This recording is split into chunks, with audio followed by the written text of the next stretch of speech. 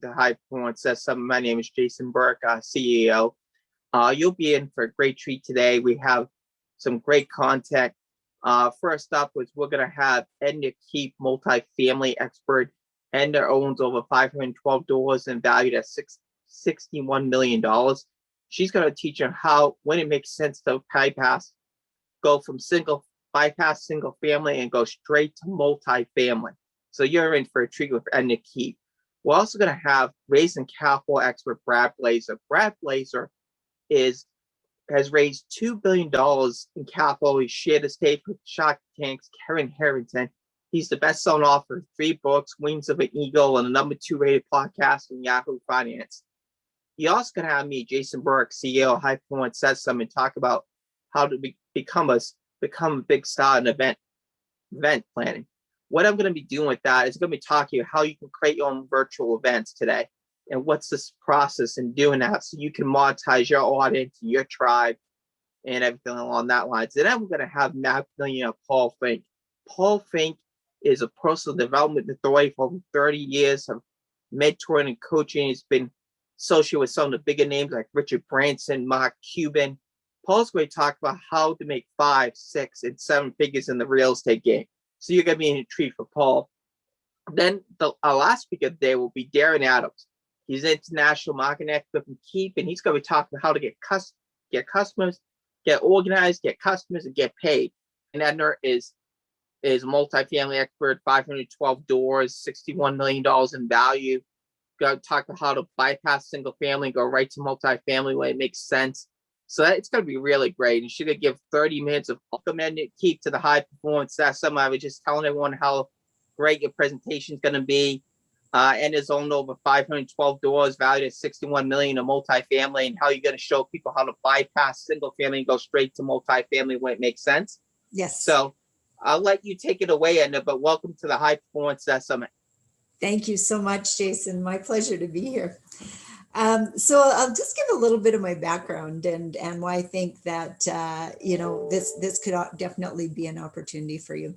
So I started in real estate back in 2007. And like most people, we took some training classes. We weren't really sure what we wanted to do, if we wanted to be the money partner, the active partner, that sort of thing. But when we ended up owning 50 doors after 18 months, we knew we had something, and we definitely wanted to expand on it. I sold my financial planning practice, went into real estate, and have never looked back. We absolutely love what we do.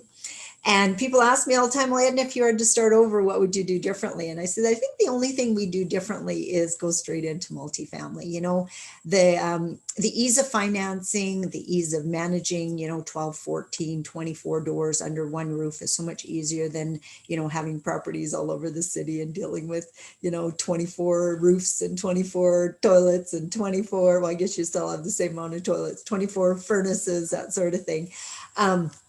And, people just started asking me, how did you do that? And, at first I was kind of thinking, well, my background as a financial advisor really helped a lot, being able to talk to investors, understand what investors are looking for. But then I also learned that, thought I had learned everything myself to become a financial advisor, and that I could teach that as well. And that's how we ended up getting into the coaching business, and also more and more multifamily as time went on. I find that investors like the idea of multifamily. And when I say multifamily, I'm talking 5 units and above, because it's financed as a commercial building and not as a house. Most people start with single family homes because that's what they know. They've already bought their own home. They understand the nuances that have to happen. You put a property under contract, you get financing in place, you inspect it, and then you own it. A little bit different story when it comes to multifamily. The things, same things have to happen, but it takes a different order for things to happen.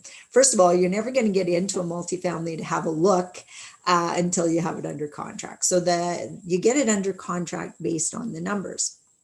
And you get the numbers from the realtor or whoever is selling the property. A lot of times it's the owner, because the owners, first of all, do not want people trying to traipse through their buildings and put a big for sale sign on their lawn. They want to make sure that they keep the tenants, and tenants start to get nervous if there's any kind of sale coming up. So a lot of times a transition will happen and nobody will even know until they get that notice under their door that says, hey, we took over ownership of this building and now you're going to make your checks and send your e-transfers to this address.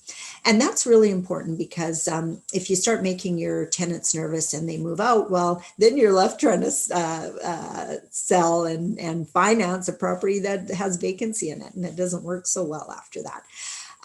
Once you get it under contract, well, then you got 90 to 120 days to take ownership. The 90 days includes things like getting financing in place, getting the inspections. We always start with financing. Once we get it under contract, the contract goes to the mortgage broker and they start putting financing in place for us. We do a lot of CMHC financing, and there's definitely time frame there. So you got to get that into your lender as soon as possible and get them working on the financing for you, because lots of times there's delays even if you're on time. The big key with multifamily, I find, is generally it's not something you do on your own. Like there's some people who can maybe buy their first 12 unit or maybe 24 units with their own money and their own ability to get mortgages. But then at some point they run out of their own money. That's generally when people come to me, they can't get any more mortgages. And that with most people, they think about homes, the mortgages they can get. They do look at you differently when it's multifamily, but they still look at you. So what they're looking at, instead of looking at your income, can you support this building? They look at it first, can the building support itself? Is the income there to cover off all the expenses, including the mortgage? And if that's the case, then they'll look at you. But the other thing they're looking for is a net worth. So if you are buying $1 million building, the net worth of you and your investing partners has to be at least $250,000.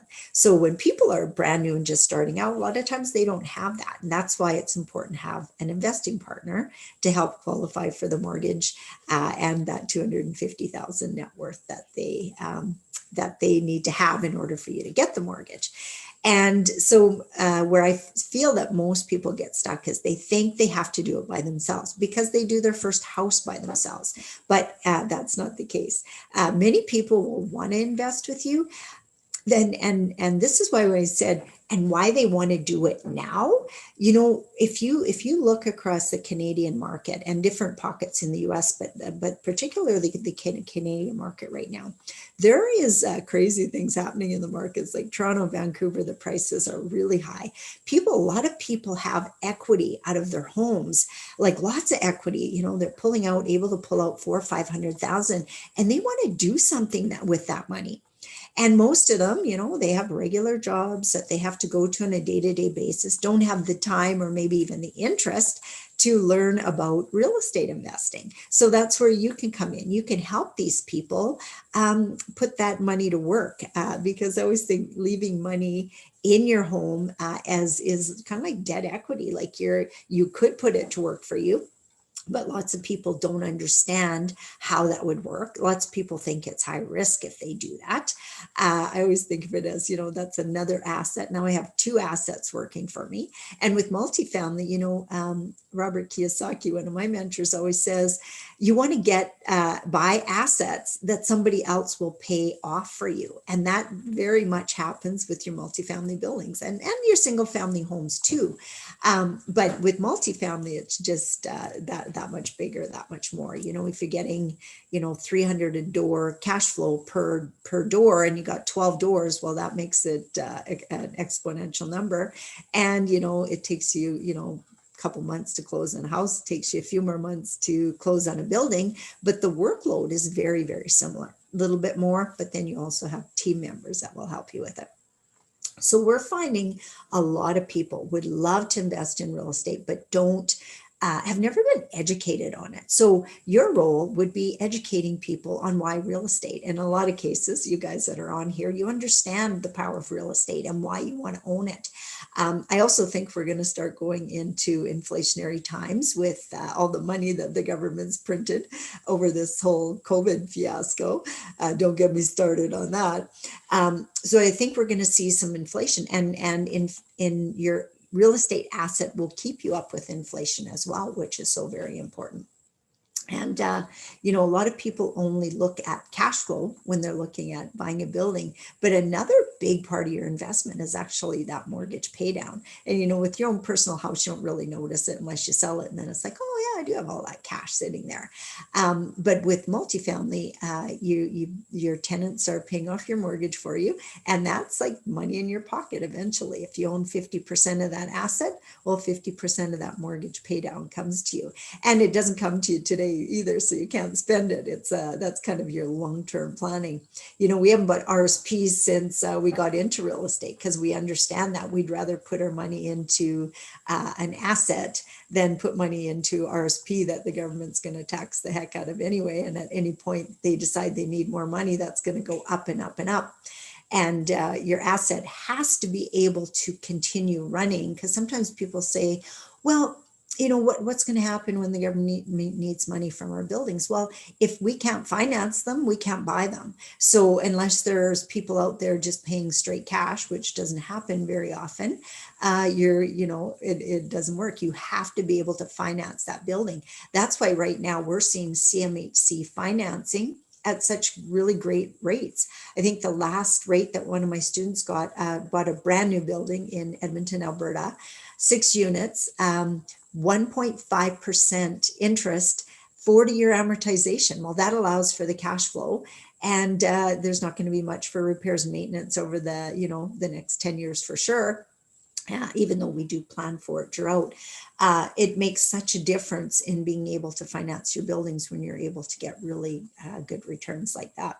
So like I said, I think now is a really good time to be thinking about getting into multifamily. And when we started, I still remember when we bought our first multifamily, I was sitting in front of a realtor telling him, yeah, our goal is to buy like another 10, 12 houses again this year. And we were already using investor capital in order to be able to scale and put the mortgages in our joint venture partner's name. And he said to me, Edna, well, why don't you buy an apartment building? And I said, oh, I'm not ready for that. I don't own enough houses. And I think that most people think like that. They think they need to have, more experience, more houses, more, cash. But in reality, you can start today, and you can start by using other people's cash. And instead of thinking of that as, because different people will come to me, well, I feel like I'm, begging for money. I want you to think about that as coming from a power position. You have the gold. You find yourself a really, really good deal and put it in front of the right investors. Your value to the deal is huge. And you just have to, first of all, understand that yourself, because a lot of people don't. They think, oh, it's just easy to find a deal. I could find deals all day long. But not everybody can, and not everybody has the interest in studying and studying the markets and studying the investment opportunities like you do. So you take that education that you've learned and you start educating people out there, and they will become your potential investors. Like I get people routinely reaching out to me nowadays and saying, well, what are you investing in now? I got some money. I'd like to do something with it. And, I'm getting to be quite a public figure. So a lot of people reach out to me and say, we'd like to invest with you. Well, you know what? We weren't there 13 years ago when we started. We were reaching out to many different people, but we found that as we were educating them on the power of real estate and the opportunity within real estate, and a lot of these people had seen that opportunity because they'd seen the value of their house increase so much. When we started, it was 2007, but we had bought our newer house. It wasn't brand new in 2002 in Regina, Saskatchewan, paid $222,000 for it. And 5 years later, it was worth over $400,000. Well, that's where we got our first equity position to buy our first properties. And so when people see the value of their properties and their houses increase, they start thinking, oh, that makes sense. So a good conversation starter is, where have you seen your biggest net worth increase over the last 5 or 10 years, or even in some cases 40 years? Because even if the markets haven't been crazy to give you a whole pile of appreciation, you got mortgage pay down, and that again adds up over a lot of years. But just to have that mortgage pay down, dead equity sitting there, doesn't really do you anything. Like it's nice feeling to be able to say, oh, I have a house paid for, but it's not really putting your money to work for you. So once you understand about putting your money to work for you, and I know I'm preaching to the choir here, but once you teach people to understand about what they can do with that home equity line of credit, or the value of their business or their business line of credit, once you can teach them about what they can do with that, then those investors start to come with you. But they just don't naturally know that themselves. So that's why in this world, if you're looking at building up your own net worth in real estate, start thinking about how many other people you could help. Because just imagine if you could help 10 other people increase their net worth by $1 million each over the next 5 years, what can that do for you? I can't remember which motivational speaker said it, but there's that saying that if you help enough other people get their goals, well, you're just naturally going to get your goals. So if you start from that position, and start sharing what you learn with people, and don't be scared that they're going to take off and do what you're doing. They're not. 95% of the people would never put in the work and want to do what you're doing. They might eventually. I had a few investors over the years that started by investing with us and then decided they wanted to do it on their own. But many times they actually came back after and went, I didn't realize all the work that you had to do. So yeah, I think I'll just stick on the investor side, so the more that you can teach people, even what your role is when it comes to investing in real estate, that it's not a passive role for you either. You got to find the deal, you got to vet the deal, you got to analyze, you got to inspect, you got to get the financing in order. Like there's a list this long of all the things that you need to do. And when you start writing that out and putting that on paper, it starts also making you realize the value that you bring to the deal as well. And then if you're the active manager over time, there's also that is again another reason for people to invest with you, because they don't want to. A lot of people think or want to think that real estate's a passive income opportunity. Well, in our case, it's not. If you're just the investor and you just give us money, it's pretty passive. But even then, you got to kind of watch over it and make sure that you're staying on top of things. Even if you have property management, you can't just let them manage it, because they do not have the skin in the game like you do. So you have to oversee them. And so it never is really a passive income opportunity. I know when we first started, I remember saying, it took us, 18 months to get to $5,000 a month in passive income. But you know what? It was never really passive, because even though we were considered the money partner and weren't the active managing partner, there were still things to oversee and be part of. And that's on an ongoing basis. So that's how you earn your money and your value over the years. Jason, did you have any specific questions you'd like to ask me, or if you want the audience to open up and ask specific questions? I do the top 3 things to avoid when you first started out. For us, the top 3 things you need to be doing basically as a multifamily investor. I would say the first thing is, stop trying to think you have to go it alone. People think I got to learn how to do maintenance. I got to learn how to get the mortgage in place. I got to, learn everything. You don't. That's part of building your power team. Build your power team and then rely on those other people. I find that the biggest thing that slows people down growth-wise is that need to do everything themselves. No, that's a great point. Is you want to build a team around you so you can have more success, because you can't physically do everything yourself. You only have so many hours in a week yourself. Exactly. So you have to be able to leverage off other people's time so you can accomplish and them fill the roles that they're best at. You do what you're best at. And I think that's another thing, just understanding what are you best at? You know, what are you best at? And what's your most highest return on time spending on an activity? Yeah. Versus spending the time to be everything.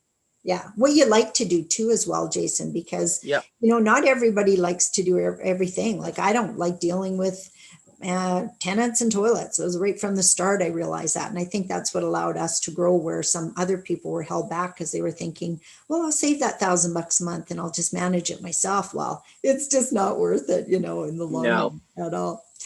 So that's the biggest one I'd say is trying to do it alone.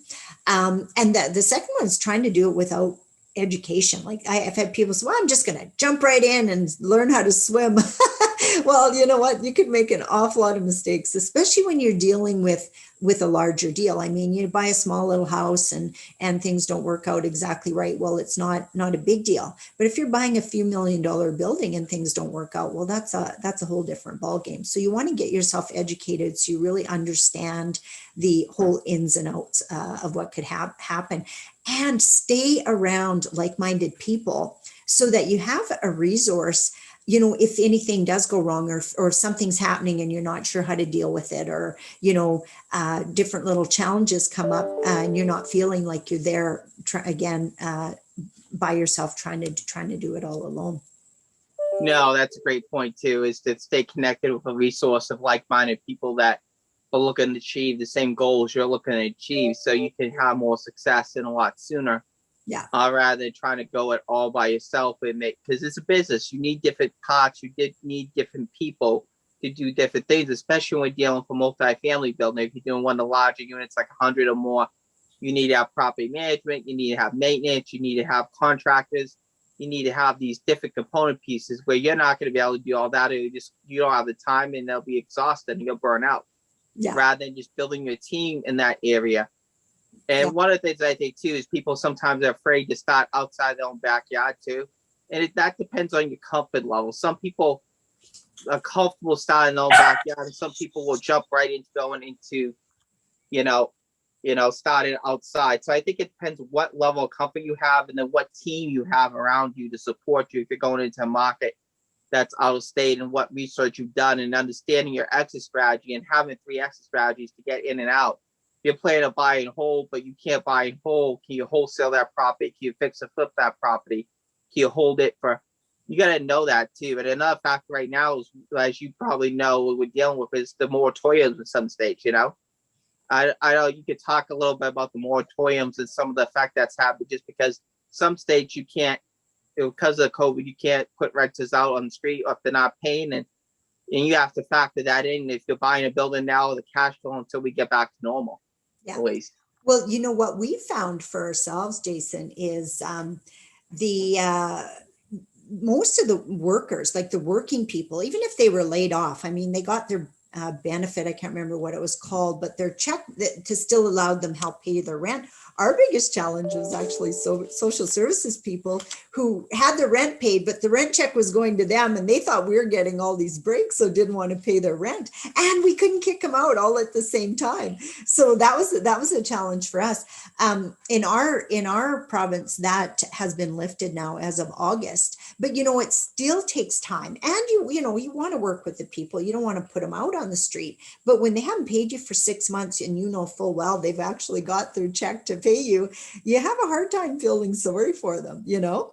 No, I totally understand that. If they're intentionally not doing that, and they just kind of gaming the system because of what is going on with the moratoriums. Like, for example, Nevada extended the moratorium to the end of March 31st. Yeah. Some states, like the federal moratorium, I believe, is till the end of this month. But, expiring soon. But some states went beyond that, went into March, and the federal could easily extend well into March and beyond. I wouldn't be surprised if that gets extended as well. It's just a fact that you have to consider when you're buying an asset that's in play, and because it can throw off your cash flow. You know, if you have if your budget for 10% vacancy, or 20% vacancy, or 30% if it's a reposition, and you have all of a sudden you're not getting 70% of your cash flow on a big building, well, that's going to make a huge difference, because the bank's not giving the landlords any breaks on paying their mortgages, you know? Yeah, anymore. They did at the beginning, but yeah, they're stepping back a bit on that. But, and the last thing I'd say for point number 3 is a lot of people have to wrap their mindset around dealing with other people's money and dealing with larger dollar amounts. Because a lot of people are fearful when it comes to, like, yeah, I could buy a little house, 200,000, 400,000, no big deal. But to think about getting into $1 or $2 or $4 million building scares the heck out of them. And, that's just a mindset shift, like it's just saying, like, it's just adding a 0 at the end and to think about that. But there's some steps that you can go through to get you used to doing that kind of, thought process. And that's something else that I think people have to go through. I know we had to go through it at the beginning when we were told, well, why don't you just get in apartment buildings? Well, we couldn't even think about it yet. So again, being around like-minded people or people that talk about it, make it happen a lot quicker. Because when you're around people that are buying multifamily all the time, then it's no longer an issue. It's just like, oh, Joe bought his property last week. How come I don't have one under contract? You know what I mean? Yeah, absolutely. It's just mindset is so important, because if you shift your mindset in certain areas, it'll help you shift your life in a area, and you'll tackle problems at different areas. So it's important for you to associate with people with a higher mindset, because they can help you level up where other people, and if you have people that are trying to suck you down, you may have to cut some of those people out of your life so you can level up.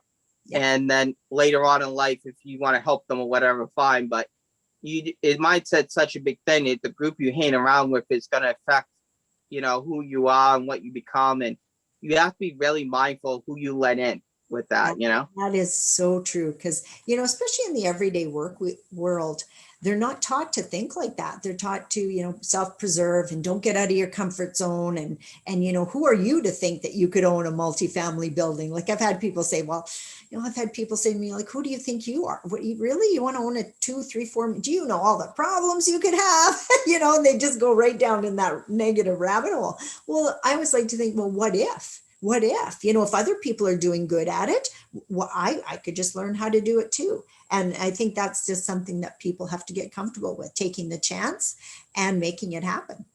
Yeah, I know. It's a growth. Everyone has a different growth trajectory. And so some people grow faster than others. Some people take longer. Some people don't want to grow. It really depends on that person and that environment you're in. And you got to be so careful. Like I said, it's who you associate, who you hang out with. Certain people you may have to get rid of out of your life just because they try to drag you down into their belief system. If they see you up leveling, and they may be your friends, but maybe you're growing as a person. So the people you were hanging out with 3 or 4 years ago are no longer good for you to be hanging out with now. Yeah. And that's where you got to be really cognizant of who you're around and what your environment is, and make sure you set that up for yourself so you can have as much success as you want. Make sure that you're right with the right people, the right mentors, the right people with the right mindset. Limit the people that don't have the right mindset, excommunicate them out. I know it sounds a little harsh, but it'll help your growth, and it'll get rid of some toxic people that may be holding you back from taking the next steps and really growing as a person and evolving and changing. Yeah. And I always like to give the piece of advice, don't take advice from people who haven't done what you want to do. Because, if it's your well-meaning uncle, yes, he loves you to pieces, but if he doesn't own any rental property, why are you asking him if you should buy some? Because of course the answer is going to be no, right? Are you crazy? What's wrong with you?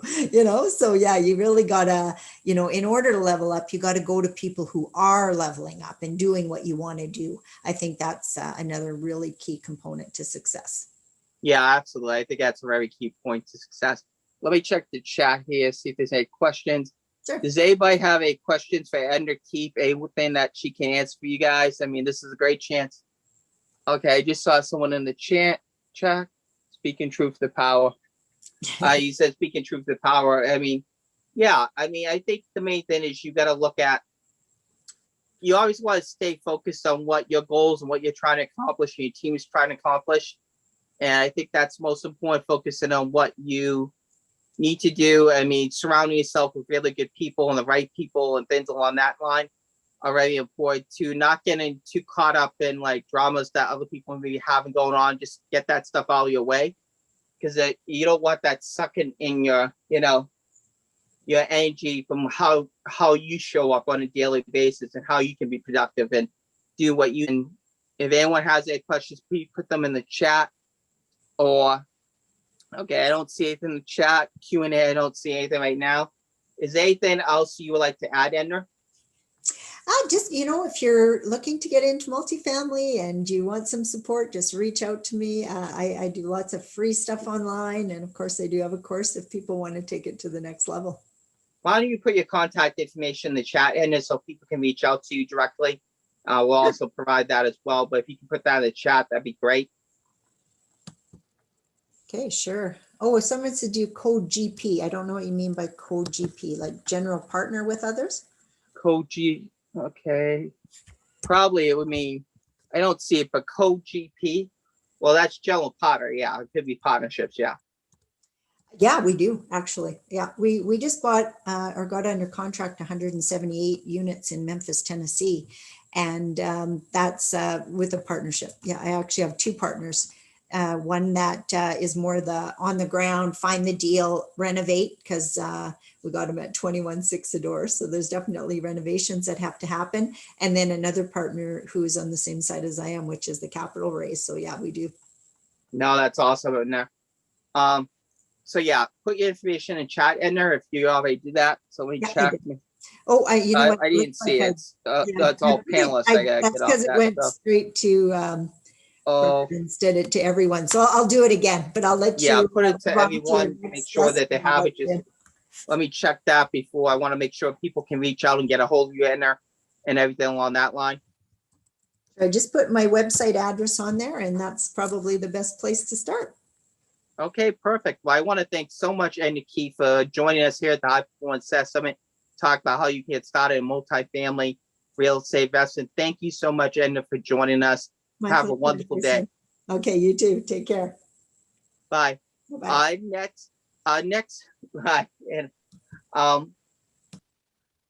speaker is Brad Blazar. Brad Blazar is a raising capital expert. Has raised $2 billion. Has shared a stage with Kevin Harrington's Shark Tank at the upcoming raise money from high net worth investors to raise money for your business, your business, real estate, or your special projects. So I want to welcome Brad Blazar. Hey, thank you so much for having me this morning. How's everybody doing today? Brad Blazar here from a very chilly and cold Houston, Texas. So for all of you that have been watching the news, you're probably well aware what's going on here in Texas. We're dealing with it like everybody else, but we're certainly doing our best. I'll let you take it away, Brad. I'll let you. You should be all set to go with share screen and everything.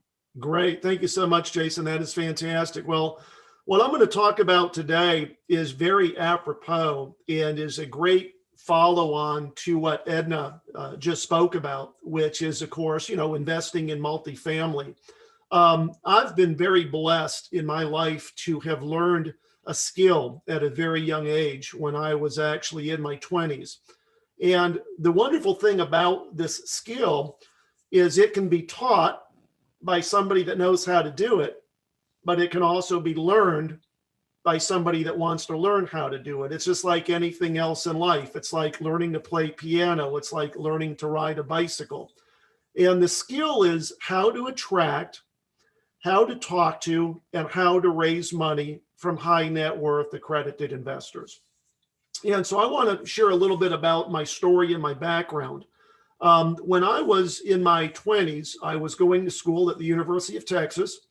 And my real goal at the time was to study architecture.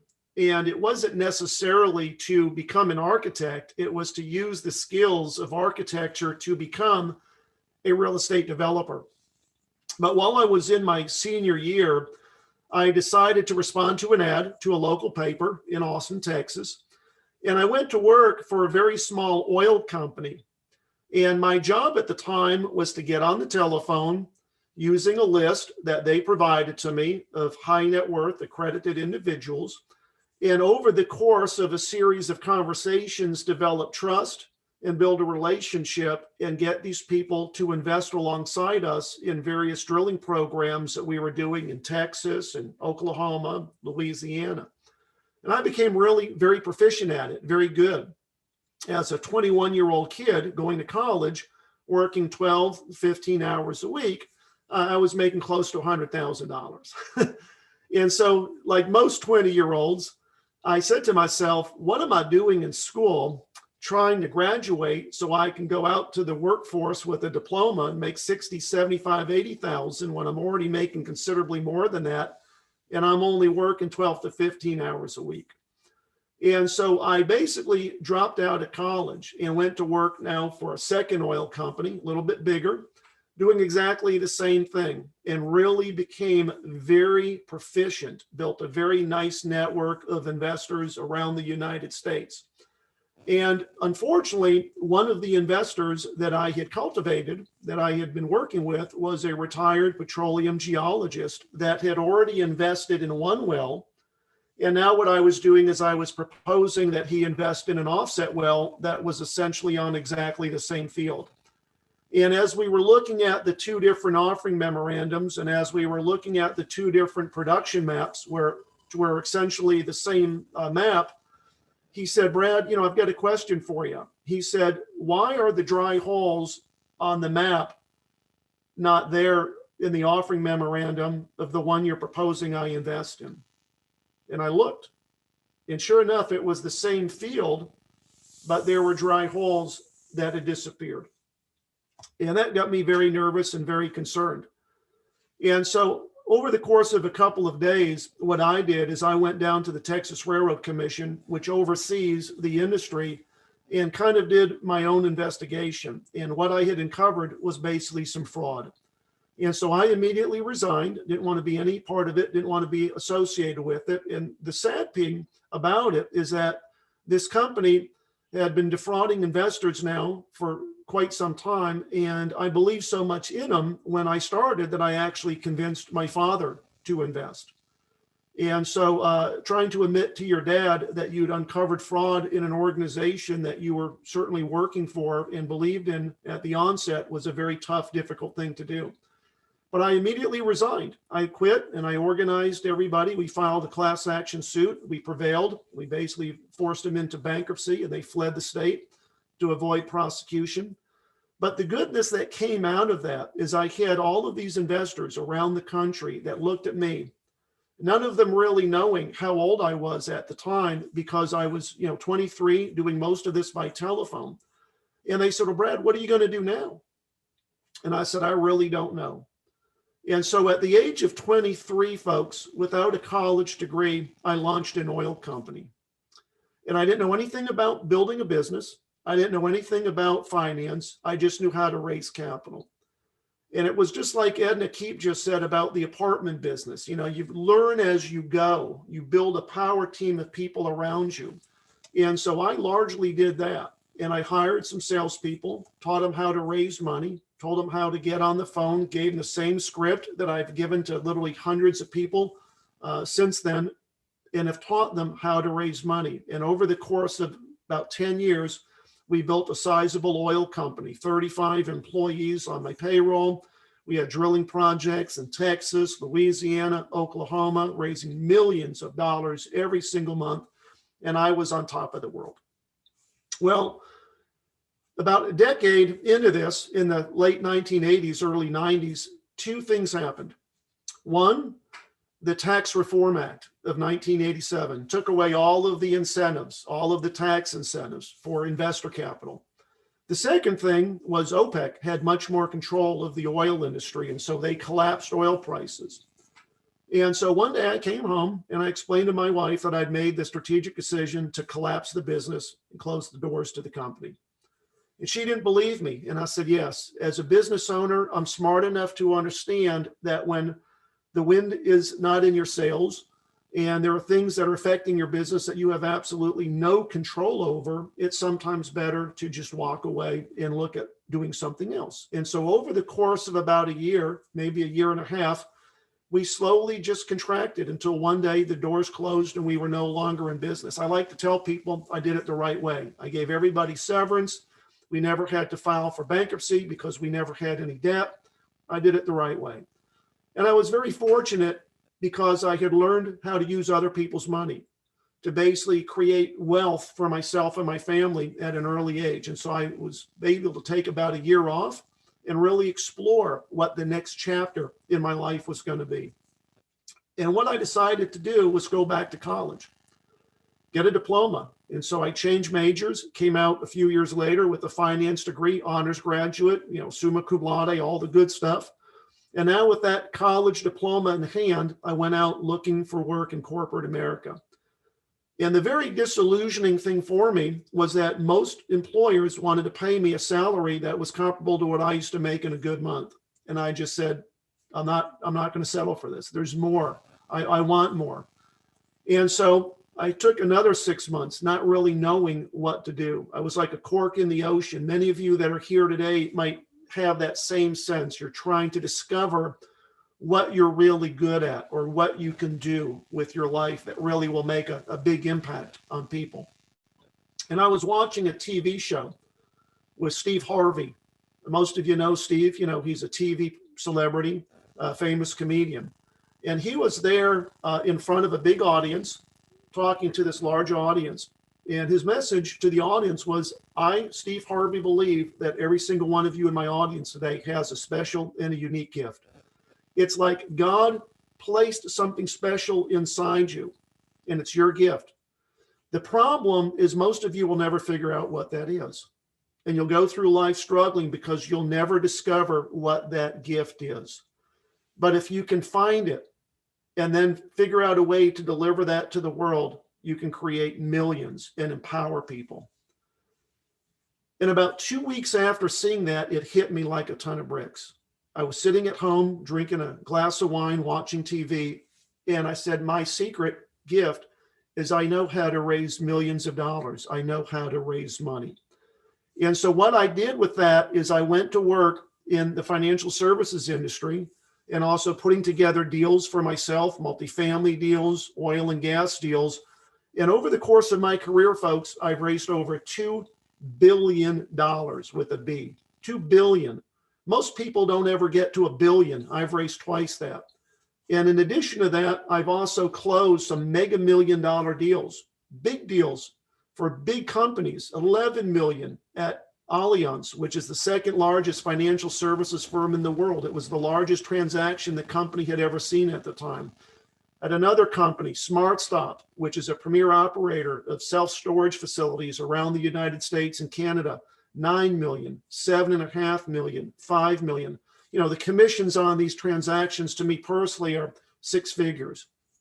And so after somewhat semi-retiring and coming out with my books, I started appearing on some of the largest business podcasts like Roland Fraser's Business Lunch or Brad Lee's Dropping Bombs to promote my book and share my story. And when people heard that I had raised $2 billion, they naturally called me and said, Brad, I'm trying to do this, build a business or scale my company, or Brad, I'm trying to get into real estate. You know how to raise capital. Do you think you can help us? The answer was absolutely. Of course I can. I've got a network of big family offices. I know how to talk to investors. Of course I can do that for you. And I was able to build a very nice consulting practice where people were paying me anywhere from $15,000 all the way up to $25,000, $30,000, depending on what they needed to put together their investor kits, to prepare their offering memorandums, to review their PowerPoint presentations, and then make introductions to big family offices. And last year, we sourced about $65 million for a number of entrepreneurs around the country. And this year, our goal is to do over $100 million for entrepreneurs, business owners around the country. A lot of people sit at home wanting to do something big in life. They have a dream, they have ambitions, but they never take action. And largely the reason they never take action is because they don't have the money. And what I want to explain today, folks, is you don't need the money. All the money you ever need to do anything you want in life is simply in the pockets of other people. The only thing that you have to learn how to do is approach those people, build interest, have conversations with them, communicate with them, and then the world becomes your oyster. You can invest in multifamily. You can start a business. You can scale and grow if you're already an entrepreneur. And so today, what I want to focus on is how to raise money from high net worth accredited investors. Okay, is everybody with me? Now, the first thing I want to do is I want to give you all a free gift. I'm going to share a website here. That's a landing page that all of you can go to. And basically what this is, it is a free gift where you can get access to a simple script that I have literally used to raise tens of millions of dollars. This is exactly the same script that I used in my oil company. This is exactly the same script that we use today in my fund. I have a company called 5-Star Capital. This year we'll raise 25 million to invest in multifamily like Edna. This is the script. So if you want access to that, just click on the link, put in your name, your email, put in your telephone number that you'd like to get some additional information, and we'll shoot it right out to you. But the great thing about this script, folks, is it works. And the way I know it works is when I was in business, I was looking to hire some salespeople. And we put an ad in the local paper, and we got a lot of resumes. And one day, my receptionist buzzed me on my phone and said, "Brad, Jack's here for his interview." I said, "Great, tell him I'll be right there." So I walked out to my reception area, and here my offices are in a big, very elaborate, beautiful office tower in downtown Austin, Texas. We have the whole third floor, and above me I have big fancy law offices, and down below big accounting firms, and on the first floor big securities broker dealers like Prudential Base. So everyone's in business attire, suits and ties, or at least professional attire. And there, waiting for an interview, is a guy that's dressed in a pair of jeans that had holes in the knees, work boots that were covered with dust and mud, a flannel shirt, big old mullet for a haircut, and a Fu Manchu mustache. And for any of you that have ever seen the movie with David Spade called Joe Dirt, he was Joe Dirt's brother. I mean, he was a train wreck. Now, I think all of you that have ever been for an interview would honestly admit the interview should have ended at the front door, and it probably would have with many other CEOs. But my grandparents always instilled in me three things. Brad, people will forget your name. They'll forget what you do, but they'll never forget the way you make them feel. And so I took Jack into my conference room, got him a cup of coffee, and after interviewing him for about 30 minutes and finding out that he was a roughneck, working out in the hot Texas weather on oil wells, manual labor, I asked him one question that changed his life forever. And if any of you ever get interviewed and you're asked this question, it's the best answer that you can ever give, because it's what changed his life. I said, "Jack, why do you want to work here for me?" And he looked at me, and his eyes pierced my heart like an arrow. And he said, "Mr. Blazar, I'm a real humble individual. I don't need much in life, but my wife and my daughter have big goals and ambitions, much bigger than mine, and I want to be able to give them everything in life they deserve." Now, I'd already interviewed hundreds of people over my career as a CEO. And I said to myself, I have never heard that. And I pointed my finger at Jack, and I said, "Jack, young man, your purpose in life and your desire to work here is bigger than you yourself. It's because you want to do this for the people you love most in your life, and I'm going to give you a shot at a lifetime." I said, "Can you be back here next week on Monday to get started?" He said, "Oh, yes, sir." Jumped up, hugged me. I'm sure he went home excited. The next week on Monday, he showed up dressed exactly the same way. Now, you would have thought after being in a professional office environment, he'd show up with some business attire. He showed up like a train wreck. And I sat there and I said, "Brad, maybe you made a big mistake. This young man just quit his job, coming to work for you. He's all excited. And he looks like a train wreck, like Joe Dirt. He's got to get on the phone and convince people to send him checks for $50,000 and $100,000. How in the world is that ever going to happen?" And I just sat there thinking I really messed up this poor kid's life. And then a thought entered my mind, and I said, "Jack, come with me." And I went downstairs. We hopped in my sports car. I had a Porsche at the time. And I took him to a department store. And that day I invested about $1,000 in the life of somebody else. I treated him to 2 suits, head to toe, shoes, ties, shirts, you name it. I bought it for him. Then I took him to my barber, and I said, "Let's give Jack a Hollywood makeover. Let's get rid of the big haircut and the big mustache and clean him up, make him look real nice." When we walked back into my office about 4:30, my receptionist did not even recognize him as the same gentleman that walked out earlier this morning. But the magic for him happened the next day. He came in and man, you could see the swagger. Man, he was walking tall, feeling good. And I gave him the same script I'm going to share with you. I told him what to say. I told him how to close, how to overcome objections. And that year, that young man raised $25 million for my company and made over $250,000 in commission. Today, he's a very successful investment advisor in Austin, managing around $400 million in client assets, doing very, very well. So if you're sitting there asking, does this work? If I can teach Jack, a train wreck, how to raise $25 million and the dozens of other people that have come into my life after him, I guarantee it works. So let me explain to you a couple of problems that people have when they raise money. When I consult people that are trying to raise money or that have tried that are not able to do it successfully, it's usually for one of three reasons. Number one reason is they rush the process. They push too hard on the prospect or on the person that they're communicating with. And one thing you have to understand, folks, is nobody is ever going to invest anything with you ever until you build trust and until you build a relationship. Those are the two most important things. So how do you build trust? How do you build relationship with a prospective investor? How do you get somebody to the point where they're willing to invest alongside you, $50,000, $100,000, or in my case, millions of dollars? And really what it comes down to is it comes down to understanding the psychology of how people think, how an investor thinks. And there's a wonderful, wonderful book that I want to recommend to anybody that is ever interested in raising money from investors. And the title of that book, I'm going to put it here in the chat, it's called The Trust Economy.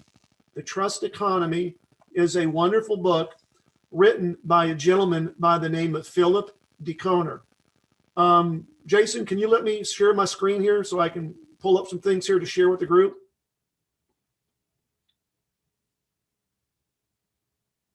Yes, you should be all set, Brad. Wonderful. So great, folks. I'm going to go ahead and share my screen here with everybody. So The Trust Economy is basically a book. And what he talks about in that book is something that he calls the trust sequence. Now, this is very important for all of you to basically understand, because what this outlines is the process that people go through in building trust in somebody else. The first thing that happens whenever you meet anybody in life is they have an initial perception. It's from the handshake. It's from the conversation. It might be from your website, if you have one. It might be from the materials that you've put together as a sponsor, an issuer, to promote or discuss your investment. Now, that perception is very important, because most people make a perception of another person usually in the first 15 to 30 seconds. Okay? So right away, the very first thing that you have to understand if you're ever going to try to raise money from investors is that perception you make from that initial approach, whether it's a phone call, whether it's a Zoom, whether it's a meeting at a Starbucks or at someone's home or office, is so very important. Because from that second, they're building trust and a relationship. So one of the things that we teach and coach people on in our coaching program called Capital School, which I'll talk about a little bit later, is how to create a world-class perception. It's becoming what I call a person of interest. You want to, in somebody else's mind and in somebody else's life, become a person of interest so that they begin following you. They begin wanting to associate with you. And there are ways that we can teach you how to do these things so that people become followers. But it all starts, folks, with perception. Now, what we train on and what we coach people on is to slow down the process and understand that in order to get somebody from a prospect to an investor, usually it's going to take 4 and sometimes 5 telephone calls or Zooms or meetings. And you'll understand why it takes 4 or 5 as we go through this process. Let's say that you're reaching out to somebody for the very first time that's been introduced to you. Maybe they came through a funnel or Facebook page or social media, because now it's okay to solicit investor capital those ways. The very first thing you want to do is you want to disarm them. You want to make a great first impression, but you want to disarm them. And so you may say something like, hey, Jason, Brad Blazar here calling from 5 Star Capital. Thank you so much for expressing interest in what we do. I just want to let you know I'm not calling today to offer or sell you anything. I just wanted to find out what interests you about real estate investing. Can I ask you a few questions? What you want to do then is just ask questions, because the second thing, as you can see here, folks, is temptation. You need to discover what that temptation is for that prospective investor. You need to find out, are they looking for capital gains where they're going to make money through capital appreciation or the growth of a business? Or are they looking for income? Are they looking maybe for both growth and income? Are tax benefits a big concern? Are they looking for ways to reduce their taxes? Because what you want to discover as you're building trust and building a relationship with these people is what that temptation is that is going to be the bait you put on your hook. Does that make sense? Everybody with me there? Think about it psychologically. You need to know what bait to put on a hook because you're out fishing for blue marlins. Now, many people are out fishing and they get bluegills. You need a lot of bluegills to raise millions. A couple blue marlins, you'll get there with no problem. So you need to discover how to tempt this person. What's going to pique their interest. And in Capital School, we have a long list of about 25 questions that we've put together so that when you're talking to people, this is not going to be an issue for you. Questions like, are you more interested in income or growth? Great. Are taxes a big burden for you? Have you invested in something like this before? What's most important to you when you're selecting an investment partner? And you're listening, folks. You have to become a real good listener in the sales process, right? We all have heard this before. God gave us 2 ears for a reason. The prospect will tell you what you need to hear to ultimately close a sale and get them to write a check and invest with you. Now, once you go through this process, after 1 or 2 telephone calls, you're going to get to a point where that person feels a connection. They're going to welcome your call. They're going to take your call. Okay. There's an emotional connection that you've established by building trust and building a relationship. And one thing that we do with my company, 5 Star Capital, that works really well, it's almost magical, is we always lead with value. So as an example, one thing that I do when I have an initial conversation with a prospective investor is about 3 days later, I'll find something on the internet that is an article that's tied to what we discussed. And I'll just say, hey, I thought this might be of interest. Just wanted to share it with you.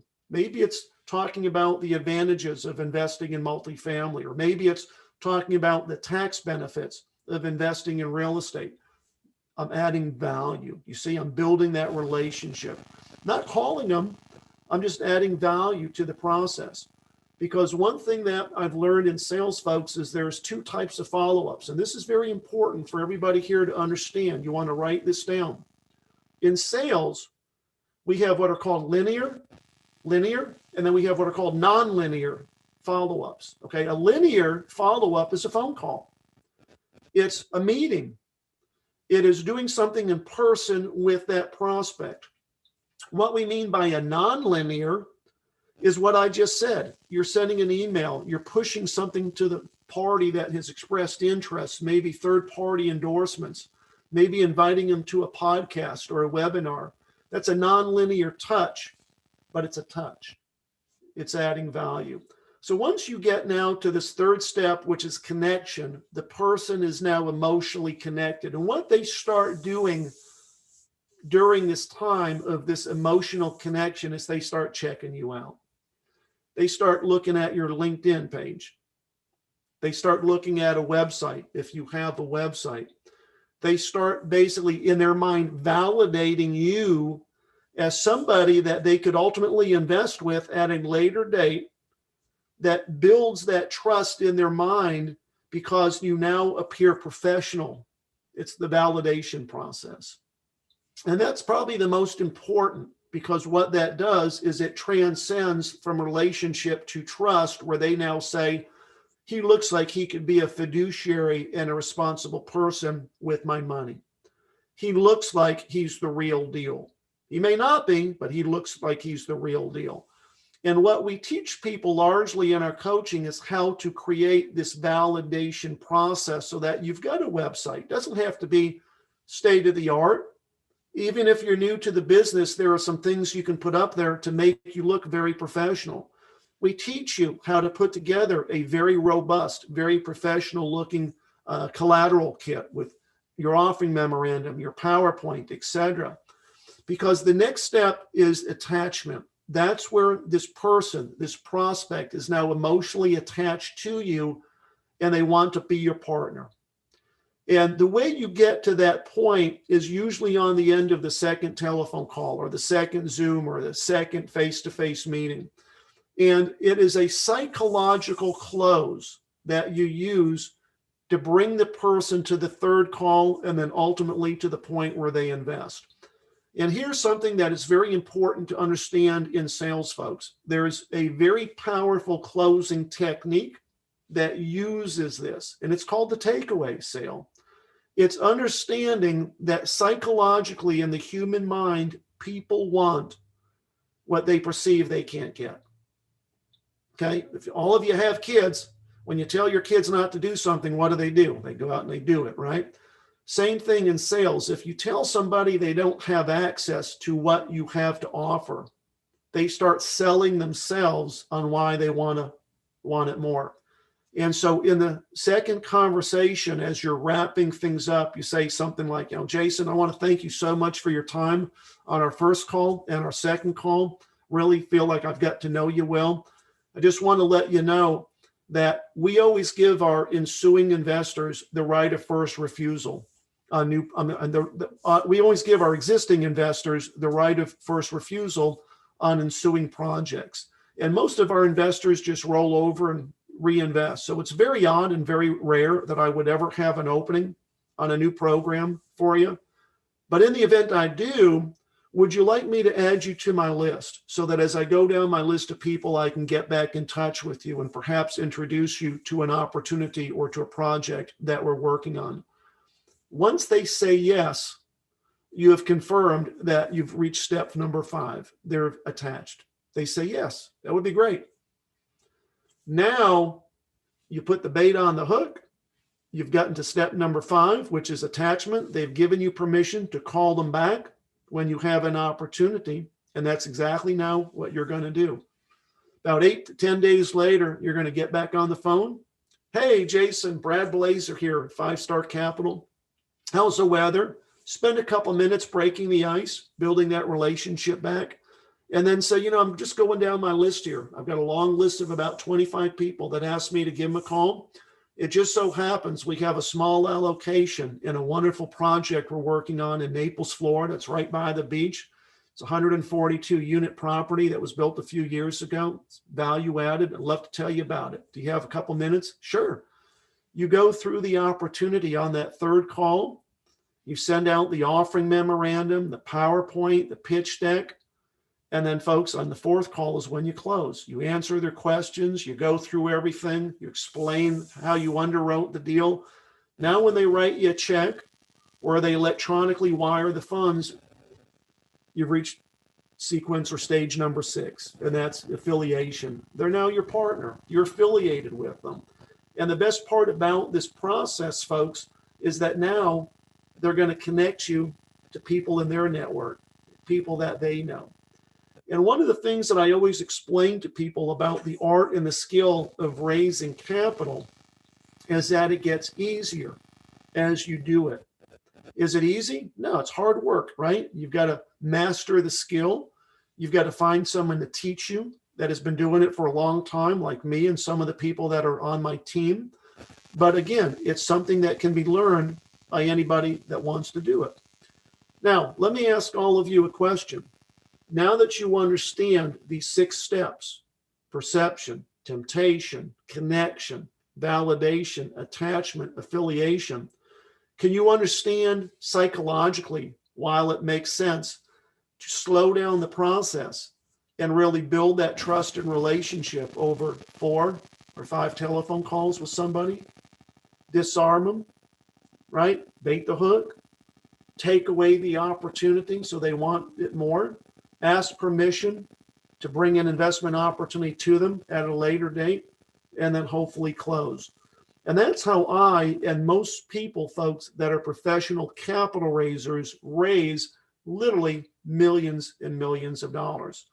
Now, a lot of you might be sitting there saying, well, I don't know that I can do this. I've never taught to investors before. The thing to understand, folks, is that this works. And it's simply an easy process once you understand where to go and how to attract investors. Today, social media is a powerful tool. And in recent years, new securities legislation was passed where you can use things like Facebook, like your LinkedIn, like Instagram to actually solicit investor capital. The only thing that you have to recognize and be aware of is that the investors that you're communicating with or that you're talking to all are accredited investors. It simply means that they have a net worth of $1 million, or if they don't have a 7-figure net worth, they have an annual income of $200,000 a year, or if they're a married couple between themselves and their spouse, they're earning $300,000. Those qualify people as accredited investors. So as long as your investors are accredited, you can advertise all day long. And that's what we do. And one of the great things that works is you promote an event. You go to your Facebook or do you go to your LinkedIn and you say, hey, join me next week on Thursday as I host a webinar on this. You have a beautiful picture. Maybe you create a little video. And as people click the link to learn more, they have to add their name and their email. And what you're doing is you're gathering that information so that after the webinar, you can follow up and move that process along using the 4-step sales blueprint and using the trust sequence to tempt people to say, hey, is this something that you're interested in? Are you looking to invest passively as an investor with professionals to create that passive income, to have ownership in multifamily, to do these bigger things in life? How can we help you bridge that gap and get there? Let me send you some introductory material on who we are and what we do. So understanding this process, folks, certainly works. Now, let me explain to you where most people make mistakes. Because if you understand where most people make mistakes, you'll have the bandage to solve the problem. Number one, most people that try to raise capital basically get shut down in the process, especially if they're cold calling off of an investor list, or especially if they don't understand the sales process. It's human nature for people when they're approached, if they do not know you, to basically immediately say, I'm not interested, right? Think about it. If you're cold calling prospective investors that are high net worth individuals, and you say, hi, is this Jason Burke? Yes, it is. Hey, Jason, this is Brad Blazar calling from 5-Star Capital. We're a real estate private equity firm. They're going to say, I'm not interested. Now, one of two things can happen, and it's all based on how you're trained and your mindset. You can say, thank you very much, hang up the phone, go on to the next person, but it's going to take maybe 20 to 30 dials to find that one needle in a haystack that's interested. But if you understand human psychology, it's just like going into a store. All of us have gone into a store, right? And what happens? The clerk walks up to us and says, "Hi, welcome to, whatever store you're in. Can I help you today?" What do all of you say to that clerk? "Oh, no, I'm just looking. Thank you. I'll let you know," right? That's human nature. So when you're calling out to investors, expect immediately to get the response, "I'm not interested." But here's the opportunity, folks, and it works like magic. You have to be quick. But when the person says that, you just say as quickly as you can, "Oh, I understand that, Mr. Burke. But before I let you go, let me just ask you a question. Is the reason that you're not interested perhaps because you've invested in something like this before and it just did not work out the way you thought it would?" You're going to get an answer. Immediately follow up with another question. And immediately another question. What will happen is you'll end up talking to that person for 20 to 30 minutes. It's like magic. Because once they realize you're not trying to sell them anything, once they understand that you're simply calling on something that potentially they are interested in, they'll start answering your questions. They'll start basically, revealing what that temptation is. And that's why we have this script, and that's why we have this sequence called the 4-step sales blueprint that works like magic in this process. You see, the part of being a successful capital raiser and raising money to buy multifamily or simply invest in real estate and do rehabs is you also have to be a good closer. You also have to understand the process of selling and how buyers and sellers communicate. That's why we created Capital School as a coaching program to teach people all of these skills so that they could become very, very successful in learning how to do this. Now, I want to talk about a couple of other things that people need in raising capital from investors. Number one is you need to come prepared. I can't tell you, folks, how many hundreds of people I have consulted with and coached. And when I ask them, "Well, what did you show them?" Like, "Show me your pitch deck." They show me 8 pieces of paper stapled together at the top, which they call an executive summary or a business plan. And I just say, That's why you're not raising a dime. You got to have a PowerPoint presentation with pictures, and that really brings this opportunity to life. And if you're just getting started and you don't own any real estate yet, get pictures of real estate that are representative of what you're going to own, and just put a little disclaimer on the bottom that says these are representative of the types of properties that we will own in our portfolio. That's just telling the investor that this is the type of real estate you're going to be buying: apartments, single family, commercial, whatever. The other thing is that people are like, "Well, it's just me. I'm just a solopreneur, man, just me. No one's going to invest with little old me." Folks, if a punk 23-year-old kid that was a college dropout can raise millions of dollars and build a multi-million-dollar oil company without a track record, I can tell you it works. The thing that you have to have is confidence, and understand that you need to build, like Edna said, and like I will tell you, a power team. Put in your offering memorandum or in your PowerPoint, your advisory board. Here's who we use for our legal. Have the name of the law firm. Here's who we use for our accounting. Have the name of your controller or your CPA or your bookkeeper. Here's the person we use for property management. Build that power team and put it into a presentation so that an investor sees depth in your organization, which again provides comfort, moves them forward in that process. Now, I want to open it up for some Q&A, but before I do that, I want to share basically an opportunity with everybody that wants to learn how to raise capital, that wants to learn this process. Like I said earlier, I've consulted and coached people around the world. It's been very lucrative. But I found that there were many, many more people that wanted to learn how to do this, that just couldn't afford, $20,000 retainer.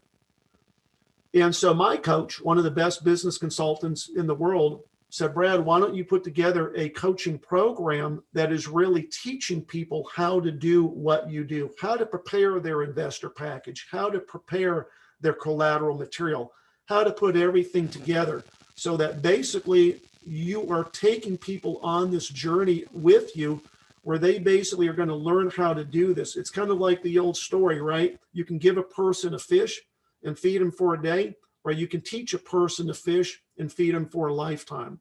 And so that's largely what we have done is we have created basically a school to teach people the art and the skill of raising capital.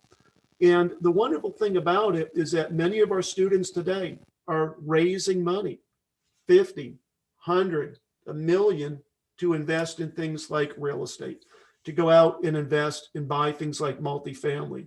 And so what I want to do is I just want to share my screen again. And I'm actually going to share a testimonial from one of our current students that's actually up in New Jersey that enrolled in our program recently. He's now got his entire investor deck put together and everything else. So let me just share this with you here real quickly. This is Brad. Hi, my name is Brad. I've been in Capital School now for about 3 months. I actually met Brad through another group that I was in, and he saw what I was doing, and we actually had a few conversations. And he started talking about some things. I'm in real estate looking to raise money for some syndications. And he started talking about raising money in ways that I've never heard of. I've read a few books now on raising private money. None of them talked about the things that Brad was talking about. So we actually had a couple phone calls. I really got a feel for Brad, really understood who he is and what he's done in the past, which really made me comfortable with going ahead to sign up to have him as a coach and mentor. And I think it's important to find somebody who is like Brad, who actually cares. And it's not just a done for you, here it is system. You know, you paid me, go about your day. It's not like that at all. There's weekly meetings.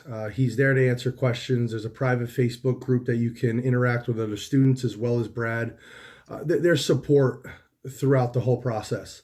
And I think that's really important when you're, going to pay somebody to help you with something. The package, I have a great investor package now that Brad has helped me put together. I have a 1-page teaser that I can give out. I have a great company presentation, and then a private placement memorandum for my fund. So I've got this phenomenal kit put together to start giving out to investors that Brad has helped me with. And so far, I'm just at the point where I can start really raising money now that I have everything done. I feel really confident where I'm at. I'm really excited looking towards the future for 2021.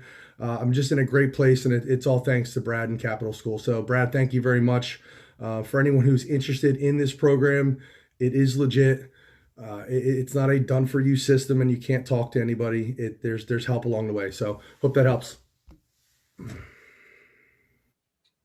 So for any of you that are interested, I'd like to make a special offer today. We normally offer Capital School to people on one of 3 options. You can either make a payment right up front, you get a little bit of a discount. It's roughly $2,800. Or you can break it down into 2 installments, spaced 30 days apart. It's roughly $1,400. Or you can break it down into 3 payments, every 30 days, about $1,000 a payment. Today, until tomorrow and through the weekend, because the event for High Performance Success Summit's a 2-day event, I'm going to drop that price by $1,500. You can get started learning how to raise capital and enroll in Capital School for as little as $477. Okay, we'll set you up on a subscription, $477 up front, $477, 2 more payments, and there's no monthly dues. And the program and the toolkit and all the scripts, all the templates, everything you ever need to raise money are yours for the rest of your life. And the great thing about it, just like Brad shared, is that it works. He's now at a point where he's out raising money, changing his life for the better. Imagine if I could teach you how to just get 2 investors, just 2, that each invested $50,000 with you. That's $100,000 that allowed you to go out and buy a property, rehab it, rent it out, get some cash flow, and then you sold it a few years later where your interest in that generated $50,000, $60,000. That would dramatically change things for many of you on this call today. That's the power, folks, of learning how to raise money. Now, I'm going to share my calendar invite for any of you that would like to schedule some time for a personal strategy call. I blocked out my calendar all next week to accommodate anybody here that wants to talk and have a one-on-one strategy call. The second thing that I also want to make aware is that in April, on April the 16th and 17th in Houston, Texas, we're hosting a huge wealth building event. This will become, I believe, one of the largest wealth building events in the country. At this event, folks, you can personally attend live in person and learn from some of the biggest thought leaders in business. I'm going to have Shark Tank, Kevin Harrington there as a featured speaker. Imagine being in the same room and learning from Kevin Harrington himself. I'm going to have the co-author of Rich Dad, Poor Dad, which has sold over 42 million copies, one of the most famous books on creating financial independence. The co-author, Sharon Lechter, who is considered as one of the biggest financial literacy experts in the world. She will be there. I'm also going to have A&E reality TV star Dave Seymour that had a show flipping Boston, rehabbing houses, flipping properties. He will be there. Sir John Shin, the executive producer for the movie Think and Grow Rich, that took Napoleon Hill's book, converted it into a movie called Think and Grow Rich, The Legacy, that stars NFL superstar Warren Moon, people like Grant Cardone, Shark, Barbara Corcoran, so many more. He'll be there. I'm going to share the website here in the chat where you can get information on that event. Ticket sales are going to be going up soon, the 1st of next month. So if you're interested and you'd like to attend this live event and literally learn from me how to raise money, all these people, how to invest in real estate. Some of these people have net worths, folks, in the hundreds of $1 million. Get yourself to Houston, Texas, April 16th and 17th. With that, I'm going to end it and open it up for any questions. We have a few more minutes, and then I know we're going to bring on my good friend, Paul Finck. So, Jason, let's see if anybody has any questions, or maybe you have a question. Actually, our next speaker is going to be me, Brad. Okay. And then Paul. But yeah, I think what Brad gave was great information, great content. For sure, you definitely want to reach out to Brad as far as Capital School and also his event come of April live event, which is going to be fantastic. And so, I mean, if anyone has any questions for Brad, now would be a great time to ask him. Brad, would you like kind of to, we have a question in the chat right here. Let me read that to you. Brad, would you be kind enough to do the airport hangar story again? I don't know that I'm familiar with the airport hangar story. Oh, I know now. Yes. I believe that getting around big time people can really change your life. It has for me. If you told me 3 years ago that I would be basically hanging out, going golfing, talking daily to some of the most famous people on planet Earth, I would have said, you're absolutely crazy. It ain't ever going to happen. Yesterday, I was on the phone with Dr. Kevin Elko, best-selling author, 7 books. This guy is the coach and consultant to some of the biggest teams in NFL and college football, Steelers, right? The Dolphins, the Cowboys, University of Alabama. Here I am talking to Dr. Elko one-on-one. He may be a speaker at my event. Working with people like Kevin Harrington. I mean, I've got Kevin Harrington right here on my cell phone. People like Matthew Knowles, who Jason knows I'm connected with. CEO of Music World Entertainment, responsible for bands like Destiny's Child, Kool and the Gang, Chaka Khan. He's a good bud of mine. The power of getting into a room is so powerful because you make connections with other people. That's one of the reasons all of you should seriously think about coming to Capital Con in April. Spend the few $100s for a cheap air flight and a night in a hotel and the tuition to get in. It's $200 and something just to attend the event for a full day and a half. Networking, breakouts, getting your photos taken with these people, sitting down and actually learning from them in the same room. It's powerful. But the airport hangar story, this might be a different story, David, so if it is, I apologize, was, I've traditionally throughout my life flown basically, commercial, Southwest, United, etc. As I became more successful, of course, I moved up into first class. And as I became more successful, started hanging around with people that had private jets. People like Ed Milet, people like Coach Michael Burke, like Brandon Dawson. And one day, basically I was invited to go somewhere, and they basically said, hey, we want you to, come join us. I said, great. And, I said, well, let me make my reservations. They said, no, we got a private jet. We're going to go ahead and just pick you up. And so getting in that jet in a private hangar and taking off was absolutely amazing, because it made me realize that my goals in life were not as big as they needed to be. And that's what really largely inspired me and activated what I and some other people call prey drive. It's seeing much more potential in you, where you're capable of operating at a much, much higher level. The other story that I'll share, and this might be the other one that Dave wants me to share, is when I was in the oil business, I had a doctor that was a prospect of mine that for whatever reason just would not invest. And this, again, folks, gets down to the psychology of sales. When you get to the close, you have to create what I call positive tension. You have to get the person to move forward, because if you look at the word closure in the dictionary, it basically means to bring two things together. But this doctor that was worth millions, for whatever reason, would not invest in my oil company. And so he said, I want to come down and check you out. I said, great, we'll pick you up at the airport. He said, no, I got a private jet. We'll fly in. So he flew one in his private jet, met him at the hangar, took him out to the oil fields, drove him around, took him to the nice office, went back home. He still would not invest.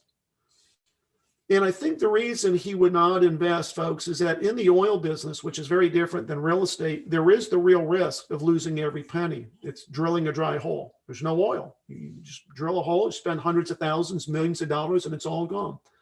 And so one night I was on the telephone and I said, Dr. Schneck, it just takes two things to invest in an oil well. He said, what? I said, it takes big balls and lots of money. Which of the two don't you have? And then I just bit my tongue.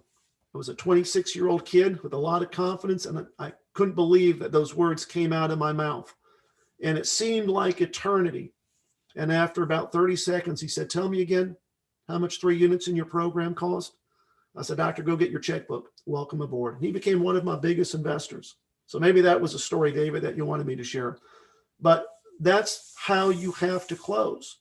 You don't take no for an answer. You isolate the objection, or you create a little tension like that statement that I just used, and then just bite your tongue and wait for him to respond next. Because in sales, the next person that basically talks is the one that's going to lose. But I actually use that, and I still use that close today.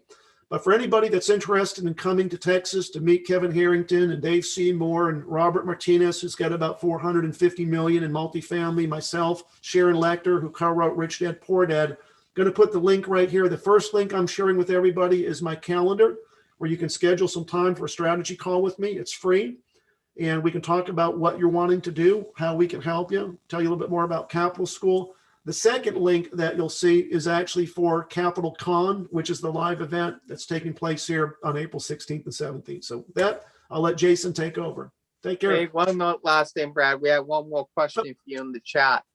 It says, can you discuss the profit versus what you give to your investors? Maybe an example of numbers breakdown. Yep, great question. So, this varies from deal to deal, from sponsor to sponsor. What I like to see when I am investing with other people is a situation where the sponsor or the general partner is highly incentivized. And the way that I have structured our deals in 5-Star Capital, and the way I like to invest with others as a JV or as a co-GP, is where there's a waterfall on the back end of the deal, so that the sponsor or the GP is really incentivized to hit it out of the park.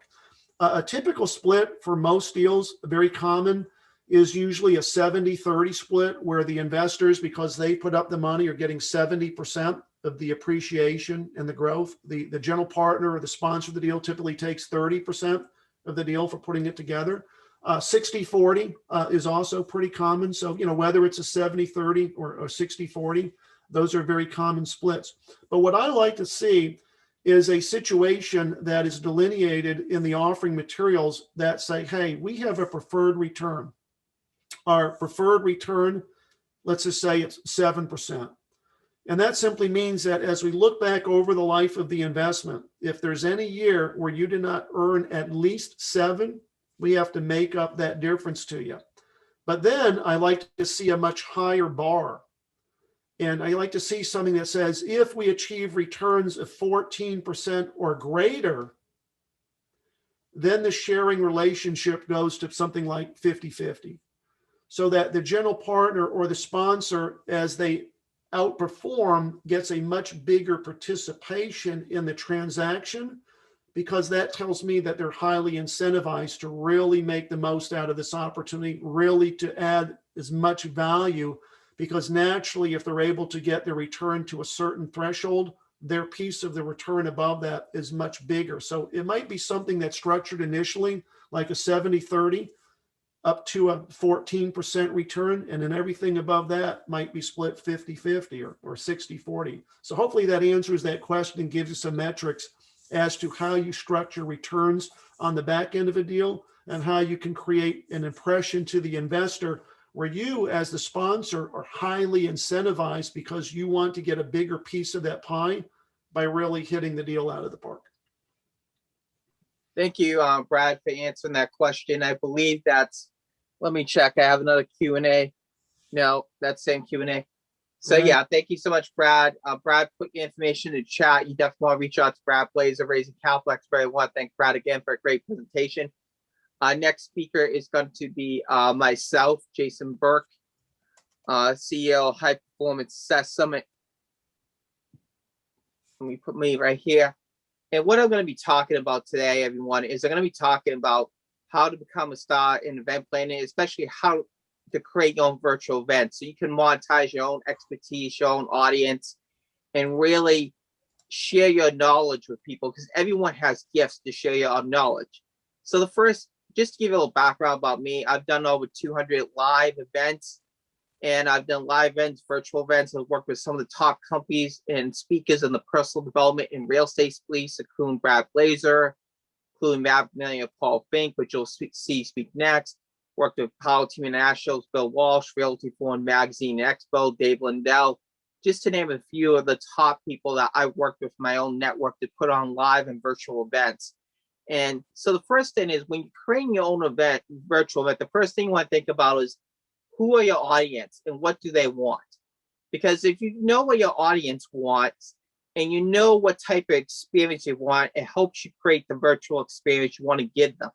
Because is it best? Because there's different types of events. You can do a webinar, you can do a workshop, you can do a seminar, you can do a multi-speaker event like this, you can do a network event.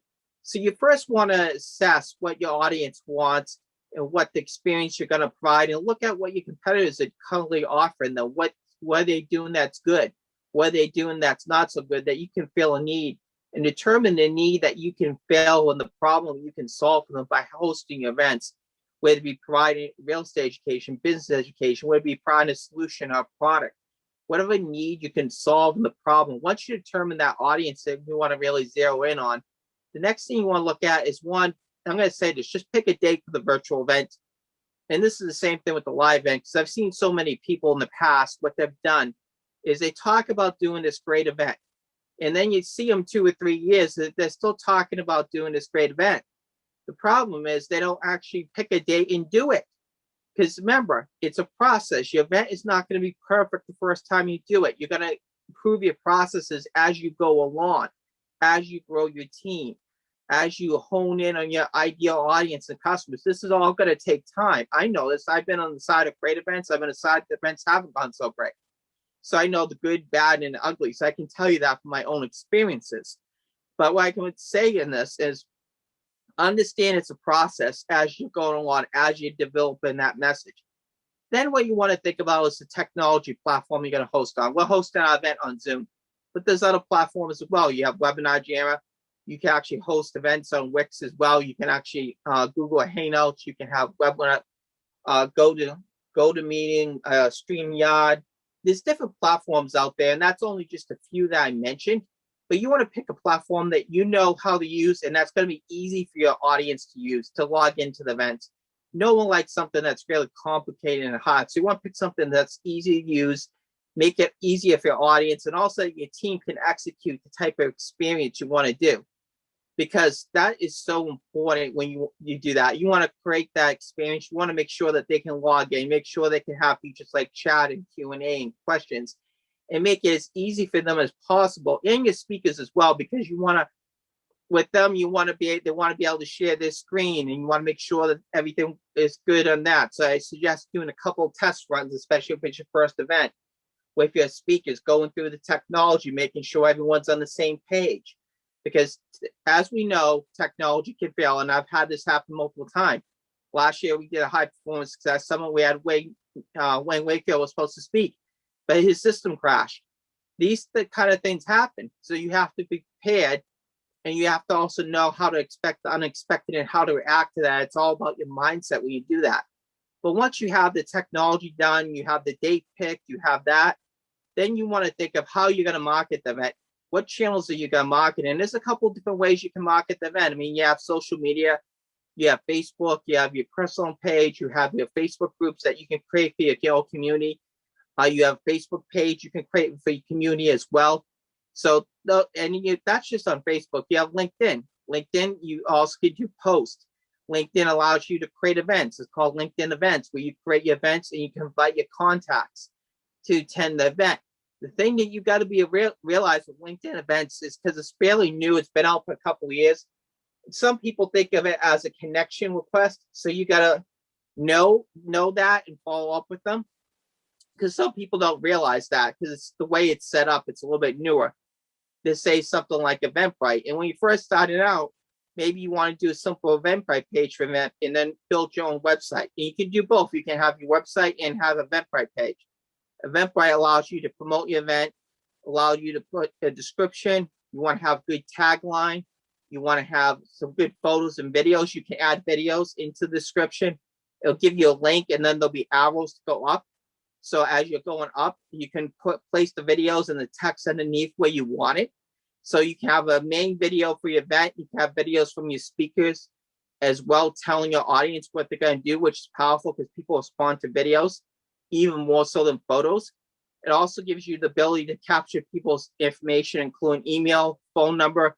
You have to go to the section that says order forms, click on that, and you have to click on buyers only, because you click on each attendee, it'll go to the default settings in Eventbrite, which is basically just their name and email. But if you click on buyers only, you'll be able to set the settings where it's cell phone, and you'll click on the button that says advanced settings, and then you'll click on the two things that say cell phone, so you can capture people's cell phone information. And so, because some people register through your website, because some people may be more comfortable registering through an Eventbrite page. I've dealt with this, so I just have both. You have Eventbrite is another way. Meetup. You can create a meetup community based on what a community you want, whether it be real estate, whether it be events. You can post your events on the meetup community. You can do announcements out to the community. You can engage on a message board. You can collect payments through it. The payment part goes to repay, and it usually takes 2 to 5 days to get that. You'll have an address where you can message out your members. You can send one-on-one messages. You can do posts. You can post your events and you interact. And then also Meetup is going to help you push out your Meetup once it's created within 3 days. Or if you take an over group, it'll be pushing it out. So that's how I started my event career back in 2010. I took over Going Fantone's Las Vegas Real Estate Insiders Club Meetup group. And really, it's a great way to help you build your community, because people go in, they sign up, they join, that builds your list. And then you want to have like an opt-in on a free gift and things along that nature as well. So Meetup is another great way. Now, Instagram is another great way too. Keep in mind, Instagram videos and clear photos are king in Instagram. So you want to have photos that pop and stand out. You want to have videos that are good. And then once you get to 10,000 followers, you have the swipe up option, and that will allow you to put your website and link into Instagram. So Instagram is another great way. The key with that is getting followers and getting that. So once you get to that level, you can do the swipe up option in Instagram. Twitter is more short messages. So you do more short messaging. You got to keep 140 characters. So it's not a place to do a long post. It's a place to do a quick post about your event or a quick link to a video and things along that nature. YouTube is a great place. We have a YouTube channel for the High Performance Session. We post events and also the preview videos for our speakers. Great way to grow an audience. People can see the YouTube channel. They can watch the replays of the event. It'll help you attract new people to the event. Well, these are just a few of the ways that you can really market your event on social media using different tools and resources and stuff. And then the next thing you want to think about is speaker selection. You want to think about how many speakers, what type of speakers you want, what type of content you want on that. So if you have like a real estate event, you may want to have people that speak a lot on real estate. Like we have Edna, we have Brad Blazar speak on capital, we have Paul Finck that speak on how to make 5, 6, and 7 figures in real estate. You have more of a business audience. You also want to have people talk about sales, funnels, marketing, different things along that nature. So depending on the type of event, and then you want to think how many speakers you need because the time frames depend. You may have 3 or 5 per day, 4 to 6. So maybe it's just you speaking. If you're doing your own workshop and you're the only speaker, then you're just the only speaker. But if you're booking outside speakers, you want to look at what their message is, how that's going to align with the audience, what value can they provide to your audience, because that's a key thing when you're booking outside speakers as well to do that. So you want to consider that because you want to consider the content you're going to provide. In some cases, you might just have you and 1 or 2 outside speakers. Like cases like this is a multi-speaker summit, so we have different experts and stuff. But there's also cases where you may just do a workshop with maybe you and 1 or 2 other speakers, because based on the content you're providing, that's all you really need. So you want to make that decision. Then you want to give yourself enough time to market, at least 4 weeks, maybe as much as 6 or 8 weeks on the virtual side, just to market the event and really go on and get your marketing going for the event. So basically, you want to, just to recap some of the things I went over, really, you want to go over, first find out determine your target audience, what they want, and everything. Once you're clear on what the target audience is, what they want, and what content they want, then you want to pick a date for the event. You want to pick the technology for the event. Then you want to identify the best ways to market by social media or other means. You want to do naturally competitive research, look at what your competitors are doing, look at what channels they're looking at for marketing, what are they doing well, what are they not doing well, how can you do it better, what makes you different than everybody else, what sets you apart than everybody. And that's what you really want to do with that, because once you do that, that sets you apart. Then you want to look at your technology. You want to decide what technology platform works best for you and your team, what's going to be easy for your customers to use to log into virtual events. You want to select your speakers for your virtual events as well. And like I said, depending on the type of virtual event, you might have multiple speakers, you may have 1 or 2 speakers, so you may be the only speaker. Depending if it's a webinar that you're just doing yourself, or you're doing a webinar or multi-speaker event where you have multiple people. So all that is basically how you can come out and create your own virtual events, because your idea is you want to build your list. You want to build your own list. And also another thing is you can follow other people's audiences too. By speaking on other people's virtual events and summits, you can build your platform and involve those audiences. And that's another way to expand. So that's what people do here at the 100% Sesame, they follow your audience so they can expand. You want to follow other people's audiences. Where if you're a speaker and you go to speak, you want to say how you can add value to the organizer, how you can help that organizer, how the content adds value, how they can make money on that as well. So those are just a few of the things that you can do to create your own virtual events that will not only help you create your own virtual events and executing. Now, when it comes to executing the event, typically you ideally want your speakers to be there 5 or 10 minutes beforehand to go onto the virtual platform so you can keep everything moving and on time. And typically when you're doing that, you know, based on creating an agenda, what time blocks you have. So if your speaker has 30 minutes, you want to virtually, you can put in the chat 5, 10, wrap up if need be. And because it's a virtual event, you'll privately message them. Don't put it out to everyone, just privately message the speaker how much time they have left. Because some people you're going to have to wrap them up, and some people are just very good and on time, and you won't need to do that. But you want to keep that out, and you also want to extend the event by 2 hours. So if you think you're going to go to 5, set the Zoom to 7 and give yourself a little flexibility in case people are behind schedule or something doesn't go right. You don't feel pressed up against it. You have a little wiggle room in it, which is ideally good.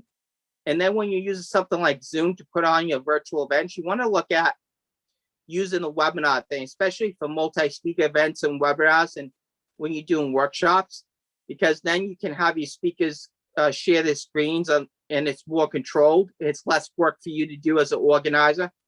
Where the Zoom meeting is more for like if you're having breakout sessions, you can assign people to breakout rooms, and that will work really well as well. So those are some of the things in the technology and as well in executing the virtual events. And then you want to have like an hour announcement before the event. Hey, in 1 hour is going to start the event. Hey, we're having this speaker speak now. They're going to be speaking until then. So you create the sense of urgency for people to get on and always see the next speaker, the next content that you have to offer them. And remember, you're offering great, good content, and that's important when you're really offering that type of content. And so those are just some of the things that you really need to learn on your virtual events and how to execute those virtual events at a high level. And it's a great way right now, especially with COVID, to get your message out, to get even more time out there so you can expand your audience. You can do it relative because you don't have the meeting space cost. You don't have the AV cost. It's a great way to test out the event, especially if it's a new event and you want to work that out. It's better to work it on virtually than go to a hotel, do a live event to find out it didn't work as well. So virtually is a great way to test out your event. And also you can determine what markets you should go into to have your live events as we get back, as we're winding down COVID and getting back more into normalcy. And so you want to look at the virtual events as a way of testing where you should have the live events by who attended and what markets. And so you can determine, hey, we had a lot of people in Texas. We had a lot of people in Massachusetts. We should do a live event here because we have an audience that really wants that. And then go into that market to do the live event. Like tomorrow, I'm going to be going into live events and how to execute your live events and stuff. Today, I was really focused more on the virtual events and what you need to do virtually. So you can not only be successful, get more audience, get more clients, and at the same time, deliver awesome value. Remember, the idea is you want people to come away with great content. Like here at the summit, we want people to come away with 1 or 2 or 3 things they can implement right into their business. And we connect them with great mentors like Brad Blazar, Paul Finck, myself, Darren Adams, Edna, just to name a few of the great people we've had on this platform speaking and sharing great content. And that's all part of what we do here at the High Performance Success Summit. But that's what you want to do for your own virtual events, so your own audience. So you're creating that content and value for them so they want to come back again and again and get more. And that's the key thing with that, is really delivering awesome content. Because you deliver awesome content, you're going to have a great event. And so I just want to open up here for some questions. If anyone wants to answer me some questions on how to create your own virtual events, I'd be happy to answer those for you and everything right now as we go into that. And I just wanted to have the chance to really give you some great value. I'm actually coming out with my ebook, Become a Big Star in Event Planning, which will be available soon. I'll be giving out a free copy for everyone that attended the High Performance Summit as well. So we'll be having that launched here in the next week, and I'll email everyone a free copy of that ebook as my gift to everyone that is attending. We also have a next speaker. I know Maverick, Millionaire. Yeah, thank you. Welcome, David. I really appreciate that you appreciate everything I do, and I really do appreciate that. We do have our next speaker also here, Maverick, Millionaire, Paul Finck. I know Paul here is going to be joining us shortly. I don't know if he's here now, but yeah, he is. The man is here. How you doing, Paul? Always ready. Always ready. You know that. I'm doing awesome. How are you doing? Yeah, awesome. You look great. But yeah. Happy 2021, Paul. So, can you believe it? Yeah, I know. Well, we're here. So what I want to do is introduce Paul. Paul is going to be talking about how to create 5, 6, and 7 figures in the real estate game. Paul's a personal development authority with over 30 years, has paid millions of dollars, not in real estate, in multiple industries. And anything you want to say, he's a network marketing leader. He has his own publishing company. So he's one of the top guys there. So I want to turn it over to Paul Finck here to let him take it away at the High Performance Success Summit. Thank you so much, Jason. Awesome, guys. We are we've got a great group of people here, real excited, looking at some of the participants. There are some of you that know who I am and some of you that do not. And so I'm definitely going to let you know a little bit more about who I am and what I do. and also talk to the people that are here and give you some great, powerful information. Could not agree with what Jason's talking about more on before I move on to the rest of the story. Man, running events, both virtual and live, it's the name of the game. And if you're a coach, a speaker, a trainer, you want to get a message out, you've got to participate in all that's going on and learn how to do it.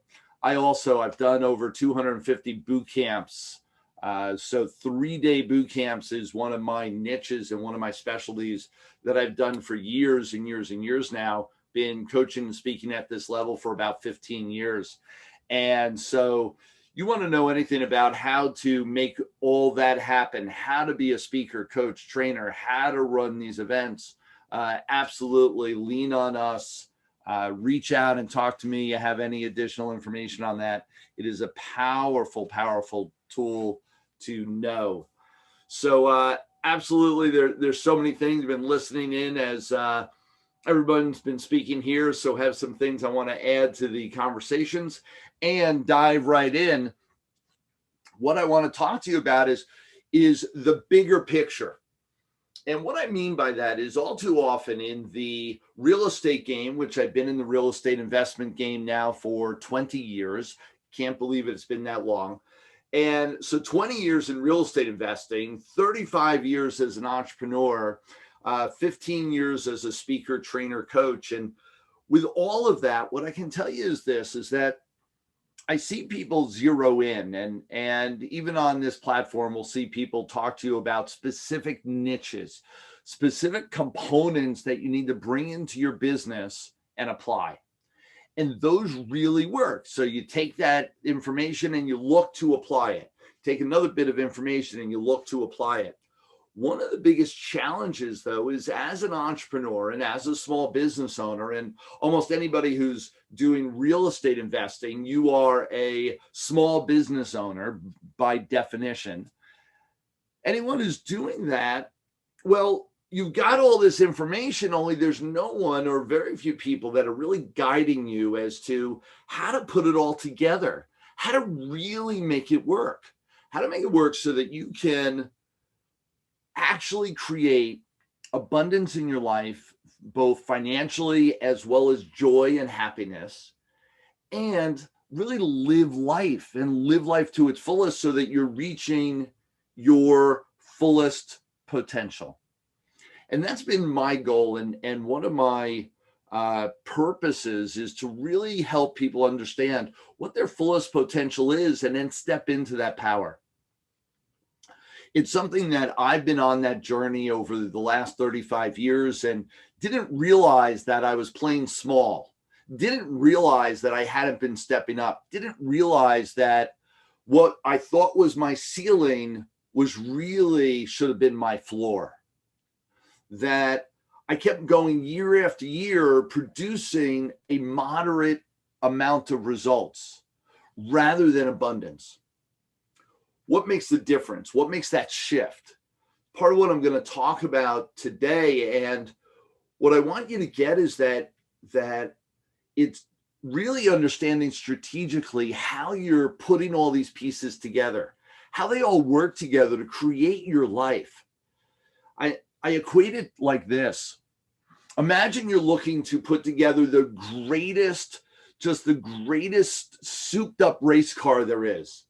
And you're looking to build it. And so you go on Amazon and you buy all the parts from 100 different places because one part specializes in this, another company specializes in that. You're going to get that special part from another company, and you get all these boxes delivered to you. And now they're all in your garage and you're looking around like, all right, now I've got it all. You even got the manual that's going to teach you how to put it all together.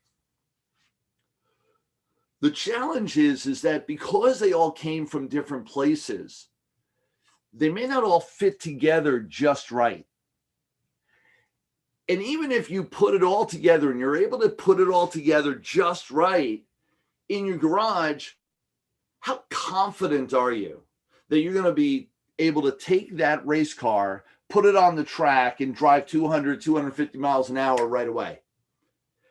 That's the challenge. And that's what I see holds most people back from really creating the magnitude, is that they don't have the wherewithal to buy all the right parts, or they finally get it all together. They don't know how to put it together. They have all the parts, but they don't know how to put them together effectively. And in the last pieces, they don't have the confidence to be able to drive that vehicle, your business, your life, to its fullest potential. Because there's no one by their side saying, yes, this is how it's done. Everything looks great. Let's go. That's one of the roles that I've been playing for people now for the last 15 years. And I'll talk about where that shows up and what that means, and also some of the key components that we focus in on that really make the difference. That takes your ability to grab all these skill sets and all these tools that you have and really drive them 200, 250 miles an hour on the roadway so that you can reach your fullest potential, so you can actually create that life that you really want. And for those of you that know me, and for those of you that get to know me, this isn't hype, although I get really excited. This isn't just yah. I've lived the life. I walk my talk. I do what I say. And let me show you the rest of the story. I'm going to go over to my PowerPoint presentation, and I will be taking some Q&A at the end. So I'm going to go through this quickly, get to some Q&A so that we can talk a little bit. And at the end of this presentation, what I will tell you is we will definitely, I've really shifted up. We've had some great abundance, and which has given me ability to give away just more and more and more over this year. And so you're going to get some great gifts. I'm going to give some time of mine away at the end of this presentation.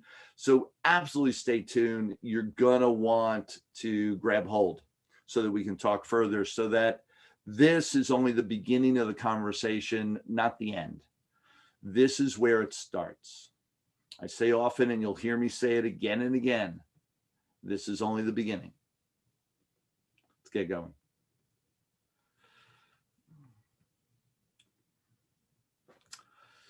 So I'm going to talk about the 5 Maverick musts. Yes, I am Paul Finck, the Maverick Millionaire. Welcome to the Maverick universe on how to create your perfect future, your future.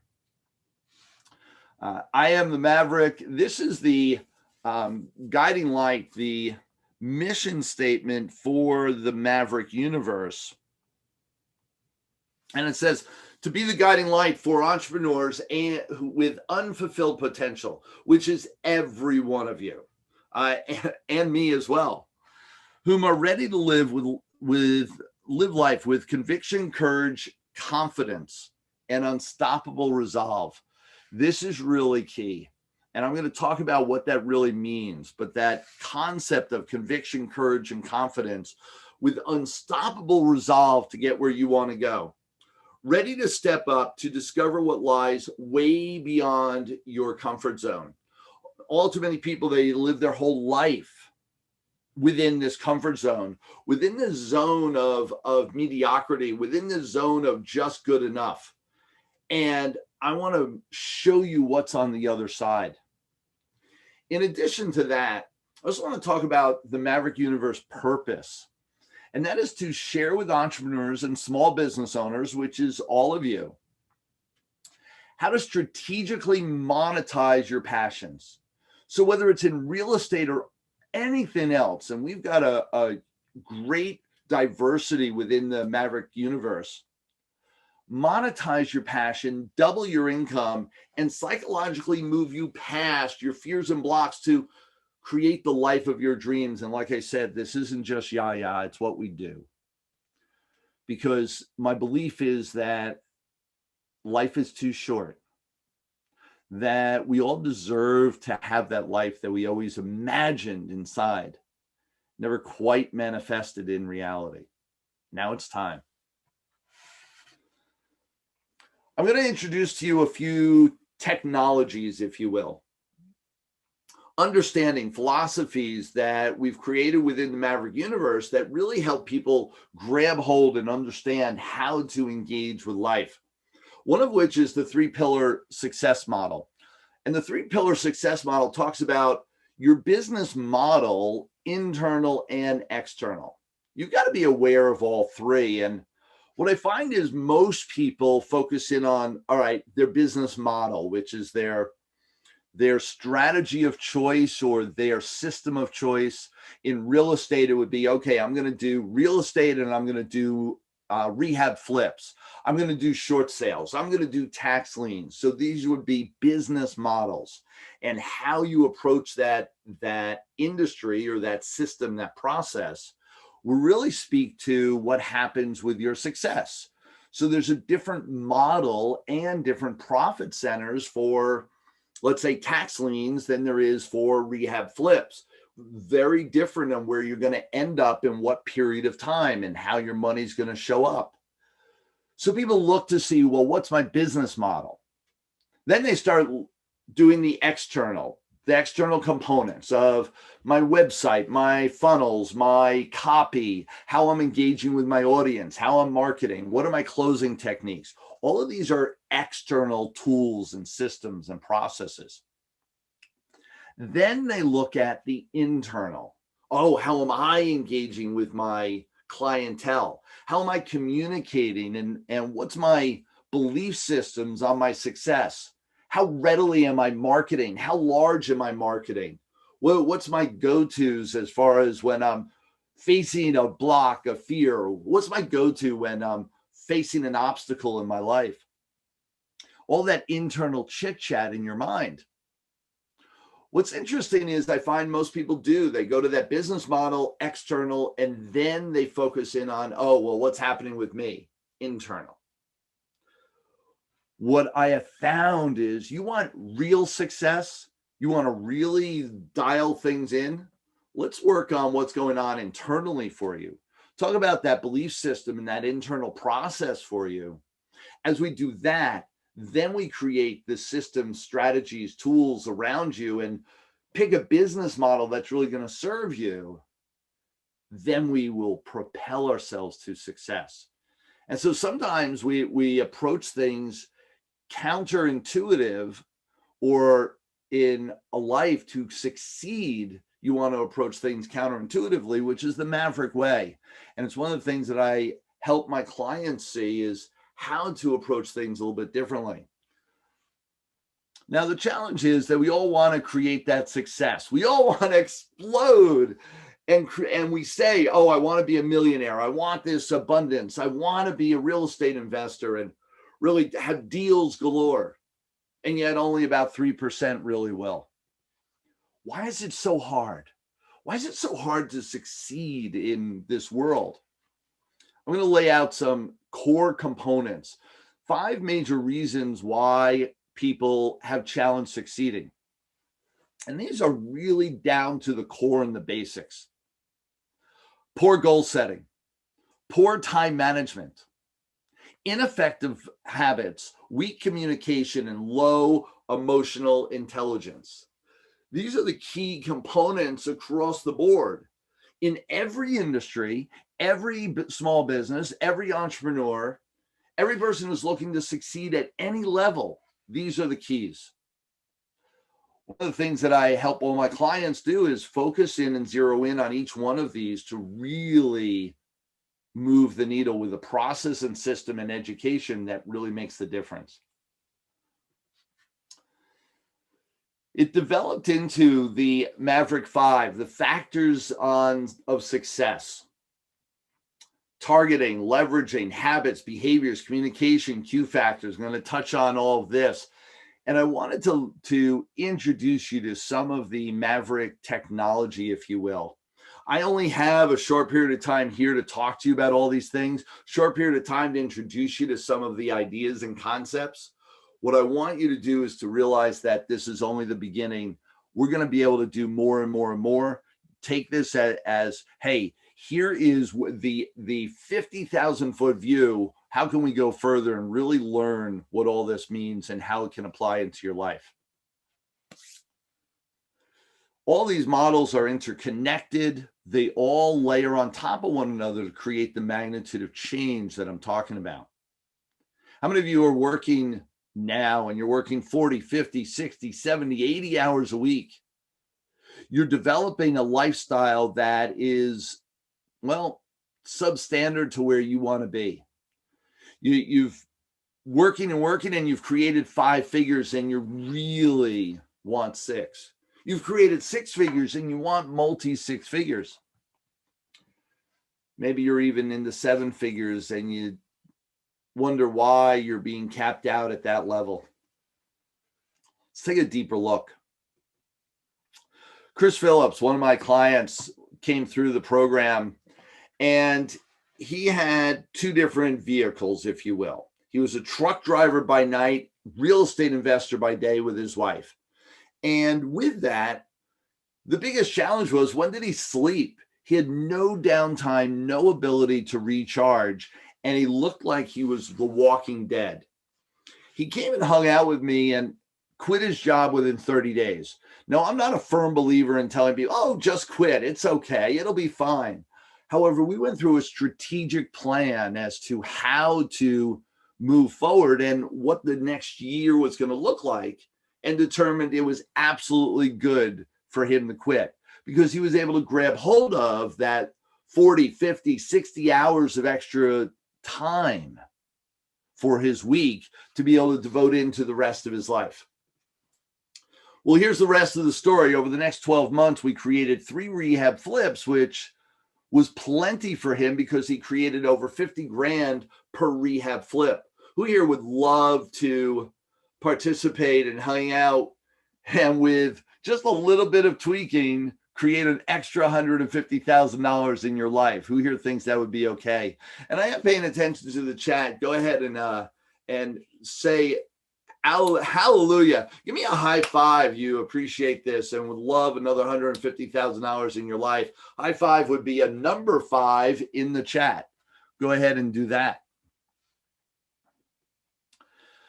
What's really fascinating is $150,000 extra for rehab flips. So we wanted to build the real estate business. Great. Guess what else? We also built another business. It was a business that he was ready to trash. You see, I work with entrepreneurs, not just real estate investors, and most of my clients have multiple streams of income, real estate as well as another business, because there's so much that you can do and so much abundance. He built another business that he was ready to trash because it was losing him money every month. And we built that up to be another 6-figure income for him over the next 6 and 12 months that he still has day in and day out, because it created passive income for him of over $100,000 a year. So the results for him in the first year of working with me was over $270,000. And this was zeroing in and focusing in on a strategic level. What do you really want? What are you doing? Let's talk about that. Quick introduction as to who I am. Some of you may not know. I've been around for a while. 35 years. It's actually over 35 years now. I've been an entrepreneur. Started in psychology, and I thought I was going to be a counselor. So I have a degree in clinical psychology.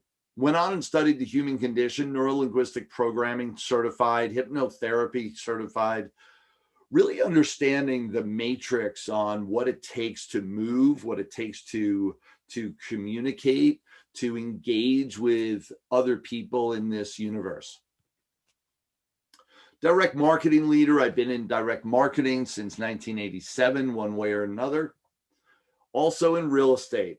20 years in real estate now, done over $20 million in my own personal transactions, as well as the millions I've helped others do along the way. Started being an international speaker and trainer about 15 years ago. Spoken in 8 different countries, 3 different continents, ran over 250 boot camps all around the world. International best-selling author 11 times.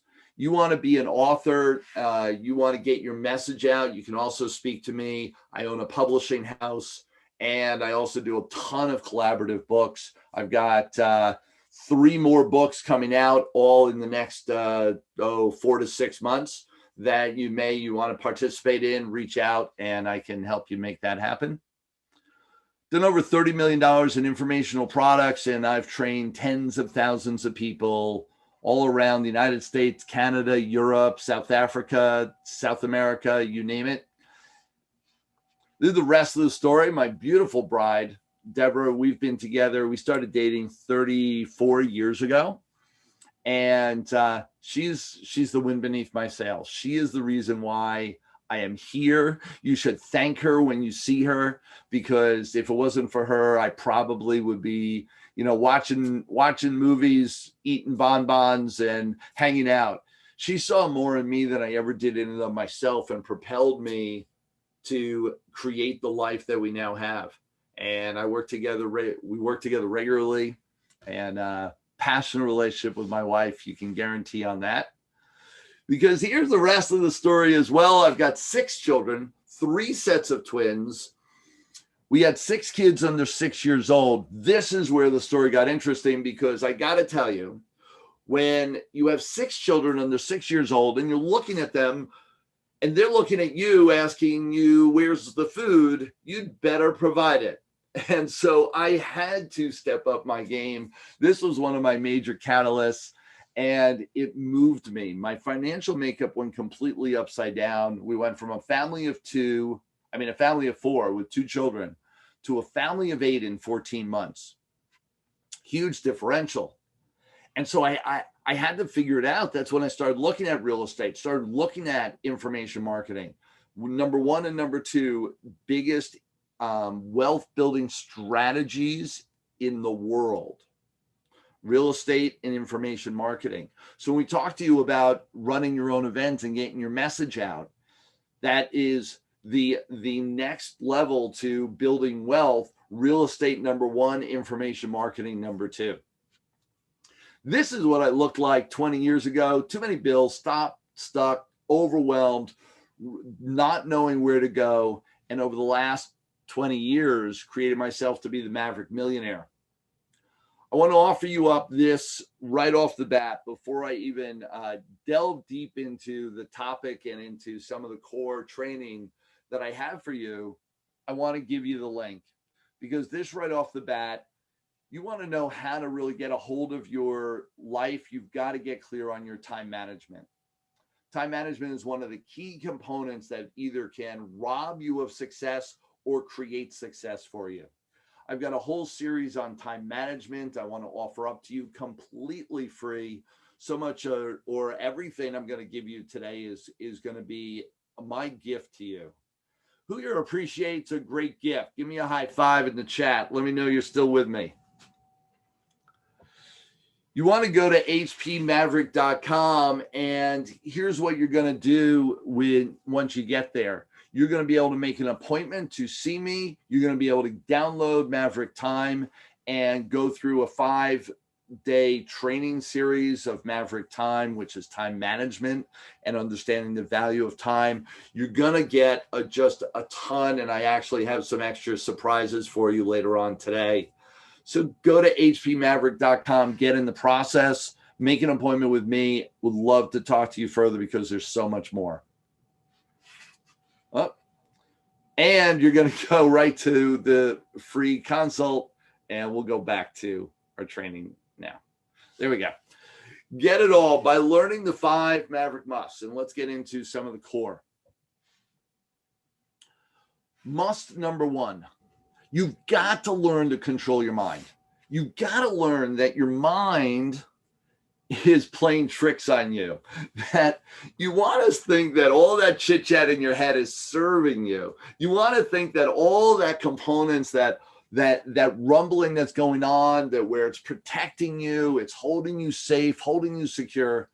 Unfortunately, our mind can be working against us. What do I mean by that? We were developed, and over time, the human race was developed to survive. And how do you survive is by making sure that you're not taking undue risk. Well, when we were, cavemen, the undue risk was don't go in dark areas. That might explain why a lot of people are afraid of the dark. Don't go in a dark cave. You don't know what's there that's going to eat you. Don't go tackling a saber-toothed tiger. You may not win. You've got to be strategic. You've got to be thinking, and you've got to protect yourself. So this idea of fight or flight got deep within our cellular structure and still lives to this day. The challenge is that for most of us, we're not fighting a saber-toothed tiger. We're not walking into a dark cave where there's a bear that's going to eat us. And yet we act as if the choices that we're making are life and death anyway. And we run way too often. We run way too readily. And so understanding how to really move your emotions, move your beliefs, move your mind to be able to create a power within you that helps you run towards these things that you normally would be running away from. And that's how you stretch, that's how you move, and that's how you create more abundance, is by chopping down those and really destroying those fences that are around us, our comfort zone, if you will. See, most people understand that success is an internal game. However, we know that intellectually. However, emotionally, we always depend on external. What do I mean by that? Oh man, I'll be happy when. I'll be happy when that big deal comes in. I'll be happy when the money enters into my bank account. I'll be happy, joyous, excited when. And we're looking for external forces to create our happiness. However, here's where all the studies counter that. All the studies tell us, create happiness, be happy internal, regardless of what the external world would tell us we should be. Be happy anyway. Optimism, a smile on your face. When we create that happiness internally, it builds and creates success externally. You're like, yeah, Paul. All this that's all well and good. No. The studies prove it. And here's what I mean by that. They actually have done studies where people that are optimistic, that smile, that have that joy that they exude within them, they attract success. Your sales, for instance, when you're happy, optimistic, put a smile on your face, you will increase your sales conversions by 30 to 40%. This isn't this is proven over and over and over again over the decades. So what does that look like? It means when you put a smile on your face and you're happy and you're approaching a homeowner to sign a listing agreement or to sell you a home or to agree on a negotiation setup, you are 30 to 40% more likely to get the signature when you feel good about the outcome, when you believe you're going to have a positive result, when you believe the future is bright. 30 to 40% more of your appointments will turn into signatures. That's off the charts. Can you imagine what that'll do to your bottom line income? And yet people look at stuff like this, go, yeah, whatever, Paul. What do I do? What's my copy on my website? You want to know what really moves the needle? It's this. So now the techniques and the strategies, how do I hold on to happiness and joy regardless of what's happening in the outside world? Paul, don't you know the crazy that's happening out there? Shouldn't I be upset? I teach the techniques and strategies on how to hold on to the joy, the happiness ongoing. One of the things that I've been through this, and I've been through the struggles and the downturns and the sideways, even during the COVID challenge that I call it over this past year, the same week that we ended up all getting shut down. My wife was diagnosed with cancer. My wife was diagnosed with cancer. She had a rare pulmonary cancer that we were fortunate enough to find and to cure, although she went through 5 months of chemo and it nearly killed her 3 different times. It's been a tough year. People look at me and they still see a smile on my face. And all during this process, I continue to lead our community, lead my mastermind, and I've got an international group of entrepreneurs that I lead. And I've been there every step of the way for them with a big smile on my face, knowing this equation, that the joy, happiness starts from within, and when it does, the external manifests to everything you want. Number 2, Mavericks must learn how to decide what you want. This is really key. This is really key because most people have no clue what they want. So when I tell them, what do you want? And I'll give you whatever you say next. And then they start saying, I don't know. I don't know what I want. I don't know where I'm going. I don't know where I want to be in 3 years, 5 years. They've lost sight of the target, and you can never hit a target you cannot see. You've got to be able to see it, either internally or externally. You've got to be able to see it, visualize it, imagine it, believe it. When you know your target, when you're precise, specific, absolute, that clarity of vision creates a momentum that enables you to hit your target. So in the real estate game, do you know exactly what you're going for? How many deals in real estate you want to close this year? How many deals in real estate you want to close in the next month? How much money you want to bring in? How many doors you want to own? Whatever your strategy of choice, whatever your technique, do you know the particulars about what you are looking to achieve? Laying that out in detail is key for your success. If you have not created your goals for 2021, absolutely find me. Let's spend some time together. Go to hpmaverick.com, for instance, and we can actually go through and get really clear where you're going. Then you have a chance. Before then, you're just shooting in the dark. Your actions, your behavior will end up being haphazard.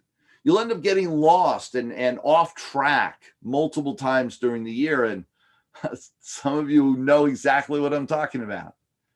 You'll lose vision and won't be able to see that target after a while, let alone hit it. Number 3, you gotta, once you know what you want, then it's about being committed to it. This is the tough part. This is where the rubber meets the road, where we separate the men from the boys, the ladies from the girls. It really makes a difference. What's your commitment level?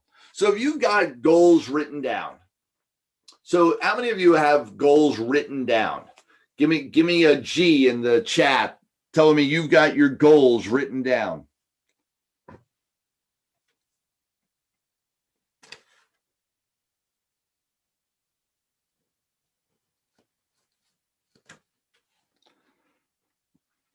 G written, goals written down. All of you, now you've all heard you should write down your goals, and yet most people don't. There's a whole nother training I'll talk about as to why people don't write down their goals and the magnitude of reasons you should. We all say write down your goals because it works. It's one of the first steps. And there's a whole lot of psychological, internal reasons, external reasons why it works. Only trust me, you want to write down your goals. Next step is next to every goal. And here's what I want you to do for those of you that have written, you don't have it written, write down your goals and then do this. On every single goal, I want you to write down a number from 1 to 10. What's your commitment level to achieving that goal? So for your goals, visualize what's your number one goal for your year, for instance. The number one thing you want to accomplish in 2021. And then I want you to share with me, what is your commitment level to make it happen? Is it a 6, 7? It would be nice. Is it an 8 or 9? Absolutely, I'm going for it. Or is it a 10? What's your commitment level to make that goal happen? Share with me from 1 to 10, 10 being the highest, what your commitment level that you will absolutely achieve the goal. Go ahead and do that now. Maria, thank you so much. I see a 10 in there, a couple other people. Awesome. The concept, and some people, if you share with attendees and panelists, you'll see that more people will see it other than just me. A 10 is where it's at. And here's the difference. You put down a 6, 7, 8, even a 9, you will not achieve your goals, or the statistics of you being able to achieve them is way low. The difference, because when you're playing at a level 10, your emotional strength, your emotional integrity, the habits and behaviors that you utilize every single day to make it happen, you will stay the course. You will keep on keeping on, because your commitment level is so high that any block, any fear, you'll move past, versus one block, one fear, one little molehill sitting in the road, one little pebble getting in your way, and you're out. That's the difference between a 9 and a 10. A pebble can throw you off course. Someone who's committed at a 10 will never get thrown off course. They'll just keep going. This guy is the ultimate commitment. He will hit the ground no matter what. There's nothing that's going to stop him. He is highly committed. Whatever it takes, he's hitting the ground. Now, he may hit hard or soft. Well, that's to be determined, but we know he's all in. Are you all in? Are you where you need to be? Number 4. What does unstoppable look like? What does it feel like? So you've set a goal. You've decided that you've got a commitment of a 10. You're now on path, on task to make it happen. Will you stay the course, or will things distract you? The shiny ball here and there. Will the roadblocks get in your way? It's not about how hard you hit. It's about how hard you can get hit. Those roadblocks, those obstacles, those things that punch back.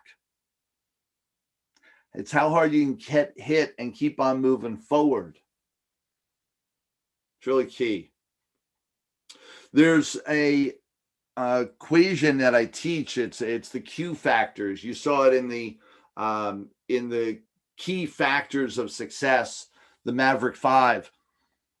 The Q factors, one of the Q factors has everything to do with adversity and your ability to face adversity and keep on moving forward.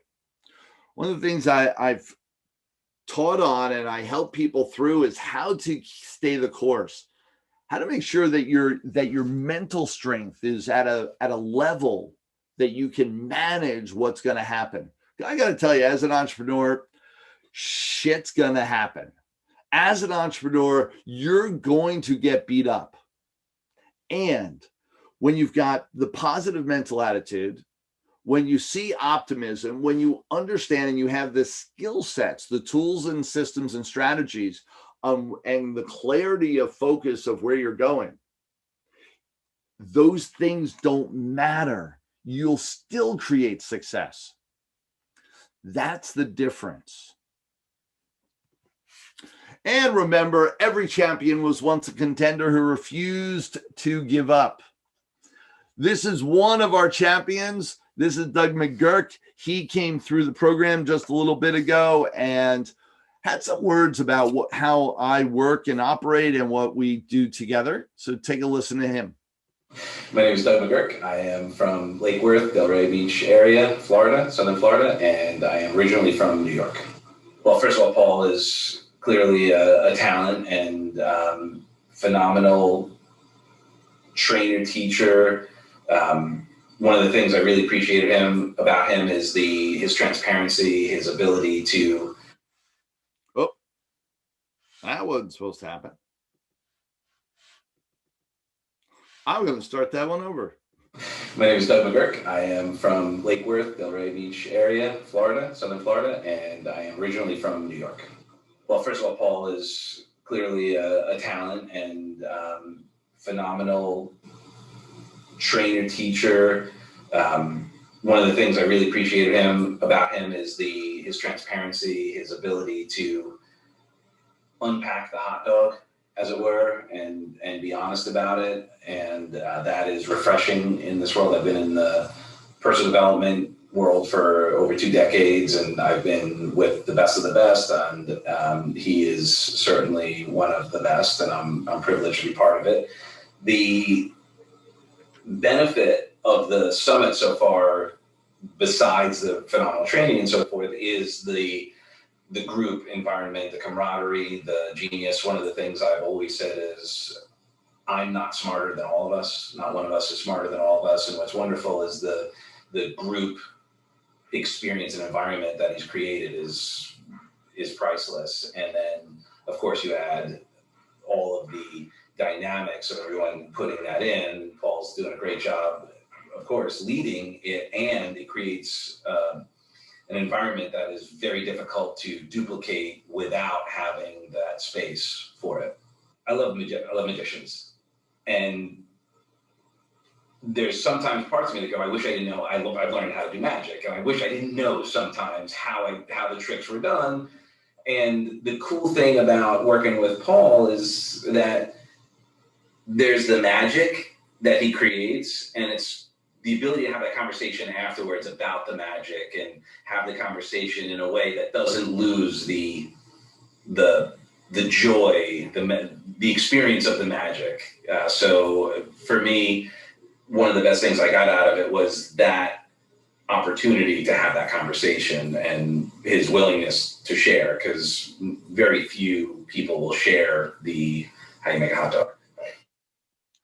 One of the things that he brings to the table is, yes, I'm an open book.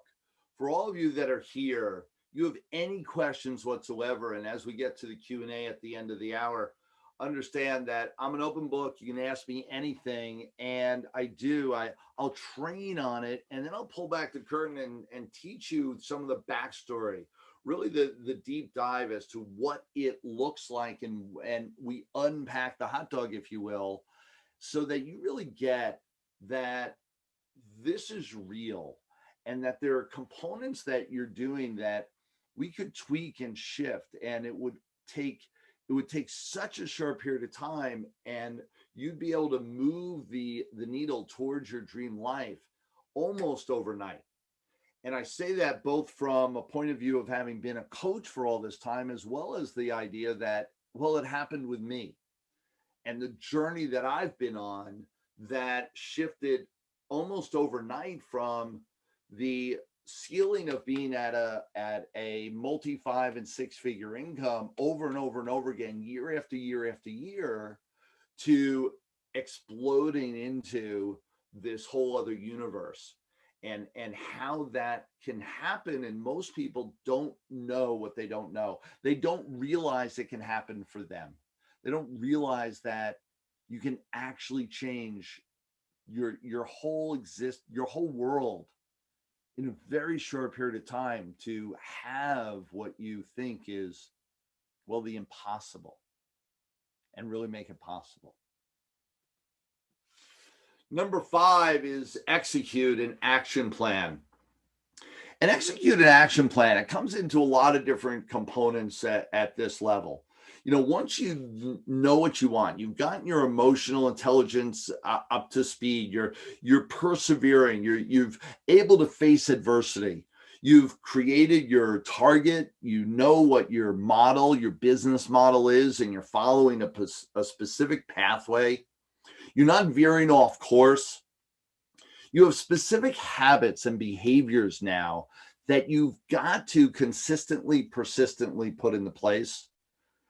You're learning how to leverage time, money, and people so that you can really create a scalable business, both on your own personal and business life balance, as well as in your financial makeup, in your engagement with others, and building your team. All these are major components within your success formula, if you will. Those are the keys when we talk about executing.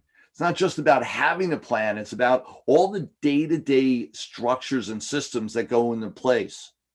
I've got a layout of those systems, and we talk about them on a regular basis, and I train on them because, and I say on a regular basis, the whole concept that you're going to get a download of the best. Here's what you do. There's a step-by-step formula. Apply it today, and tomorrow you're a multi-millionaire. Anyone that tells you that's going to happen, they're usually full of you know what. Because the reality is it's an ongoing process. The reality is there's a game here that doesn't stop with one thing. That's an ongoing growth process.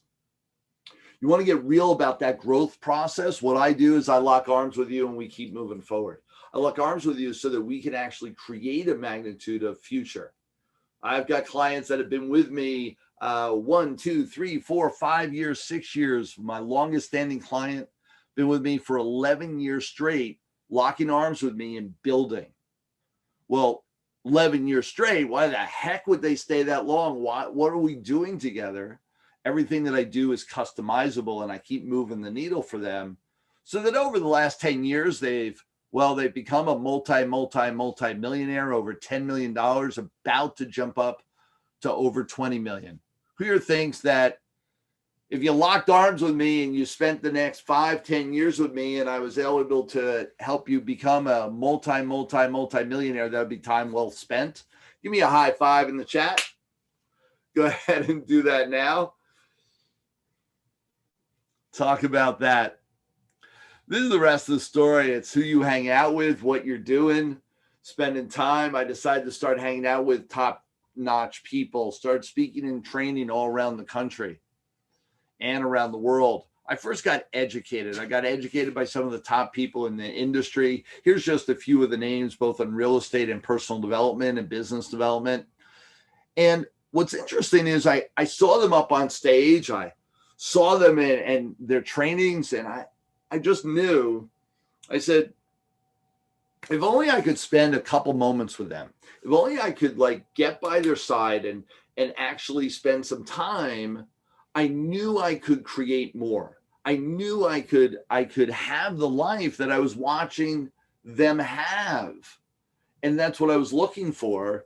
And well, what happened was I did, and I invested in myself. I invested in their programs. I ended up sharing the stage, not only getting time with them, but then start sharing the stage with them.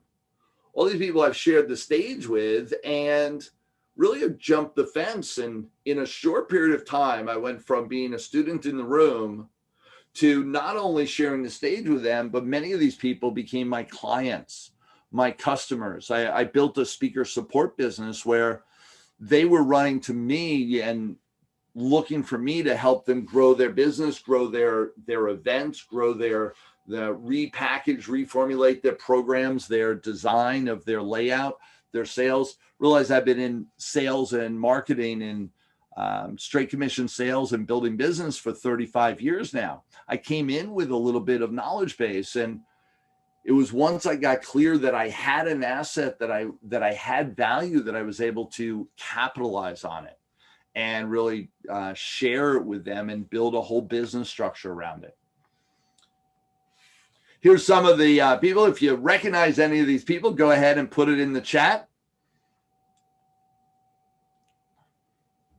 Some of the people that I've been able to hang out with, both on a real estate game, personal development game, just some players in the marketplace, people Hollywood. All of the all the funds, and all these people, they're people that I not only have shared the stage with, many of them have been my clients. I've got their cell phone in my Rolodex, and their cell number in my Rolodex, and able to communicate with them freely and regularly.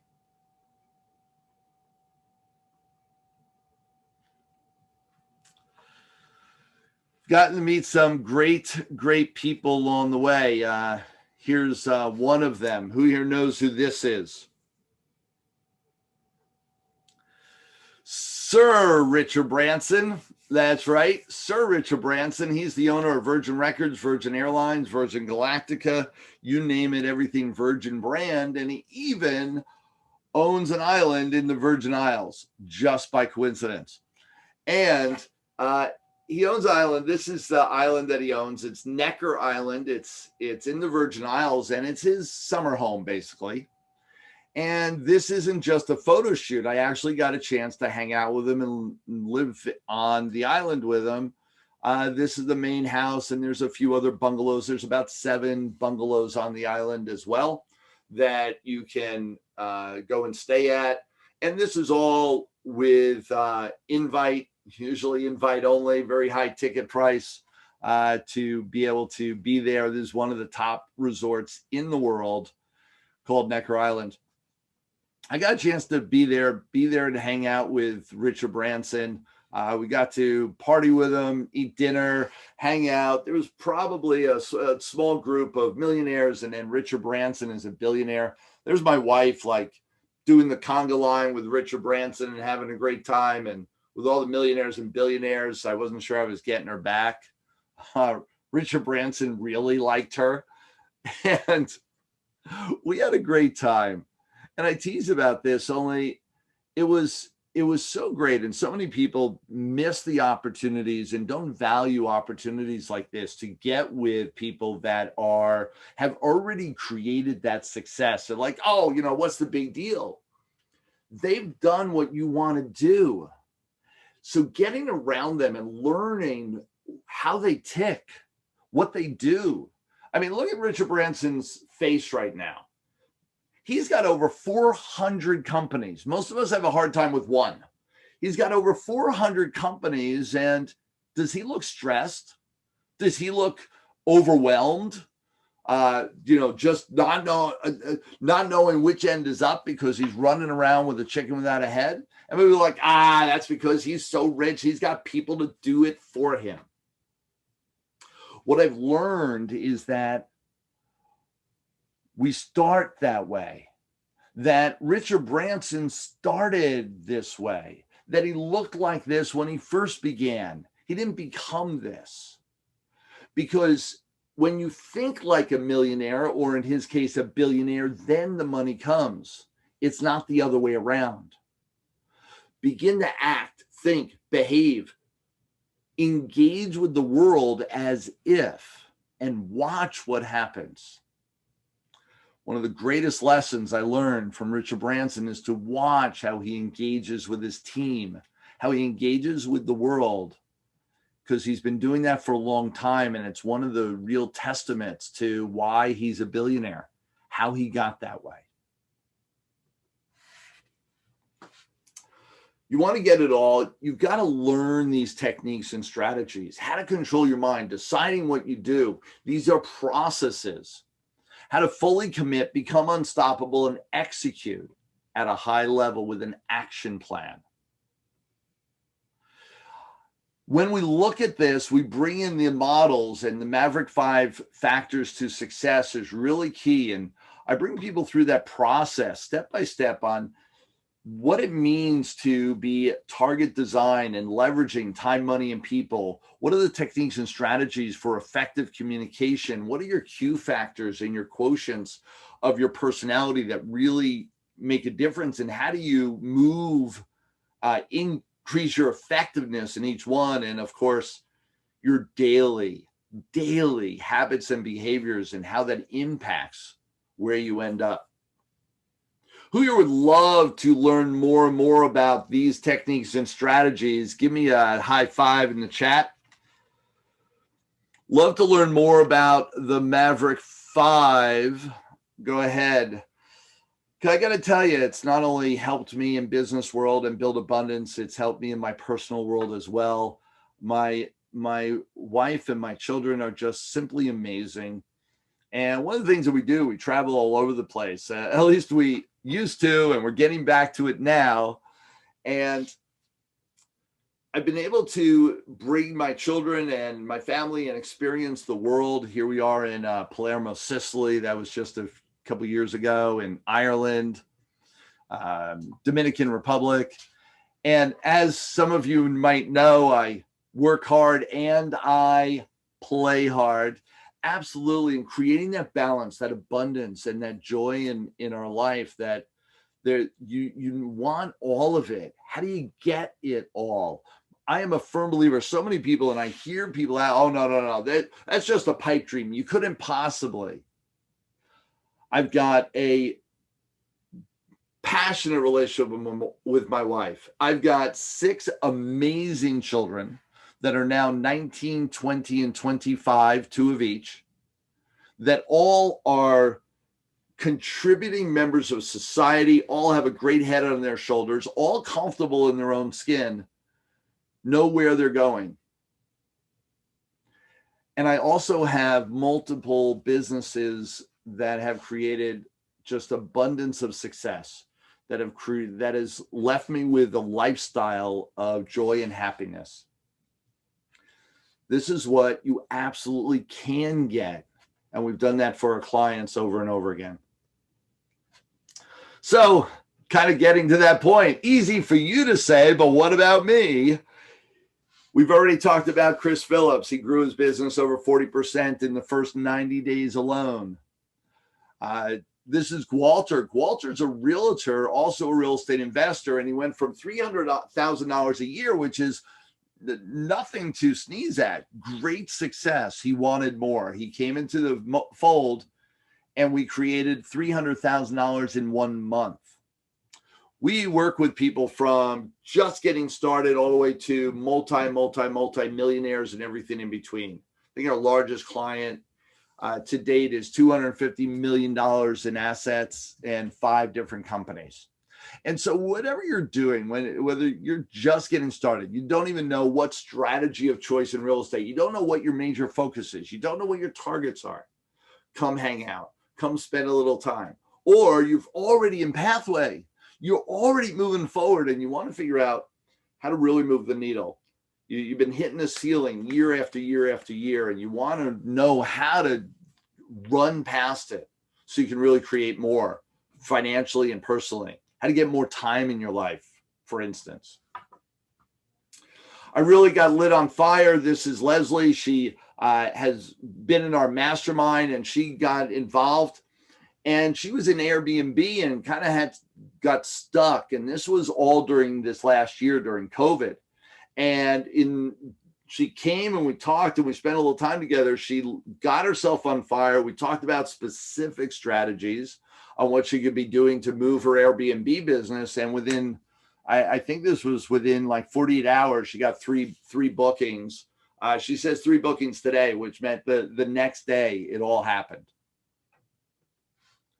Paul Brown says, I would absolutely walk over broken glass or crawl over broken glass to train with Paul Finck. Yeah, he's crazy. We all know. And the reason why I said it is that I helped him go from $30,000 to $175,000 we talked about a year, but really it was about 9 months that we did that shift with him. And it was strategically going through his properties and how to design it so that he could create more, and then how to expand his portfolio. Almost overnight, 30 to 175,000. Ken and Barbara Tomeko. Now, Ken and Barbara Tomeko are my longest standing clients now. To date, 11 years and going. I'm actually seeing them in just a couple weeks. They quit their job. They found me, they quit their job, and that was their dream, is to how do we create a magnitude of retirement for ourselves. Well, that quickly shifted as they started talking to me, clarity in what they wanted. that we were able to move the needle and help them figure out that they wanted a legacy for their children. Their 3 adult children plus significant others all came into the fold, into the company to develop and build this, so that Ken and Barb were able to build a legacy company that'll sustain all their children and even their grandchildren forevermore, because over the last 10 years, we've consistently doubled their goals almost every year, doubled their income. They came into the fold they were on track to do about 10 rehab flips a year. And for anyone that's in real estate, 10 rehab flips, they're making about $20,000 a flip. So that's some good money, $200,000, $250,000 a year. They were pretty satisfied for their own retirement. It's not enough to support multitude of families, just one. So they need to step up their game. They need to change it. We started talking and we went from 10 rehab flips to 24 rehab flips in the first year of working with me. This is really key.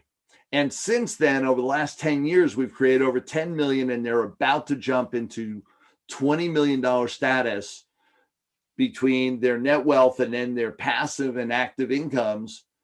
$20 million status, all because of the work that we've done together in building up multiple different platforms of streams of income and different ways to invest in real estate.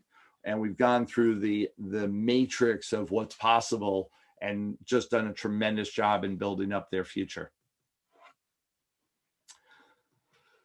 Don't have time to make that happen. That's why I teach you time management. Absolutely. And so here's what I want you to get.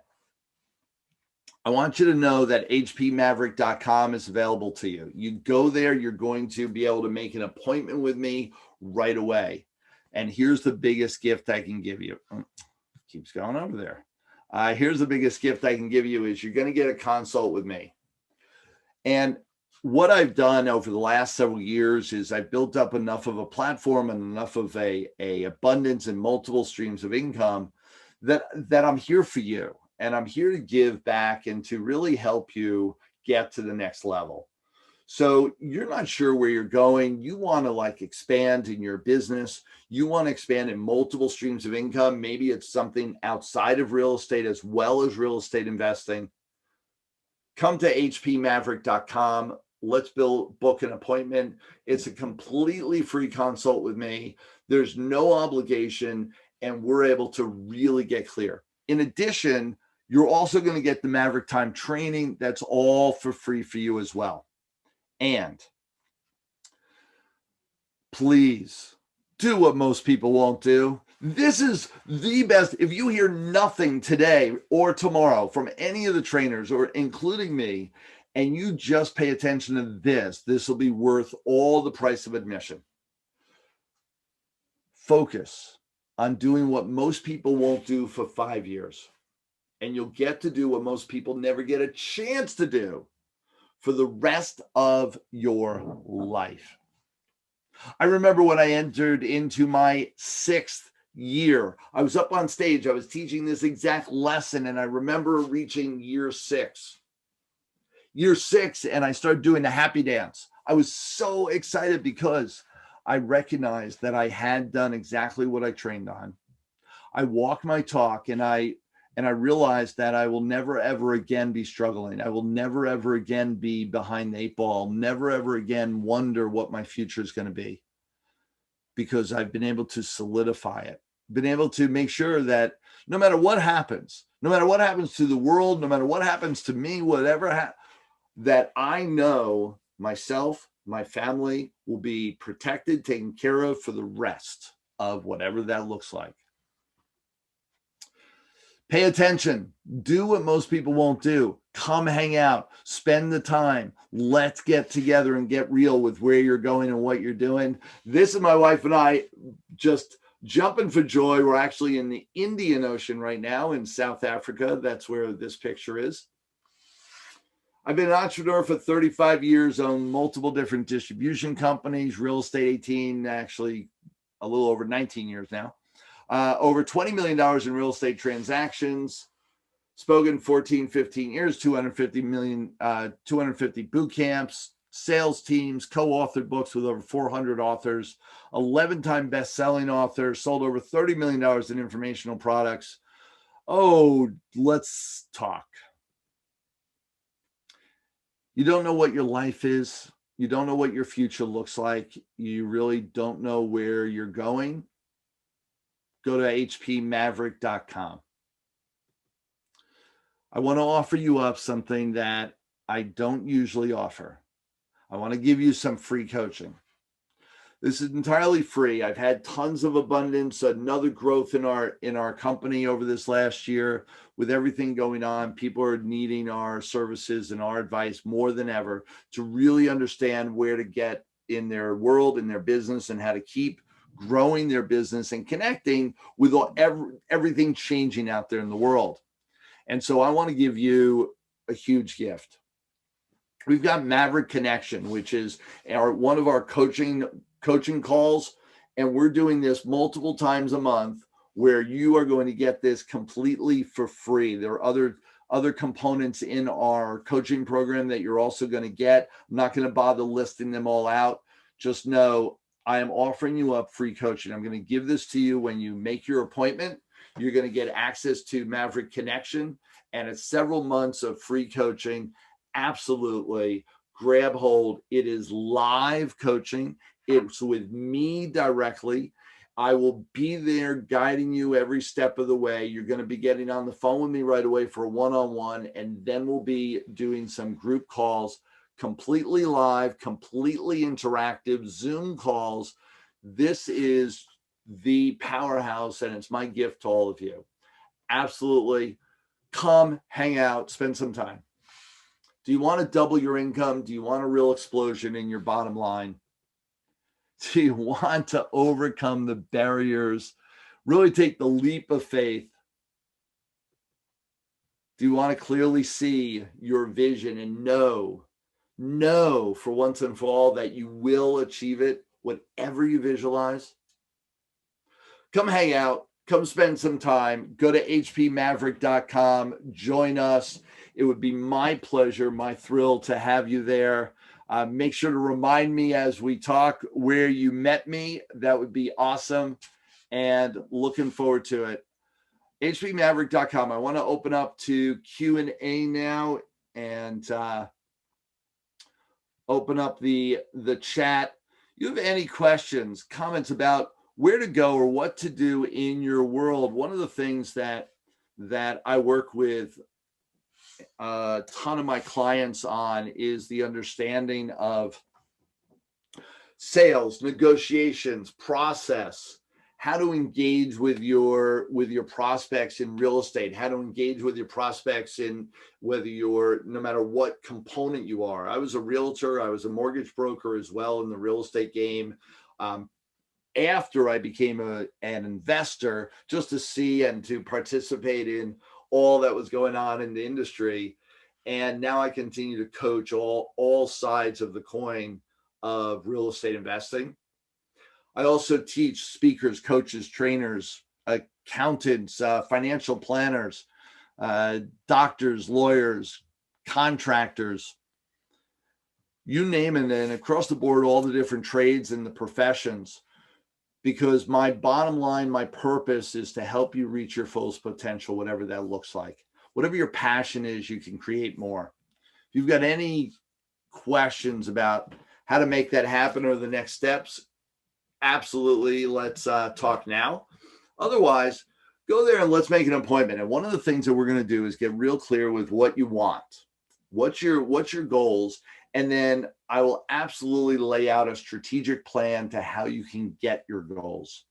I will spend some time. Usually those consults are about an hour long. So recognize this isn't just something quick and fast. It's also not designed to be a sales call. We're not like selling you anything. You want to participate in other things that we offer, great. Otherwise, it is here truly to help you achieve everything that you want. Come hang out, come spend time. This is Paul Finck, the Maverick Millionaire, and just an absolute pleasure for being here. And thank you so much, Jason. So all yours. This has been a pleasure. I love the people that are here, and whatever I can do for you guys, reach out. Thank you so much, Paul. Paul Finck, Millionaire, you want to reach out, make an appointment with Paul. He's great. He's a great coach. You definitely want to connect with Paul Finck, the Millionaire. I've known him for over 10 years. So he's fantastic.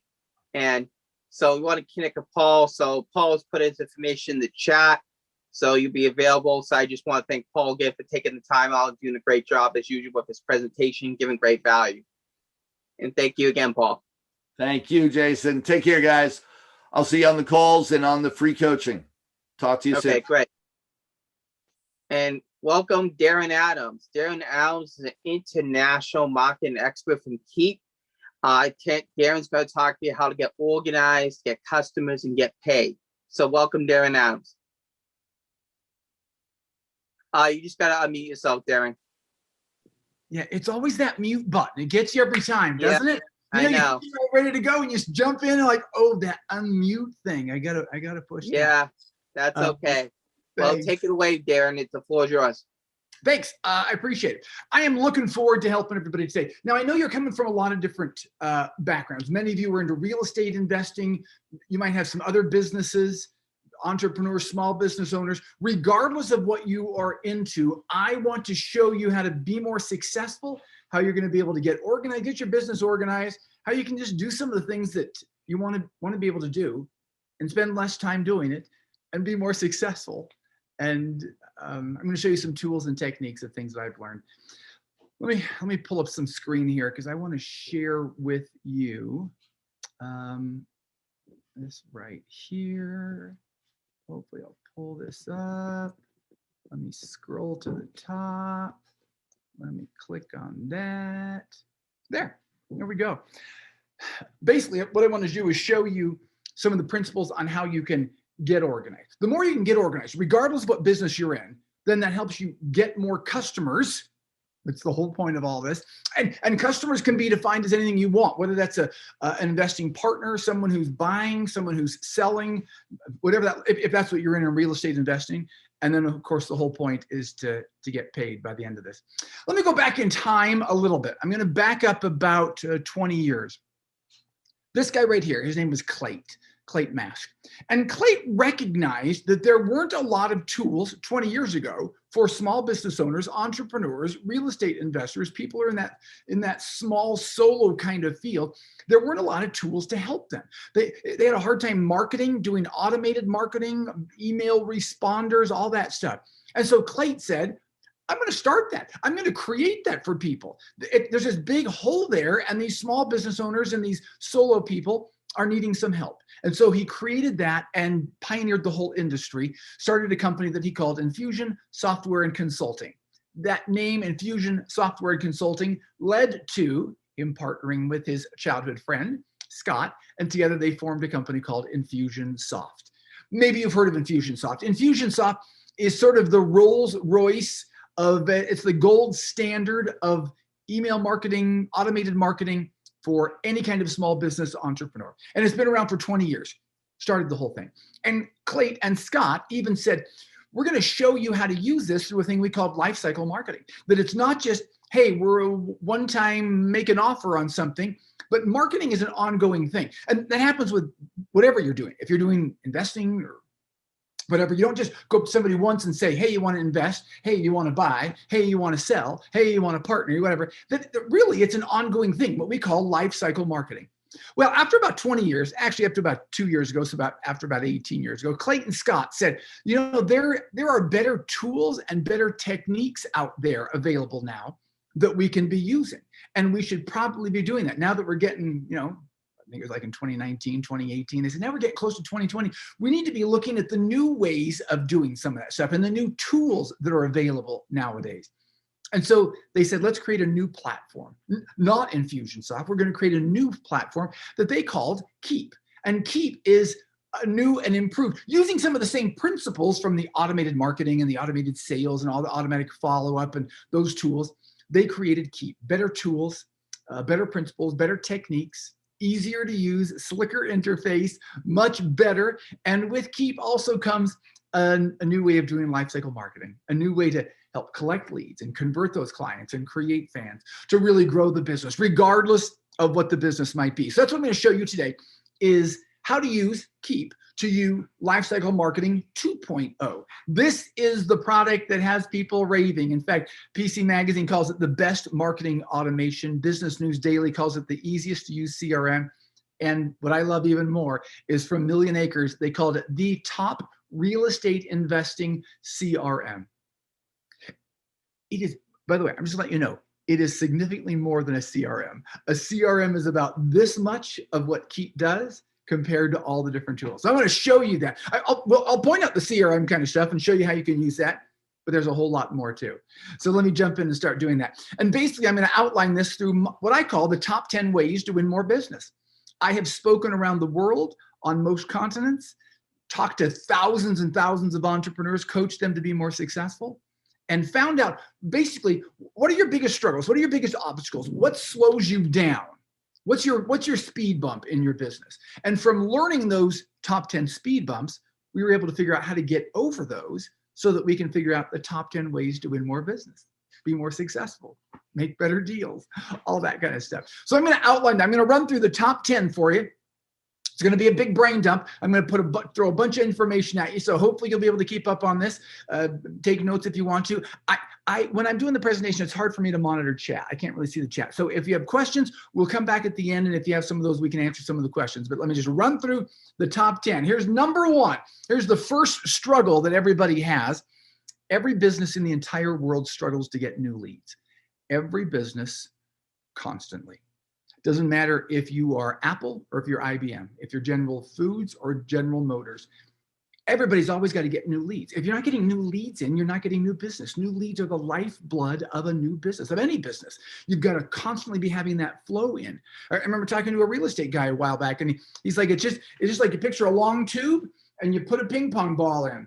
You don't know when it's going to come out. You put another ping pong ball in, put another ping pong ball. You just keep putting those ping pong balls in. And after a while, the ping pong balls start coming out on the other end in the form of money or deal or sales. And you don't know how many times you have to keep putting the ping pong. You just keep putting them in. That's the idea of new leads, especially in a real estate space where you got to constantly just keep looking, keep nurturing, keep putting anything out there you can to try to find those new leads. And eventually that turns into something.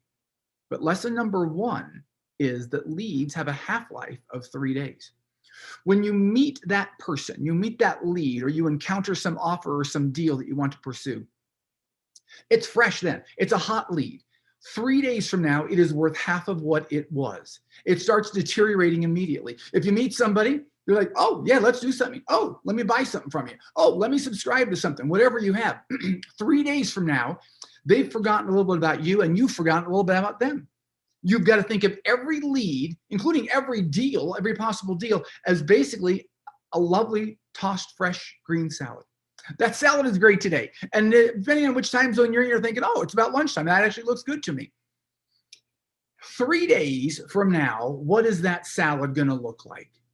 Not as good as it looks today. The lettuce starts to get wilty. The tomatoes start to get mushy. It is not as good. You've got to capitalize quickly so that lettuce doesn't have 3 days to wilt and your lead doesn't have 3 days to cool down. And so the number one thing, this is number one on the list, you've got to have automated lead capture. You got to have some way to capture people instantly, whether those are the ping pong balls you're sticking in the tube, whether that's somebody that you're meeting online, whether it's somebody maybe you're doing a presentation somewhere, or a webinar, or a summit, or a live event. Whatever it is, you've got to have some way to automatically capture those people instantly so you don't have to worry about doing that. Let me introduce you to a friend of mine. This is Daniela. Daniela does a lot of speaking from stage, and she coaches people on doing better at their events when people are doing live events or virtual events. And when she gets on stage, she says, I've got a resource for you. I've got a checklist that will help you be more successful anytime you get on stage. Anytime you do a presentation, this resource will be fantastic for you. If you would like this, just go to this page, this web page here, and you can sign up to get that resource for you. So people all go and they type in their names, their information, they enter all that stuff and sign up. As soon as they do that, they get a notification saying, thanks for your connection. By the way, you can schedule a call with Daniela right there if you want to. The first email automatically goes out. Hey, excited to share this with you. Here's the checklist I promised you. And you can also schedule a call if you'd like to. And then the checklist gets mailed to them. After the checklist, there's a link to her calendar link as well. This is all designed so that she can grow her business. She just barely started this less than a year ago. Like when COVID hit, after a couple months, she's like, I got to do something to capture more leads. And so she set this system up just within the last, 6, 7, 8 months. And from that, let me go back. Sorry. From that alone, she had 1,000 people enter that, her funnel, her campaign, her database. She had more than 1,000 people go to that list and enter their information. More than 300 people, booked time on her calendar. More than 100 people joined her membership access group, and she did multiple six figures purely from that alone. That tool alone that she uses through Keep to do that. She builds out all the opt-in forms and the connections and the follow-up emails. All of that done through Keep helped to create multiple six figures because she has an automatic way to capture those leads. Do you know of those 1,000 people that signed up, more than 1,000? Do you know how many that she had to enter in and how many keystrokes she had to enter? Not a single one, not a one. That was all done through automation. So she didn't have to do that. I want you to picture now, every time that you meet somebody, or you're on a stage, or you're doing a presentation, or you encounter anyone, imagine if you could automatically capture their information. Let me give you another idea on how to do this. This is the top of my business desk. These are all a bunch of business cards that I didn't get back to. And I used to feel embarrassed, but then I know that everybody has these. Everybody's got a stack or a box of business cards, wherever yours might be. Mine just happened to be out in the open. Every single one of these is a possible lead. Every one of these people could do business with you. And that stack that you've got in pockets of blazers, or in a briefcase, or in a suitcase, or in wherever you might have your business cards, every single one of those people could do business with you. Could be a partner, could be selling, could be buying, could be doing whatever. But right now they're just a business card because we didn't get around to it. And we all are like that. If you have a single business card like this that you haven't followed up, you're going to love what I'm going to show you now. So this is an easy thing to do. You pull open your Keep app on your phone. You access the Keep app, and there's the top button that says you can import contacts from your phone. So maybe you've got 100 people on your phone you want to import into your business list. Highlight the ones, boom, drop them in. The bottom one, you can manually enter a contact's details. You can even do that when you're meeting someone. Say, hey, can you enter your information? They're putting it into your database. The best one, though, is the one in the middle. This is to snap a picture, a photo of a business card. So all you do is you hold up the business card and you hold up the phone, you take a picture. Push the button. If you can push the button, you can do this. You simply push the button. It reads all the information. In this case, Bobby Joe threw it. Bobby Joe gave me her business card. I said, oh, Bobby Joe, great. I take the picture of Bobby Joe's business card. It reads it. Name, email, phone number, address, everything. With amazing accuracy, too.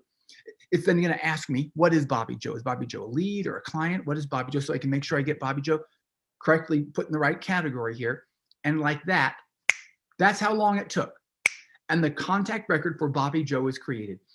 Every single business card that you have, now taking a picture, and contact record created. This is viewing it on your phone. Say I want to pull up Jack on my laptop. Here's the contact record for Jack Smithson, where I can see more. We'll dig more into Jack in a second. But this is the whole point. Imagine how easy that would be for every one of those ping pong balls you're sticking in the tube. Everybody you meet, all the business cards, anybody that you might encounter, you think, oh, I should meet with, and you don't get back with them. Picture having an automated lead capture form. You don't have to do any of that work. You take a picture of a business card, you send someone to an opt-in form, whatever you've set up. And now we have better tools to automatically capture all of those leads that could be doing business with you, that could mean money for you, but you got to capture them first. And don't have to worry about manually doing it because you can do it through automation. Here's the second struggle that so many people have. Your free time should actually be called burning money time. Now, I hate to say that because we want free time, and I want you to have free time. I want you to be able to take off on the weekend. I want you to have free evenings. I want you to be able to take a long lunch if you want to. That's the good kind of free time. But there's a bad kind of free time. And that's the idea that maybe next week you're planning on working. You're going to work every day. Tuesday, you're going to work from 9 to 5. From 9 to 5, you're going to have revenue generating activity. You're going to be making money, income producing activity from 9 to 5. And all of a sudden you get around from 1 to 3. And from 1 to 3, there's nothing on your calendar. And all of a sudden, instead of you making money, there's nothing there. And now you're burning money because it's time that you should be spending, doing something that's going to produce some revenue, and you got nothing on the calendar. So lesson number 2 that you have to remember from this is the faster you schedule something, the sooner that something's going to happen. It's the whole idea of getting things on your calendar. The first thing was automatic lead capture. That's great. And you can capture all the leads you want, but you got to get those people on your calendar to do something with you. So the next tool you've got to have is a scheduling calendar tool. This would be something like Calendly, Schedule Once, Time Trade. Those are all fantastic tools. We integrate with all those tools, but the good news is you can get a tool built in. You can have a scheduling calendar tool part of Keep, so you don't have to use an outside party. If you use it, that's great, but you don't need to. This is what it should be like. This would be your blank calendar. So you can start from scratch and you say, okay, when am I available today? I'm available from 9 to 5. Now you might have a Google calendar, another calendar, and you think, oh, I gotta check when I'm free over here. I gotta check when I'm free over here. The good news is it syncs up with Google and Outlook. So if you had a Google calendar with a bunch of Google events on it, like magic, those Google events auto-populate on your calendar, so you don't have to do that. Now, bottom left corner, this is the magic in this all. This is your calendar link that you've created. In this case, it's a free 30-minute marketing tool. You might have a 15-minute introductory call. You might have an hour coaching. You might have a half-hour VIP access day. I don't know. Depends on what your business is and what you're doing. But you're going to create those. You create as many as you want. And all you do now is you just push that button and send someone your calendar link. Because right now, I know how it is. You're like, when are you free? I'm free like Tuesday. What time Tuesday? When are you? Well, let's go Wednesday. What about Wednesday? I'm free in the morning. Oh, I'm not free in the morning. You spend 15 minutes going back and forth trying to figure out when you can talk for 10. So instead, all you do is push that button, send the link to someone. They now have access to your calendar. So they can see when you're free. They already know when they're free. They just pick a time. Boom, pick one. They get a notification saying, okay, enter your information here. This is another automatic lead capture. Do you see this? If they're not already in your database, this is another way for them to automatically enter their information and to be in your contact list, in your database. Trying to make it easier for you here. They enter their information, they get a notification. Hey, thanks for doing that. Your appointment's confirmed. We got an appointment for you. So we've got them on your calendar. We want to make sure they show up. So there's some reminders that go out. You got an appointment coming up tomorrow. Hey, you got an appointment coming up in an hour. It gets them on your calendar faster. It makes sure that they show up for those appointments. So now your free time doesn't become burning money time. Now we're filling that because you're going to take that calendar link and you're going to use the embed code and you're going to stick that anywhere you want to. Put it on your website, put it on a landing page, put it in the links on your social media bio, whatever. Put it in an email, put it out as many places. The more people that have access to your calendar, the more people will hop on your calendar, the more money you make. Starts with that calendar link. Let me introduce you to my friend Karen. Karen just started less than a year ago with Keep. She didn't have any tools. She does publishing, non-traditional and traditional publishing. And she, for her lead magnet, for her free offer, she says, I'm going to give you all my contact information. I got a Rolodex with all my favorite people. Oh, I'd love that. I'm thinking about publishing. I need to have that. And so I enter my information in there so that I have that there. I hit submit. She says, okay, thanks. I'm going to send it to you in a second. Oh, by the way, see there? Schedule a free consultation. I wonder where that might take you. First email goes out. Here's the Rolodex. Oh, and schedule a call. There's a link there. I wonder where that might take you. There's the Rolodex. I scroll to the bottom of the Rolodex and there's a link right there to book an appointment. I wonder where that might take you. You know exactly where it's going to take you. It takes you to her Keep calendar. So now you can book time with her. That's how easy it was. People say, I want your free access. Boom, here's my calendar, book some time with me. She just barely started 6-7 months ago and has doubled her list. Oh, let me too fast. She has doubled her list in less than a year, her database, because she finally now has an automatic way for people to engage with her and talk with her and book time with her, and her business is growing. If you have contacts, if you follow up with them, your business will grow, guaranteed. Okay, let me get to the next one. If you're running a sloppy business, you're not profitable. Ouch for some people. Because then you're thinking like, I don't know how organized I am. Oh, I'm pretty organized. If you can be a little more organized, you can be a little more profitable. I had a friend who was telling me, tells all the people, you need to unslopify your business because we all got a little slop in there. So get rid of the slop and get some more profit instead. Exchange the slop for profit. Lesson number 3 is that you've got to become the Marie Kondo of your business. Basically, get organized. I don't know if you know Marie Kondo. She's an organizational guru. She has a bunch of TV shows, books. She comes in, she helps people put things in the right place and get organized. My wife is a big fan of Marie Kondo. We had to refold all of the dish towels in our kitchen because this is the way that Marie Kondo tells you should fold your dish towels. It doesn't change the dish towels. When you open that drawer, you can now see the dish towels easier. They're organized in a slightly different way. My wife also has an addiction that we're working to overcome. She's addicted to ribbon. We have buckets of ribbon.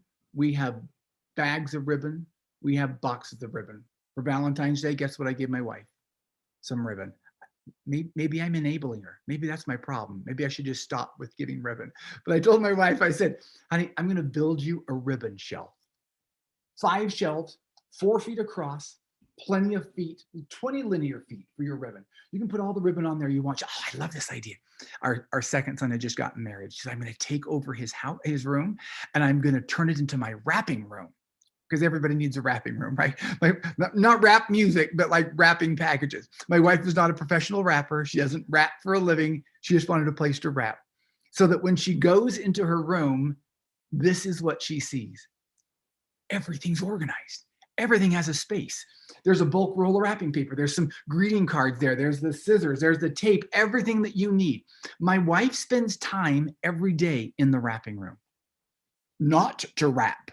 Literally, I think maybe 10 presents have been wrapped there since we've had the wrapping room. She doesn't let me go in there because she's afraid I'm going to mess up her wrapping room. I'm like, well, I'm supposed to be wrapping. Really, not for wrapping. It's a place so that she can feel organized. And as she spends her day, if she starts her day in organization, she knows she's going to get more done. And while she's sitting there in that chair, guess what she's staring at? The ribbon shelf. There it is. Everything in the right place. People love when they look at this ribbon shelf because it makes them feel like, oh, everything's organized. If I asked you to find black and white polka dot ribbon, you would find it immediately. It's on the black and white shelf with the polka dots. Red and white stripe, it's on the red with the stripes. You would find it immediately. Every contact that you have, everybody that you know should be like the equivalent of a spool of ribbon.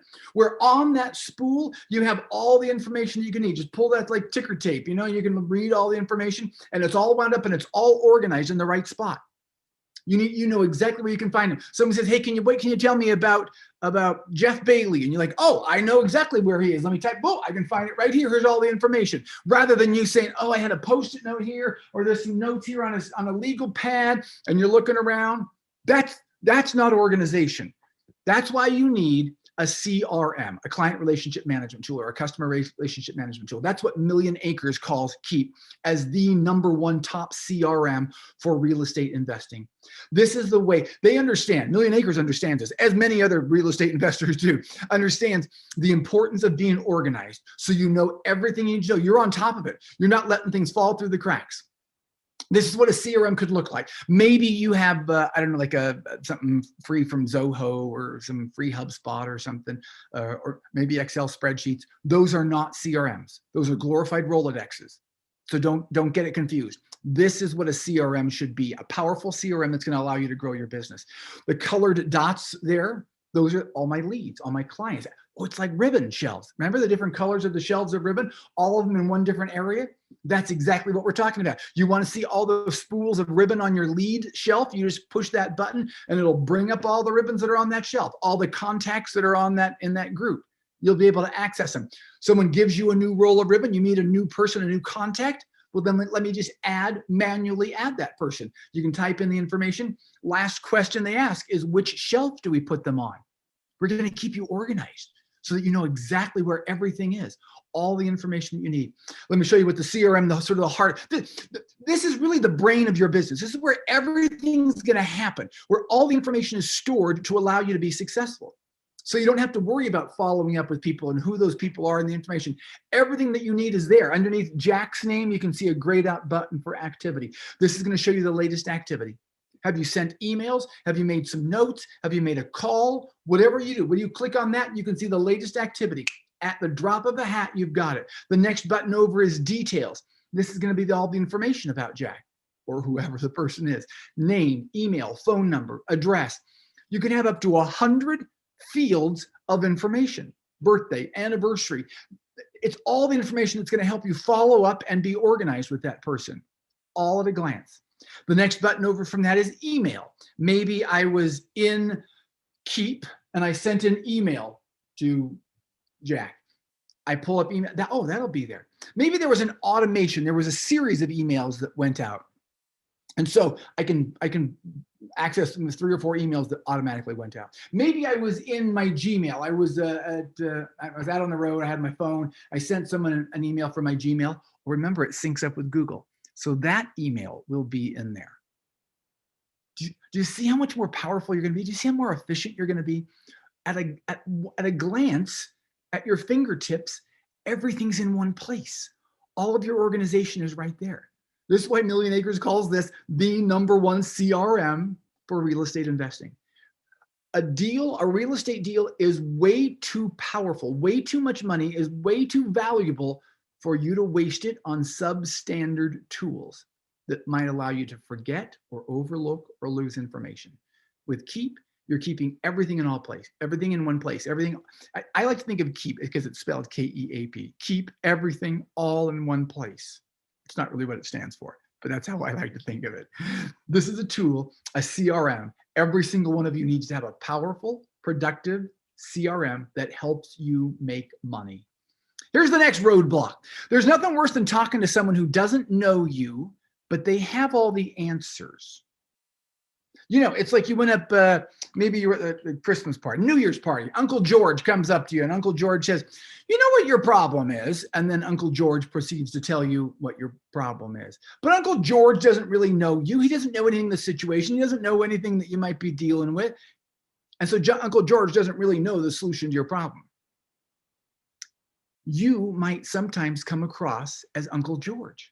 And I hate to say that because none of us like Uncle George. Uncle George is annoying when he comes up and says, you know what's your problem? And he tries to solve the problem. If you're sending emails to people, if you're sending marketing to people, if you're coming up to someone and saying, here's what I can do for you, here's how I can help you, here's a deal we can do together or whatever, but you don't really know who that person is or what their needs are, you're coming across as an Uncle George.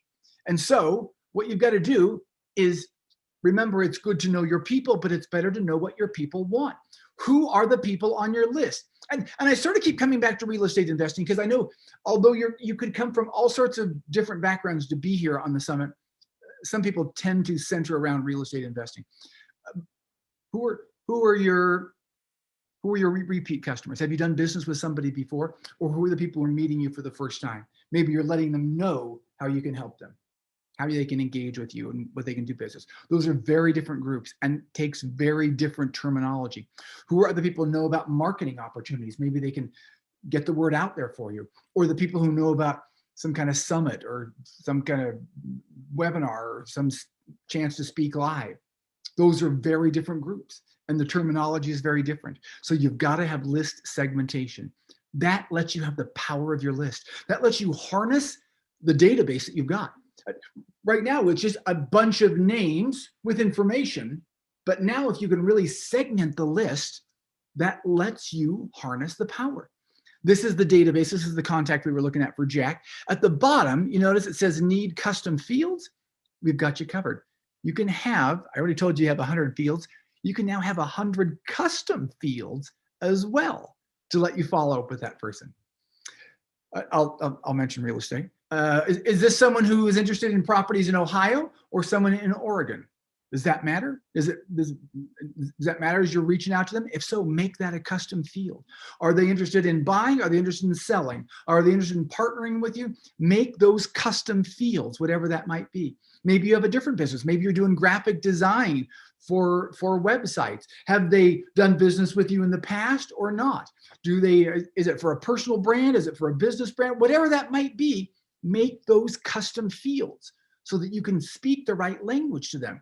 so that they're not just names, but you really know what they need, what they want, and how you can help them. List segmentation is key. There might be other databases out there, but unless you really have list segmentation, it doesn't allow you to really harness that. Here's the next roadblock. You can't make money if you can't ask for the business. All of us want to make more money. All of us want to be more successful. All of us want to get more deals. And sometimes that doesn't happen. I think it's because we forget to ask for the business. We forget to let people know who we are and what we're doing. Sometimes people like they have some vague idea of what you do, but they don't really know. Lesson number 5 is that invisible businesses get robbed every day. Invisible businesses get robbed every day. And you're thinking, what's an invisible business? If someone's thinking in their mind of something that you might do, some area, maybe I have a house and I want to sell my house. Maybe you're a real estate person and they're thinking, I'm thinking about selling my house. Who could I get to sell my house? I'm going to have a whole bunch of people pop up in my mind, and someone's going to be top on the list. Whoever's the top on the list, maybe second, maybe even third, is probably going to get my business. Whoever's 4 through 400 has become invisible, and you're getting robbed by whoever's at the top of the list. So you've got to do whatever you can to be top of mind, top of list, to make sure you don't become an invisible business, that you don't get robbed by somebody else. And you do this simply through email updates, email marketing, email newsletters, send emails. Email marketing is the most powerful, cost-effective, productive way for you to get top of mind with people. It doesn't matter what business you're in. It doesn't matter what you're doing. Email marketing is the most powerful way to do that. Maybe you use like MailChimp or Constant Contact or something like that. Of course, it's all built into Keep, so you don't need to use those. It's all going to be part and parcel in the same package deal, and you're going to be able to send out emails. Email marketing is basically free. It doesn't matter if you're sending out 1 email or if you're sending out 100 emails or 1 million emails. So send out 1 million. It's basically free. Whatever you can do to get top. If you are, and I know what some of you are saying. You're like, oh, I hate getting emails from people, and I don't want to be like that. I don't want to send too many emails. Don't worry about, are you sending too many emails? Instead, worry, are you becoming an invisible business? That's your biggest concern. Don't worry about, oh, I already sent an email this month. I don't want to send it. No. Are you becoming invisible? And is your competition sending out more than you? Is your competition rising up in the ranks because they're staying in touch more? At one point, I got connected with a group called Inspiring Speakers Association or whatever.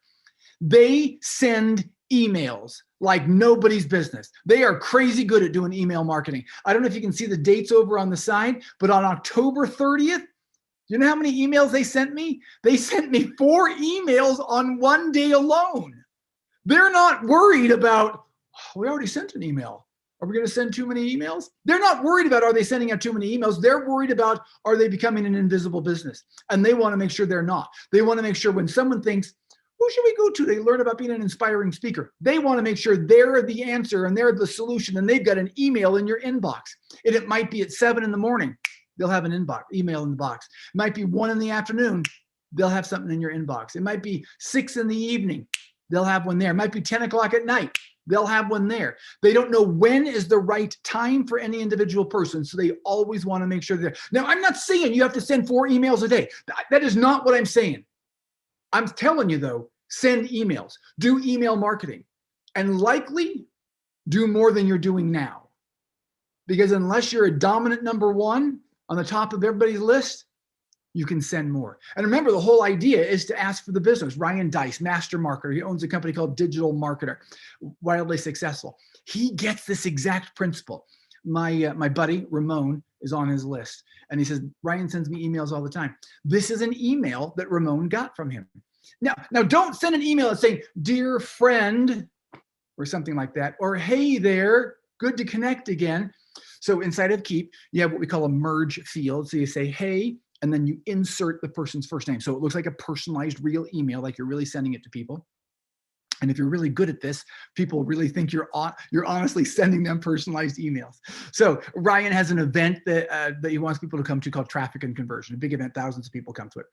So he says, hey, Ramon, I've got traffic and conversion coming up. Great event. You want to come to this? The very last line on there, he says, we've taken this Ramones event, so personalized again, a step further for traffic and conversion. And then the next part of the email says, buy a ticket. I'll give you a great discount. Buy a ticket. He gets it. You got to ask for the business. You got to let people know exactly what you're doing, exactly how they can engage with you, exactly how you can help them, and exactly what the next step is they need to do. And you do that through email marketing. So ask for the business. Do not become invisible. Let people know who you are, what you're doing, how you can serve them, and do it through email marketing. Here's the next one. Your work-life balance shouldn't cheat you out of opportunities. As solopreneurs, this is painful because we get it. So many small businesses don't succeed. And especially when you're going out on your own, you're trying to do real estate, trying to invest, trying to partner, try to flip a house, whatever it is. A lot of small businesses don't succeed. And so we want so much to succeed that we're willing to blur that work-life balance. So we take our phone with us when we're going out to dinner with our spouse because we might be able to get some work done. We take our laptop with us on vacation because we can get some work done that way. Lesson number 6, I'm going to try to help you overcome this. Take your business with you, but have boundaries. There are 2 parts here. The first part is you've got to be able to take your business with you. You've got to have the tools so that you can work anytime, any place with anyone on the road, wherever you are. But you've also got to be able to have boundaries so you can snooze it, you can pause it, you can say, I'm not going to be doing business right now. So those are 2 important things to do. And I'm going to show you 2 important things that will help you with that. The number 1 thing is you've got to have a dedicated business phone line. Stop giving your personal cell phone out for business. When someone says, hey, let's do business, then you say, great, here's my business line. Here's my business phone number. Call my office. Now, it's going to ring on your cell phone. It's like taking a portable office with you. So the dedicated business phone line will ring through on your cell phone, but it's a new number. It's not the same as my cell. Now, when it comes in, I can say, oh, it's a work call coming through. So I can change things up. I can have a different voicemail on my business line as I do for my personal line. I can snooze one and not the other. So all these things are helping, making it better for you. I met a woman once who on her business card didn't have her phone number. I'm like, why don't you have your phone number on there? And she said, I don't want strange men to be able to contact me and have my phone number. And I am sorry that that's something that she had to deal with. And I apologize for that. Not that I was one doing that, but my point is you've got to give people an opportunity to get in touch with you. And so you do that through a dedicated business phone line. This might be something you could get through Grasshopper or other services. It's all built into Keep as well. You don't have to pay anything extra for this. It's all included as some of the tools inside of Keep. It's super easy. You log into the Keep app on your phone, enter your area code. Hey, 480 is my area code. And it gives you a whole bunch of options to choose from a phone number. Just pick one. That's your new phone number. That's your dedicated business phone line. Take that phone number, put it on your business card, put it on your website, put it on the side of your minivan and drive it to a soccer game. I don't care what you're doing with it, but that's your new dedicated business phone line. That's the first part. Then even somebody like calls you want to text somebody, this is inside the app. Do you see where it says, hey, let's meet? Underneath where it says, hey, let's meet, there's a camera, there's a little photo of a mountain, and then it looks like a little desktop calendar. That desktop calendar, guess what that is? That's your calendar link that we just created a few minutes ago. So all you have to do is push that button on the desktop calendar, and then instantly, that little blue box is the calendar link going out to the person. That's how quick it was. So I send my calendar link to Michael, and then a notification comes through on my phone a few minutes later. Michael just booked time with you. You know how easy that was? You know how long? Remember how long it took to create the contact record? I pull up the business card, I push a button. That long. You know how long it took for me to send my calendar link out? Pull up the calendar link, push the button.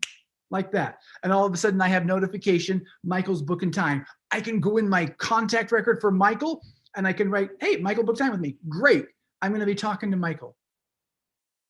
This is all in the phone. These are the tools you're going to be able to have carry with you wherever you go. Now let me show you the mobile app on some other things that you can do inside the mobile app. These are some tools that you'll be able to have that you can carry with you. Somehow I got my phone turned on when I was doing that. walking around shooting video right now. So this is you log into the Keep app on your phone. There's going to be the CRM. Remember the ribbon shelf? There's all my different categories with all my different people that I could access if I wanted to. Now my phone marries up with my business. My phone marries my CRM. So now the CRM goes in and says, okay, this is Bobby Joe. Remember we took the picture of Bobby Joe's business card? Maybe I've sent some text back and forth to Bobby Joe. So now my phone, the CRM goes into my phone and my text says, okay, let's capture all this information and attach it to the contact record. So if I pull up Bobby Joe's contact record, I got this. I took a picture of Bobby Joe's business card. And now when I pull up the contact record, I can access anything I've got on my phone with Bobby Joe. Do you see how more powerful that's going to be? Maybe I call Bobby Joe and there's no answer and left a voicemail. So I make a note in the contact record, because 2 or 3 days from now, I'm gonna like, wait, what happened with Bobby Joe? Did I call Bobby Joe? I can't remember where that stands. If I call up her contact record, it says, oh, no answer, left voicemail. That's right, I'm supposed to call her back. Then I can get into the tasks. These are the tasks here, and I write, call Bobby Joe back. So it's keeping track of what has happened and keeping me on task, literally and figuratively, for the things that have to happen in the future. So I can, the whole point is I want to engage Bobby Joe and I want to do business with her. So staying on top of things and remembering to call her back. Now, somebody calls me, the phone can recognize it's a new number. So it says, hey, new number, you want to add them to your contacts? Of course I want to add them to my contacts. That's my whole point. I want to grow this as much as I can. I want to get as many people as I can into my database. Whoever has the biggest database is going to win this game. So get as many contacts as I can. Now, I'm going to show you in a second. I'm going to jump ahead. Look at the bottom here. There's a camera and the mountain and the desktop calendar. There's a new icon I've added now. This is the business card. This would be your contact information that you could send to someone. The same way you send that calendar link, when you push the button, you're going to send the contact information. So remember that. The first question they ask is, do you want to add them to your contacts? I say, yes, I want to add them to my contacts. Okay, fantastic. We're going to add them. First of all, tell us, where should we put them? Which shelf should we put them on? They're a lead? Great. So we'll put them here on the lead shelf. Now let's find out a little bit more information. So I'm going to hit the business card from the button, that one that we showed you earlier.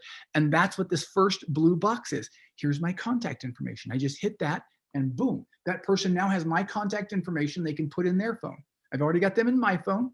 Now they can put me in their phone. The next button over from that is the desktop calendar. So that's the second blue box. Here's my calendar link. So here's my contact information. Here's my calendar to book time with me. Now you can take pictures or access pictures in your camera roll. Hey, here's an apartment complex. You want to invest on this thing? Take a picture, send it. Here's a house we could flip. You want to do something with this? Take a picture and send it. Here's some graphic images if you want to put these on your website. Whatever your business might be, you can now take pictures, send pictures, all on your phone, all on the tool here, all on your app. So you can indeed take things with you, but be able to turn them off when you need to. In fact, you're going to love this. Someone might even call you. These are missed calls. Bottom one, Brad Hartwig called and left me a voicemail. I couldn't pick it up. So Keep will go through and transcribe the voicemail and attach it to the contact record. You're going to want to let calls go to voicemail now, because now it's not like you're having to remember whatever Brad told you. You just let it go to the contact record. You can access it when you have time and when you can think about it and do stuff. This is stuff you can do from your laptop. It's stuff you can do from your phone. You can send emails. You can send texts. Do you see the power that you're going to be able to have now? Do you see how much more efficient you're going to be, how much organized you're going to be with mobile tools, with a dedicated business phone line, everything all in one spot? You're going to crush it, but you got to get the right tools. You got to start using them. Here's the next one. People want to buy, but your website is a distraction. You're thinking, wow, I know my website's good. I got good stuff on my website. I've got some testimonials of people who've talked with me and have done business with me. I've got a book on there. I've got some pictures of properties. I've got some courses on there. I've got some other images. I was on see, you got a lot of stuff. I start mentioning that stuff, that's a lot. That's a distraction.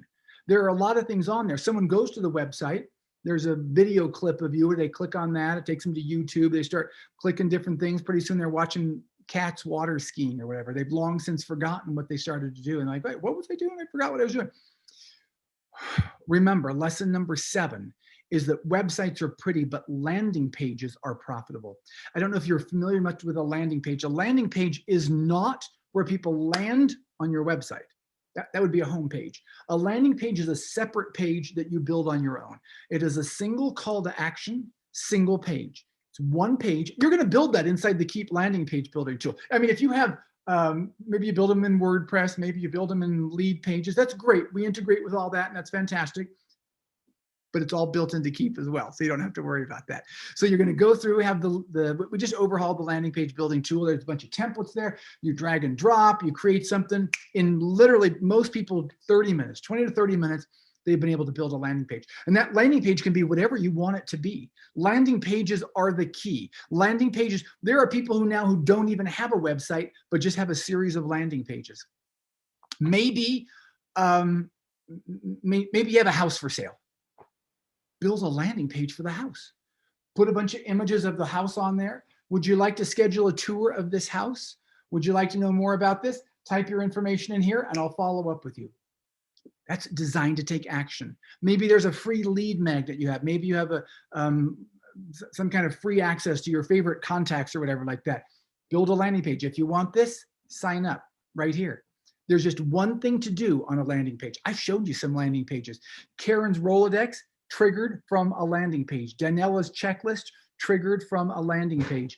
Karen does home or equity loans for people. You go to this website. She knows you might get distracted on her website. And so she wants to get you off of the website. Bottom left corner, it says click here to start. People click there, guess where they go? To a landing page. So she has that landing page connected to her website. So the website serves as like the portal. Come into my website, and as soon as they get in, now let's get you over to a cash register. Let's get you to a place where you're going to do some kind of transaction, where you're going to take some kind of action. So I fill out the form. People like it when you use landing pages because they want to take action. They want to feel like that they're doing something, that they're engaged. They don't just want to browse and leave. They want to take action. So they do something. They fill out the form. It says, hey, thanks for signing up. You did great. We've got it from here. We will follow up. Oh, great. I was hoping something would happen. So now I know that I've done whatever I need to do. Ryan Levesque, he's a great marketer. He coaches people on what kind of business they should start. So he was putting on a big event and he buys a Google ad. See the green box is a Google ad. So someone Googling Ryan Levesque normally would just go to his website. You can see his website's down there a little bit farther. He pays extra money to buy a Google ad because he doesn't want you going to his website. Guess where he wants you going? He wants you going to a landing page because the landing page is where you'll take action. From this landing page, there's just one thing to do. You sign up to get one of his books. There are no tabs on here. There are no other places to get lost or get distracted. One thing to do on one page, just one and one. That's what a landing page is all about. Don't let people get distracted. No, because you've got a segmented list. Maybe you have a landing page. You want to partner with people in Oregon, and maybe you have images that are centered to Oregon. And because your list is segmented, you can only send that link to people in Oregon. Maybe you're doing selling homes and I keep coming back to real estate investing, but I know some of you are not doing real estate investing. Maybe somebody's just, here's a property, a multi-home property or something, a multi-family property, and you're going to send those images just to people who are interested in multi-home properties. You can customize the landing pages, build as many as you want, build 1,000 landing pages if you want to. And they're all easy to do. Just build them inside of the Keep landing page building tool. Chris Prefontaine teaches people about real estate investing. From his website here, which has a lot of busy stuff on it, that little green button, you can go to a webinar. He wants to get you off of his website to a landing page where you sign up for that. Brian and Greg, a couple friends of mine, they created a video course showing people how to use Keep software. It's great. For someone who's starting out, this is a great, fantastic course. And it walks them through. They say, hey, we've got 30 videos. It'll teach you all sorts of stuff you need to know about how to use Keep. This is from the website. It says, perfect, let's go. When you say perfect, let's go, and you hit that, guess where you would go to? You go to the landing page where you can literally go to the cash register and buy the course. People day and night are going there, buying the course, paying their $60 and signing up, all from a landing page. As soon as they do that, they get a notification saying, thanks, check your inbox. This is kicking off some automation, some of the magic on the back end. The email says begin the course, they jump in and do that. All because it started from a landing page. Don't underestimate the power of landing pages. That's where people take action, where they engage with you, where they do something. Build landing pages.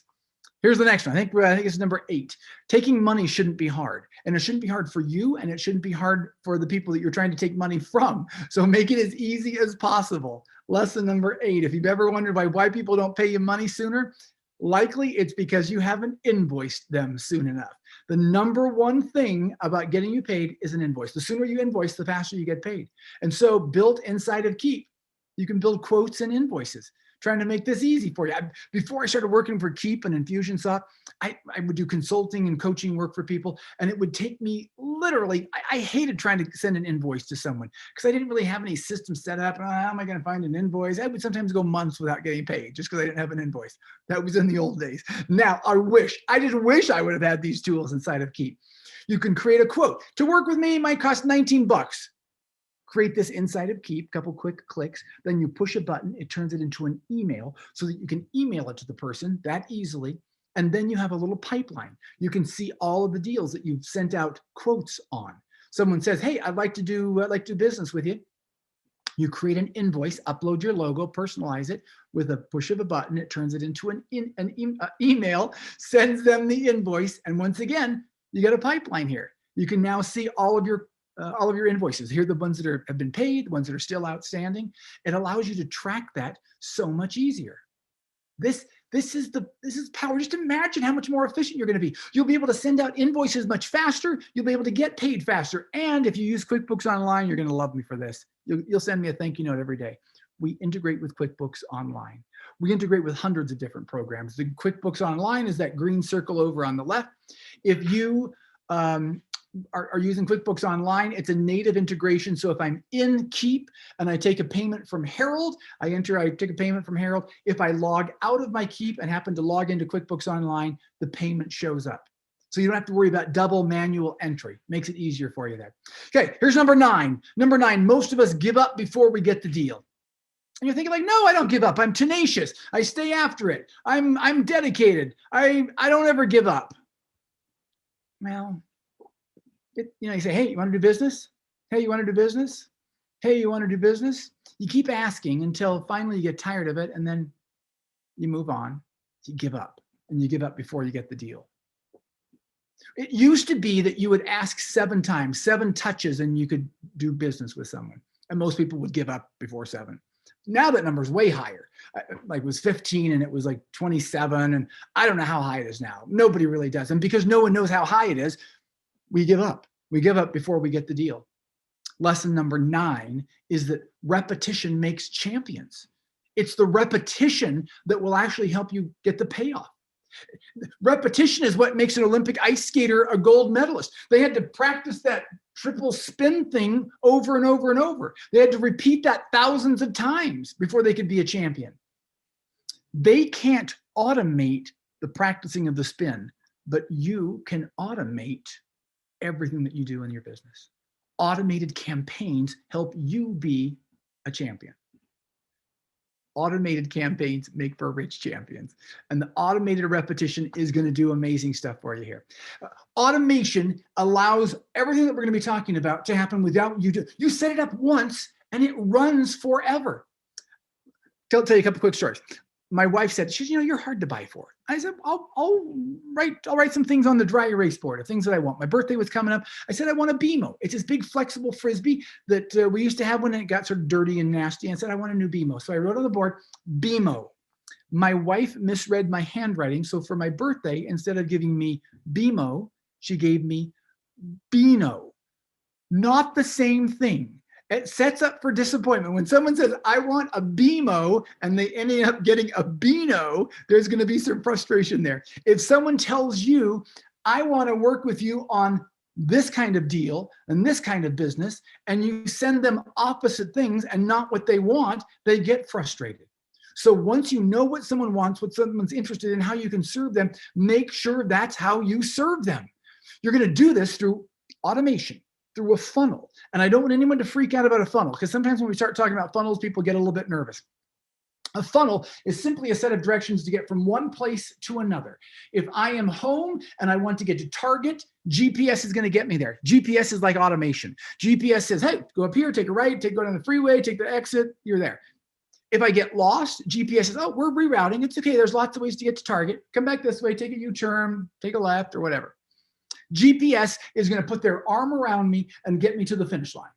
GPS is not going to let me get lost. That's exactly what you do with automation. You don't let people get lost. At some point, somebody said, I'm interested in this kind of deal. I'm interested in this kind of business. I'm interested in engaging with you in whatever this is. And now it's your job to put your arm around them and get to the finish line with them and not to let them get lost. People like it when you use automation. Automation is fantastic because you know what they're doing. You know if they're reading emails, you know if they're clicking on links, you know if they're going to pages, you know exactly what they're doing. And depending on what that is, the follow-up can change. So if they didn't read the email and like, oh, I got that email. I can't remember what it was, but I know it was something important. You've got them taken care of. You're like, hey, here's that email again. I know you didn't get a chance to read it. So here it is again with some other information for you. People like it when you use automation. It shows you care about them. It shows you're taking care of them. It shows you've got your arm around them and you're taking them to the finish line. Let me give you a couple examples. Residential assisted living. These are people who put residential, like assisted living homes in neighborhoods. And so it's sort of the new trend. So they take out a Facebook ad. This is the start of the funnel, is a Facebook ad. They target people who maybe have searched for help for my mom, assisted living, or something like that. So they have a book they're going to give you for free. This book is Keeping Seniors Safe from COVID-19. And so I say, oh, I'm interested in that book. My mom is older. I need to get some help. I click on that Facebook ad. It's going to be targeted to me. So they target people. The Facebook ad shows up. This is the start of the funnel. Takes me to a landing page. Pieces of the puzzle starting to come together here. There's the landing page that you go to. I'm interested in this. Here's my information. Type in the information. From that, now the automation automatically kicks off. First email goes out. Hey, thanks for showing some interest. Here's the book that we promised to send you. More emails go out, nurturing the relationship. Hey, here's a blog post on why smaller is better in assisted living. Some other good information automatically goes out because they've got Keep. All this is happening without them doing this. And then because they have Keep, they have a calendar link. So hey, here's our calendar link. Book some time with us. Come in and take a tour. Let us show you around. Let's have a conversation. Let's see what we can do for you. Let's see if we can find a place for your mom here at Sage Oak. And then finally, we're writing to confirm that we've got a place for your mom. Click here for your welcome letter. All of that happens without them sending out anything. That is all done through automation. All the emails, the links to books, the blog posts, the calendar links, they set it up once and it just runs. And they don't have to worry about it. That's automation. Michelle, she's a friend of mine. She's a speaker. She gets on stages. She's a fee-based speaker. So you can pay her and she will get on your stage. And she'll talk to you about happiness, how you can be happier, how the importance of being happy. It's great. She's a great person. I love her. So you can pay her X number of dollars and she'll come to your event and speak to you. If you don't have a budget, she'll also come speak and she'll speak about like social media. I'll come speak to your group. And I just want to be able to capture the contact information of people in the room. So which do you think Michelle would like better? You pay her a big check and she comes and talks to your group, or you don't pay her anything and she'll just capture the contact information of people in the room. Hands down, every day, she would rather speak for free just for the contact information. While she's on the stage, this is why. While she's on the stage, she says, hey, here's the resource I promised you. Go here to this page, a landing page, an opt-in form where they fill in the information. They type in all the information. She doesn't do any of that. That's all captured automatically. If they don't let her do this from stage, she hands them a form where they can check out things themselves, where they can say, here are the things that I'm most interested in. So she can segment the list. So she has all these people captured. She has her list segmented. It's all done automatically through a landing page. Then the automated emails go out. Here's my first email. Here's the slides I promised you. She builds the relationship. She continues to build that know, like, trust factor with her. And this is why she will speak for free, because then she says, I got a book. You can buy my book for 20 bucks. Hey, I got a social media kit. You can buy it for 80 bucks. Hey, I got an event coming up, virtual and live. Come buy a ticket, $300 to $1,000 bucks. She can make way more money off of that than she can from them paying her one time, because she has a back end, she has automation, she has campaigns, she has nurturing, she has a plan, she has a way to turn those people into money. She understands that Keep helps you grow the list and then turn the list into money. Ryan, like I mentioned about Ryan coaches people, and he says, I got a quiz for you. Come take my quiz. I love quizzes. I say, okay, I love a quiz. I'm going to tell you what kind of business you should start. He asked me a couple of questions about what kind of business I like. And then he says, okay, I've got your results for you. You should start a PBEF business. You probably don't know what that is, so give me your email address. So I type in my email address. He sends me a video. It's a personalized video, because he's got me segmented as PBEF. So everyone who is PBEF gets this video. He says, you're PB. PB means passion-based. You should start a passion-based business because you're a passionate person. And you should have event-focused activities. So workshops, boot camps, live events, because you're a PBEF person. Like, wow. Then he continues to send me emails. All the automation happens. He gets more emails saying, hey, remember you're PBEF. I've got some more information for you. He said, hey, I got some expanded results for you because you're PBEF. I'm in that database. I'm segmented. He continues to nurture me and grow that relationship. I love him for it. I'm thinking, like, at some point I'm ready to start a business, and I'm going to go to Ryan for the help because he's going to be able to help me with that, because he continues to nurture me and grow that relationship. Let me tell you about Elizabeth. Elizabeth is a nutritionist, a dietitian. She's like, I'm going to show you how to eat healthier. I'm going to show you how to feel better and look better. I've got a quiz as well. You know, I love the quizzes. Which mistake is killing your healthy habit efforts? I'm okay, let me take that quiz. I'm a guy and I like to eat cupcakes. And she says, okay, a couple more questions. I've got your results. Give me your email address. I do. She says, you've got goal confusion. You want to lose weight. You want to eat cupcakes. You've got confusing goals. And then guess what happened after that? Nothing happened after that. I didn't get anything from Elizabeth. Elizabeth has great information. She's got great content. She's got great solutions for me. I basically raised my hand and said, I've got goal confusion. And she's like, I know, I can help you. But then she never got me any help. She's got great information and great content. She's just got no automation. She's got no back end. She's got no way to save her time and effort and grow her business. Like Ryan and Michelle and the Sage Oak Living Center. All of them understand the importance of automation in the campaigns, in turning those people into money. And Elizabeth, for all of the stuff that she does have, is missing out on the most important of all, the automation and the follow-up. I don't want any one of you to be like that, regardless of what business you're in, regardless of what you're doing. I want you to have the power of automation to help you grow your business. Here's the very last one. You're doing too many things with too many things. Lesson number 10, all in one place beats all over the place. If you can get things consolidated, if you can have them in one place, that's way better, because what often happens is for small business owners, we start one by one. We get a little tool here and we get a little tool here, and this is free and this is low cost, and we start cobbling these things together. And before you know it, you're scattered all over the place. You've got login-itis. You're logging into this program and logging into this program, and you're all over the place. And if you could be all in one place, it'll be more effective. This is an ad from Radio Shack from 1990, I think.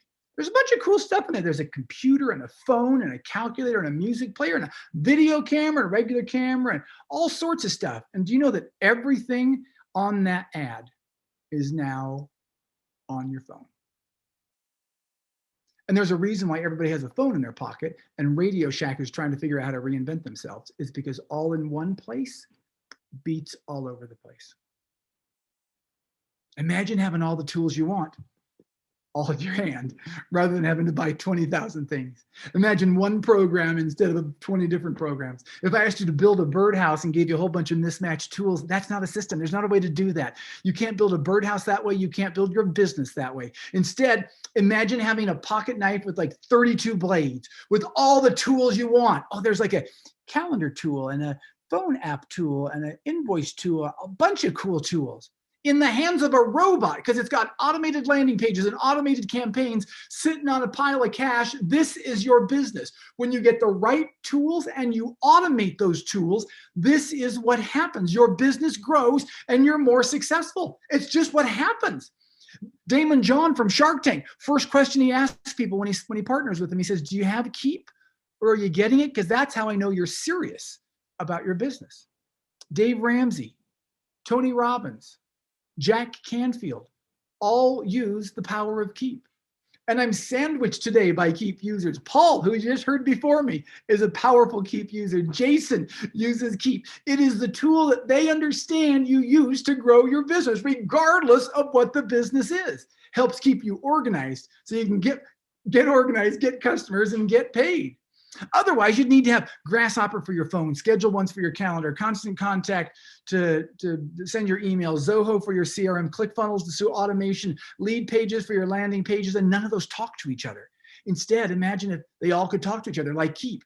There are 3 levels of Keep. There's Keep Max, which is a powerful, robust tool. I think it's actually what Paul Finck has just before us, but most of you don't need Keep Max. I think Keep Pro is the better tool for most of you. It has everything that I've talked about today, all the organizational tools and all the automation tools like the landing pages and the campaigns. There's Keep Lite, which doesn't have the automation, but just has a bunch of the organizational stuff. It's great, but I really think Keep Pro is the better tool for every here. So I've actually bundled together a great offer for Keep Pro for all of you. The normal price for Keep Pro is $149 a month. The normal price for Keep Lite is $79 a month.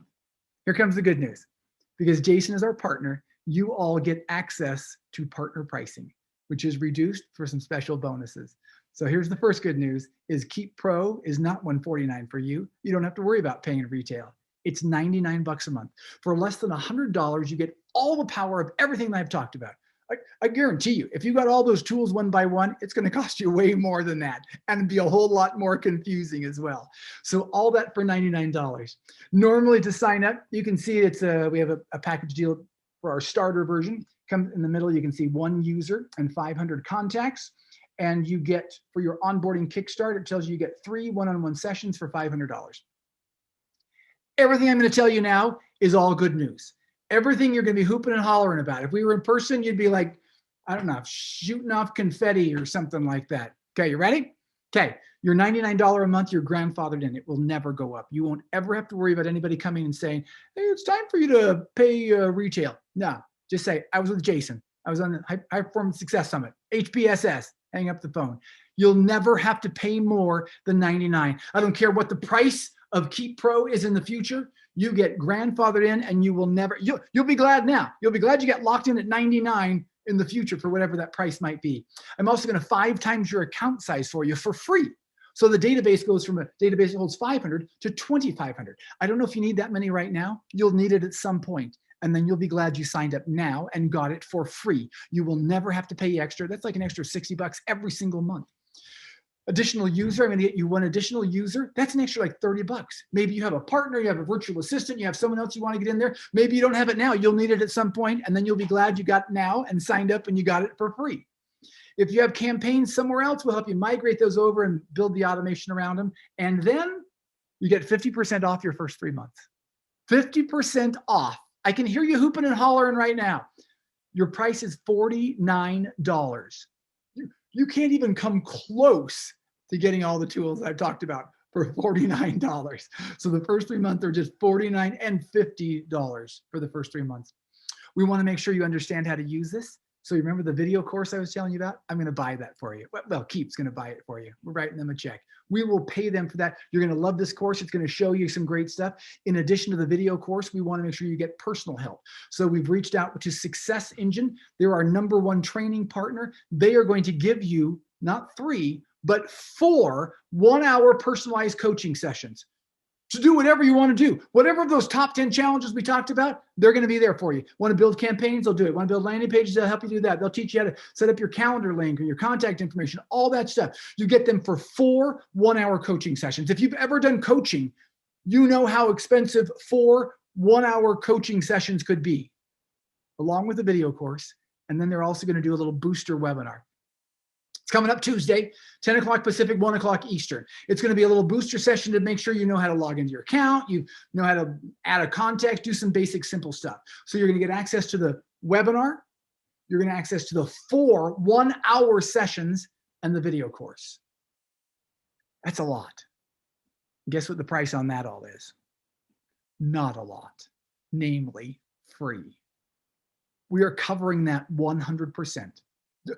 Don't worry, we're paying them. We're writing a big check to Success Engine. We're writing a check to Greg and Brian. We're covering all the cost of this. but we're not asking you to cover any of that cost. We're bearing that 100%. I'm telling you, in the past, people have paid thousands of dollars for training that was inferior to what you are getting now. We have increased the quality of the training and decreased the price down to free for you. And we don't even ask you to sign a contract. There is no long-term contract that you need to sign here. We're asking you to make a commitment because we are committed to you. We're investing a lot of time and money in you. And we ask you to commit and say, yeah, I'm going to learn this. I'm going to make this work. But don't worry about it. I don't want you to have any kind of fear at all. I don't want you to have any concerns like, oh, I'm worried about the cost. You're getting the absolute lowest cost anybody can possibly get. $49 for the first 3 months. Oh, I'm worried about if I can learn this. We're giving you the best coaching and training ever conceived. Personal coaching, video courses, bonus webinar. Oh, I'm worried about getting trapped into something. There is no long-term contract. There is no fear that you should have in this at all. All you have to do is go to keepnow.com/HPSS. High Performance Success Summit. Keep is spelled differently, KEAPNOW. Make sure you put keepnow.com. If you just go to keep.com, you're just going to go to our regular website. Someone's going to reach out to you and they're going to have no idea what you're talking about. And they're going to say, basically, we can't give you that deal. That deal doesn't exist because it only exists here. It only exists because we've set it up with Jason for the HPSS. So if you go talk to them, they're going to have no clue what's going on. This is your little secret trap door to get in, to take advantage of all this. Let me remind you one more time. So you get 2,000 bonus contacts. Database goes up to 2,500. You get a bonus user. Your onboarding coaching is completely free and goes from 3 hours to 4 hours. You don't have to sign any kind of contract. And we're giving you 50% off your first 3 months, $49. HPSS, keepnow.com/HPSS. When you go there, this is the page that you're going to see. You can see it all outlined right there. You're going to get the extra contacts, the extra user, the 50% off, the discount pricing. And do you see where you sign up for the long-term contract? No, of course, because there's no long-term contract to sign up for. There it is. That's all you need to go. Keepnow.com/HPSS. Hopefully I've reinforced that enough for you. If I haven't reinforced enough for you, let me tell you this. Here's my personal phone number. This is going to ring through to my phone right here. There's my personal email address. Actually, my boss and I will both see those emails. They're going to come through on ta@keep.com. You can reach out to us. I'll answer those questions. You can send give me a call, send me a text. But the most important thing on there is just what's at the top. Keepnow.com/HPSS. That's how you access this. That's how you take advantage of this. This is not an evergreen offer. So don't think, oh, I'll go there in 3 months. It could very easily be taken down and not have access to it. So jump on this sooner. I'm pretty sure it's going to be up through the weekend and probably before Tuesday. So you'll still be able to get on there and you can register for the webinar on Tuesday, but take advantage of it before then so you can get the ball rolling and start doing all the amazing stuff that you want to do. Keepnow.com/HPSS. I'm gonna stop. I'm just gonna check chat. So Chuck just said, I already have Keep. I've had it for several months, never used it because I can never figure it out. I was ready to cancel until I heard you today. How can I help you start it? Fantastic. Can you cancel my subscription and join this? Chuck, you could. I don't necessarily want you to do that because if you do that, you're gonna lose everything that's in your account. So I would rather you just take your account now and have us get you the help that you need. So you see the email address, ta@keep.com. Send me an email, ta@keep.com. I'm going to find out. I don't know, Chuck, for sure how you got signed up and what resources you've already had, but I can even get you I can buy you the video course. We'll see what other resources we can help to get you going on that. Because honestly, our goal, Chuck, is to help you be more successful. Our goal is not to take a payment from you every month. Our goal is to help you be successful and use this. So if hopefully you've got my email address, send ta@keep.com. Say, I've just done the webinar with Jason. How can I learn how to use my Keep better? And we'll respond and help you get some information like that. Okay, great. He wrote, will do. Okay, Jason, hopefully I got information to everybody. Everybody knows how they can do things and be more amazing. And Keep can help and partner with that to do exactly like that. So thanks again so much for letting me be part of your summit. No, you're welcome, Darren. Great job as usual. You definitely want to go to keepnow/HPSS today to get signed up with Keep. I use it. All major speakers and business people use it. It's a great tool and you want to do that. I just want to thank Darren Adams again for doing a great job at the High Performance Success Summit today. So thank you so much, Darren. Great presentation. And like you say, you can reach out to Darren. Can I sign in with a Canadian card? Yes, yes. I'm assuming there's not a problem. We have lots of customers in Canada, and the bank card should be the same. It'll do the translation, so obviously it'll be a little bit higher with the Canadian exchange rate. But yes, you have your Canadian card. That shouldn't be a problem. If there is any problem at all, once again, send an email to ta@keep.com and we can reach out and get you taken care of there. But there shouldn't be a problem using the Canadian card. I've been to Canada many times, and people just fill out when they had old-fashioned forms, and people would use their Canadian card, and it should work just fine. No, so that's awesome, Garen. I just want to thank you again. Thank you so much for speaking at the High Performance Assessment. Great job. You want to reach out one more time, Garen, Keep Now /HPSS and get signed up for Keep today. Thank you again. Thanks. Just want to wrap up today with a couple of things. Day 2 is tomorrow. We're gonna be going from like 12 to 4 and 9 to 1 Pacific. Tomorrow, what we're going to be having is going to have Mike Wolf talk about the top creative real estate investing strategies you can do with little or no money. Mike has done over 30 years of real estate investing, specializes in tax liens and deeds. We're also going to have Lisa Rodriguez from UU. She's going to talk about how to invest in more real estate using your IRA to buy real estate. So that's going to be really good.